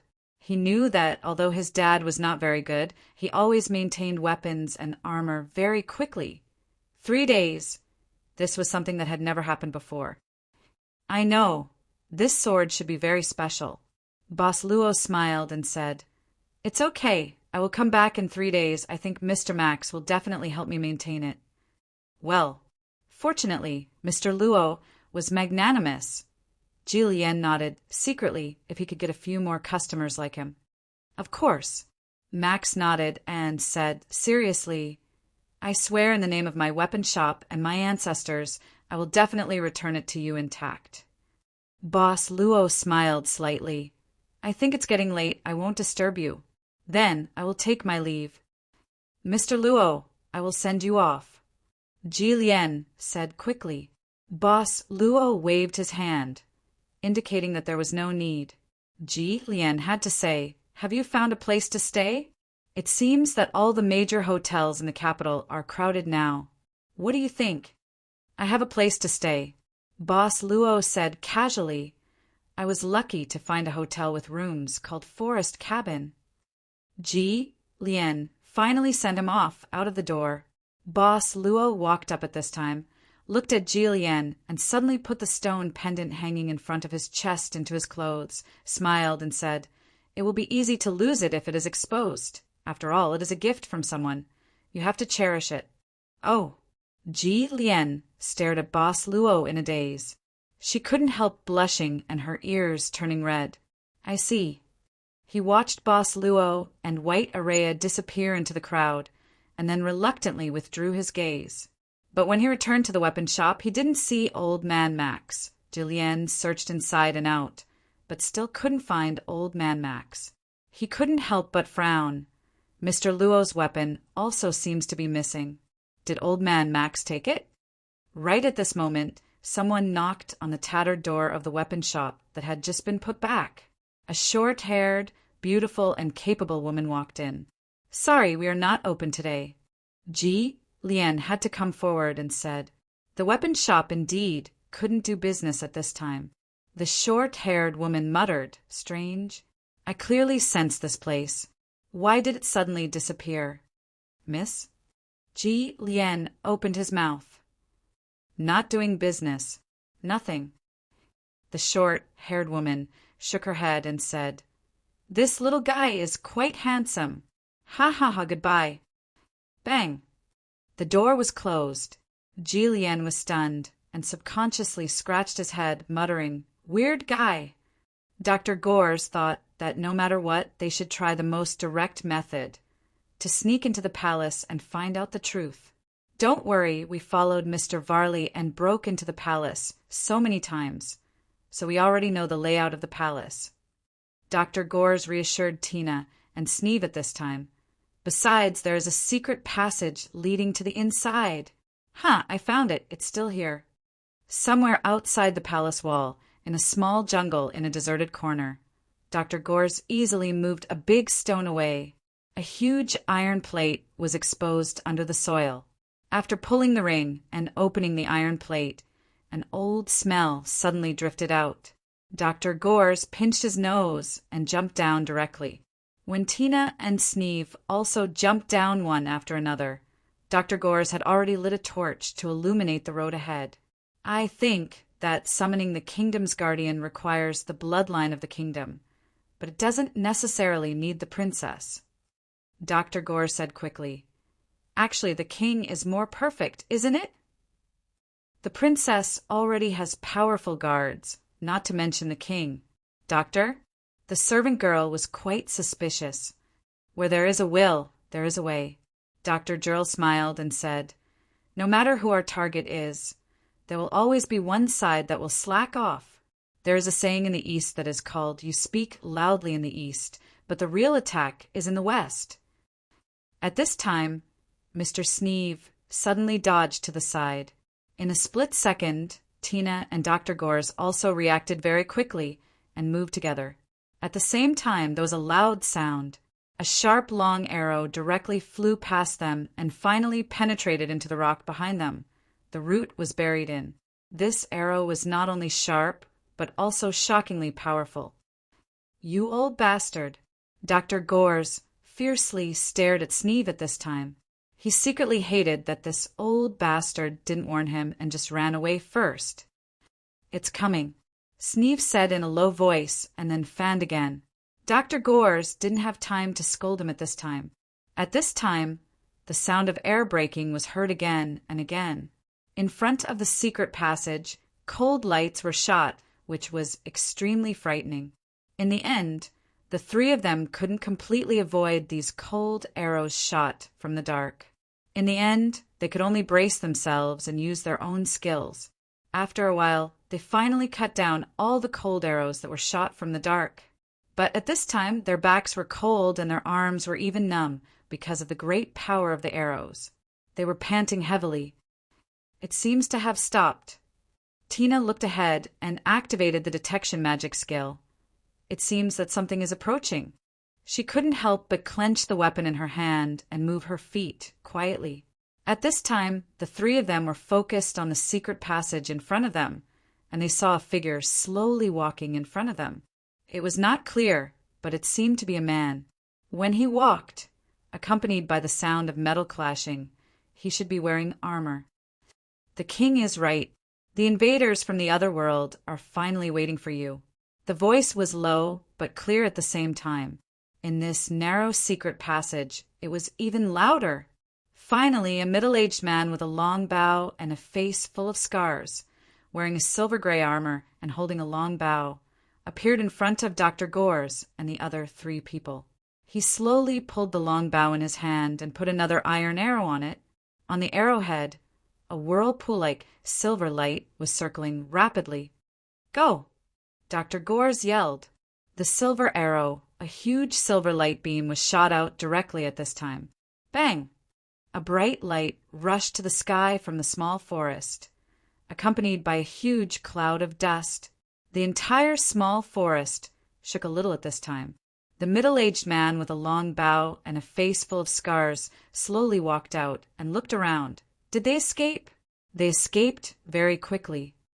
He turned around and walked into the underground secret passage again. The moon was bright and the stars were sparse. It had been a long time. Suddenly, the soil in the forest was turned over by something, and three figures climbed out awkwardly. Dr. Gores spat out the soil and rotten leaves in his mouth. His face was full of horror. What happened? Why is there an ambush in the secret passage? The guy with the arrow seemed to have mentioned the king. Tina frowned. The king of Anie's King Amos?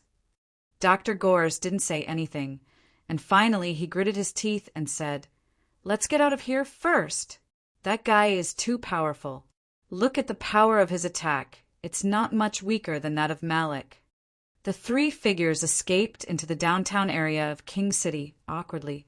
Chapter 1836. It was really miserable. Dr. Gores thought so. The three of them were really miserable at this time. The reason was not only that they were almost killed in the ambush in the secret passage, but also that they had not been able to find a hotel to stay in so far. Not to mention a hotel, they didn't even have a house. Because of the unprecedented grand competition in King City, even the idle rooms in ordinary houses were quite scarce at this time. Snake found an empty stable for a family, but the smell was so strong that anyone who smelled it would know. "I've decided to stay here. This place is not bad. It's airy, cool, and spacious. There's nothing more suitable than here. In the end, we really have to live under the bridge." The maid, Tina, pursed her lips tightly at this time, and her eyebrows were sour as if she had eaten a lemon. It was really miserable. "Let's not talk about this anymore." Let's talk about what happened in the secret passage. Dr. Gore said seriously, "Everyone knows that the last step for us to clear the game was to directly find the king of the kingdom. We promised that we wouldn't trouble him, and he would use a descendant to summon a guardian to send us away. Because there were many descendants of the king in the past, this kind of transaction has always been peaceful. But this time is different. It's not surprising that the current King Amos knows about our existence." Tina said indifferently, "The royal family has records about us, but it should only be known by the king. In the current situation, it can't be simpler. The current King Amos intends to tear up the agreement between the two sides, and even has the intention to eliminate us. It's the servants who came to the chessboard." Dr. Gores corrected, "It's not us. King Amos's target is obviously the servants, that is, the so-called foreign invaders." Tina smiled bitterly and said, "Just the guard of the secret passage has already caused us so much trouble. If King Amos has more than one powerful person by his side, the possibility of us getting close to him or the princess is almost zero. Don't forget, the current royal family is connected by marriage with the strongest dragon clan in the continent." Dr. Gores remembered how he was almost killed by the will of the chessboard when he casually said that he wanted to create a virus to torture the whole world. He couldn't help but smile bitterly. "So, the only thing we can do now is to take the path of the martial arts competition. As expected, without a powerful captain, we are at a disadvantage." At this moment, something suddenly fell from the bridge, interrupting the discussion of the three people in the castle. Scared, they weren't scared, but their reactions were a little bigger. "It looks like a person." Mr. Sneeve frowned. "It's really a human." Dr. Gores nodded and led the way. What they saw was a figure lying directly on the ground, fell from the bridge. Dr. Gores frowned and turned the person over directly. What he saw was an old man with dark and dry skin, with a strong charcoal smell, and a short blade was inserted in the man's chest at this time. "This guy is dead." Dr. Gores made a preliminary judgment after a simple glance. Then he squatted down, pinched the man's limbs, and finally pulled out the short blade inserted in the man's chest. It should be a fatal stab to the heart. Dr. Gores thought for a moment and said, looking at his angry expression, "It may be that he was attacked most of the time. The time of death is about an hour. Well, it's nothing. It's just a corpse." It was indeed nothing. The three people in the castle were naturally familiar with the corpse, but this was the place where they planned to spend the night. It was a very unpleasant thing to have a corpse in front of the door. Just dig a hole and fill it. Dr. Gores looked at Sneeve and said indifferently, "Old man, this is your job. Leave it to me. I'm going to sleep." Sneeve snorted and ignored him. He didn't do anything. Dr. Gores bared his teeth and wanted to scold him. But before he could say anything, another figure jumped out. "How dare you? How dare you kill people in the king's city?" It was a young man in a black uniform. He looked cold and angry. "I'm the second captain of the king's city guards. Peace between man and nature. Ferocious criminal. Hurry up and surrender." Dr. Gores opened his mouth and looked at Tina. Tina frowned and looked at Sneeve. Sneeve rolled his eyes and turned to sleep. "I said I didn't kill him. He was killed and fell from above. Do you believe me?" Dr. Gores sighed and said, "Nonsense. The murder weapon is clearly in your hands." The self-proclaimed second captain of the king's city guards, peace between man and nature, snorted and said, "I just happened to pass by. I clearly saw you take out the murder weapon from the corpse." Dr. Gores shook his head and didn't bother to argue. He shrugged and said, "Well, I'll take it that I killed him. There's nothing else for you to do. Let's go. I'm not in a good mood tonight. I don't mind killing another one of you. Do you admit it?" Dr. Peace between man and nature snorted and took out an iron chain from behind his waist. He waved his other arm and stretched out a whip. "Follow me back to the guards department and explain the murder in detail. Just take it as a pre-sleep exercise." Dr. Gores twisted his neck, and through the dagger he pulled out from the corpse. He caught it and said with a chuckle, "Be careful. My dagger is very fast, especially when it's aimed at the face." With a flash of silver light, Dr. Gores disappeared in a flash. Miss Maid yawned and planned to go back and find a place to rest. Unexpectedly, the moment she turned around, a figure flew past her and crashed into Sneeve. The figure that flew out was Dr. Gores. "You!" Tina turned around abruptly. Dr. Peace Between Man and Nature still looked cold and stern. His eyes were like lightning. The moment he looked at her, she felt as if a sharp sword was pointed at her throat. Murder is a crime. The criminal will be punished by the kingdom's law. Follow me back to the guards department and explain yourself. As she spoke, the maid felt her vision turn black and she lost consciousness. "Oh my God!"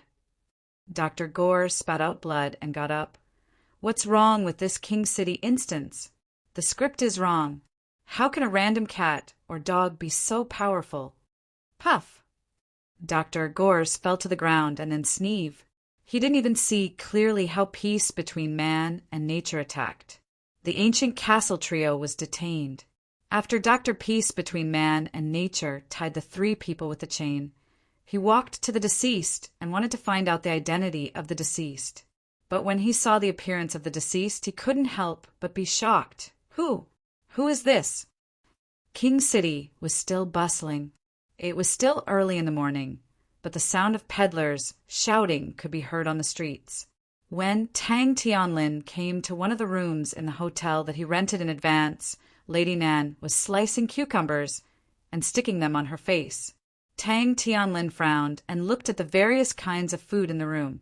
He couldn't help but ask in a low voice, "What are you doing?" "Can't you see? Eating breakfast." Nan Xiaonan rolled her eyes and said, "These are all included in the rent. If I don't order them, won't I be letting the owner take advantage of me?" Tang Tianlin opened his mouth and then said indifferently, "I only said that I would exchange information with you here. I didn't say that I could let you stay here. I didn't plan to meet you here." "Don't worry," Nan Xiaonan said indifferently. "How big is a grid on the chessboard? So many of our cards are squeezed on this grid. Maybe it's not me who's pressing you, but you who's pressing me. Maybe there's another card on top of me. As long as you don't take the initiative to reveal it to your master, if Lady Gonlin knows, I'll swallow the whole cucumber on the table. Come, have you eaten breakfast? Let's eat together." Tang Tianlin sighed and sat down. He thought for a while and said, "Yesterday, I accidentally met Wally on the street. He entered a weapon shop and took away an item.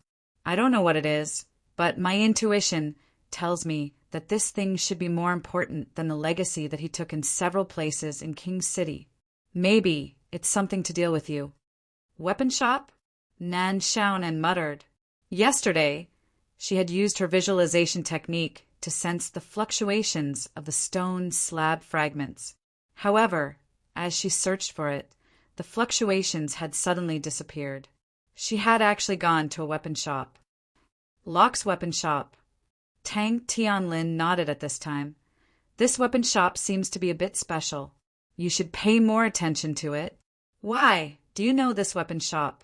Nan Xiaonan blinked and quickly shook her head. She said casually, "Nothing, I just think that the name of this weapon shop is too low. There's nothing special about it." "Then what did you do yesterday?" Tang Tianlin thought for a while and asked. Nan Xiaonan spread butter on the bread and said, "I didn't do anything. I just came here yesterday. I just wanted to familiarize myself with the streets here. The most I asked was about the upcoming competition. I didn't get anything." "The competition will start in 3 days. You still have some time," Tang Tianlin nodded, and then said, "I plan to go to the arena today." Nan Xiaonan said in surprise, "Is it the arena that is rumored to be set up by the kingdom's princess?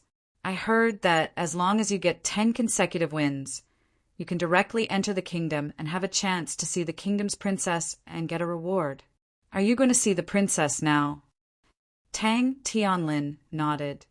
"The final summon of the kingdom's guardian needs the kingdom's bloodline. No matter what, it's good to find out the princess's actual situation in advance. And I keep feeling that there's something in the palace calling out to me. As he said that, Tang Tianlin suddenly grabbed his left arm. By the way, do you feel anything special? In the past 2 days? It's fine for now. Nan Xiaonan thought for a while and said, I won't be here for a while. Don't worry, it won't affect my actions. That's not what I'm asking. Nan Xiaonan shrugged and placed a piece of bread with butter in front of Tang Tianlin. Eat it, you bought it with your money. Take your time to eat. Tang Tianlin sighed and stood up. After I come out from the palace, I will be here again if everything goes well. I should be able to leave by tomorrow night. I won't be seeing you off. Tang Tianlin shook his head and picked up the bread. Then he pushed open the door and walked out. After closing the door, Nan Xiaonan walked into the bathroom. She picked up a knife, the one she had just used to smear the cream on her face. Then she blew on the knife and stepped on the pedal to shave her leg hair. What's wrong with being a witch? Witches don't need to eat. Witches don't need leg hair. Witches can even pluck nose hair. She opened her eyes at once. Her silky hair hung down loosely. She bought a new spaghetti strap pajamas yesterday, and one of the straps hung down to her arm. Rubbing her eyes, she opened her eyes again and looked around. Alea in white. You're awake. Did you sleep well last night? Boss Luo's voice sounded at this moment. He was sitting in front of the balcony and drinking a cup of black tea. There was also some simple breakfast on the small tea table. This is the first time I tried to sleep. Araya in white clothes suddenly said, It feels strange. What's strange? Boss Luo asked curiously. Araya in white clothes thought for a while and said, It feels like a long time has passed, but it's only one night. But in fact, I've experienced 6 reboots of this world. It never felt like a long time. Why? Did you have a dream? Boss Luo suddenly asked. Araya in white clothes shook her head. Boss Luo said, Actually, humans all dream when they sleep. The only difference is that some people can remember and some people can forget. Then, Araya in white clothes tilted her head in confusion. Then, Boss Luo chuckled and said, Then it's time to get up.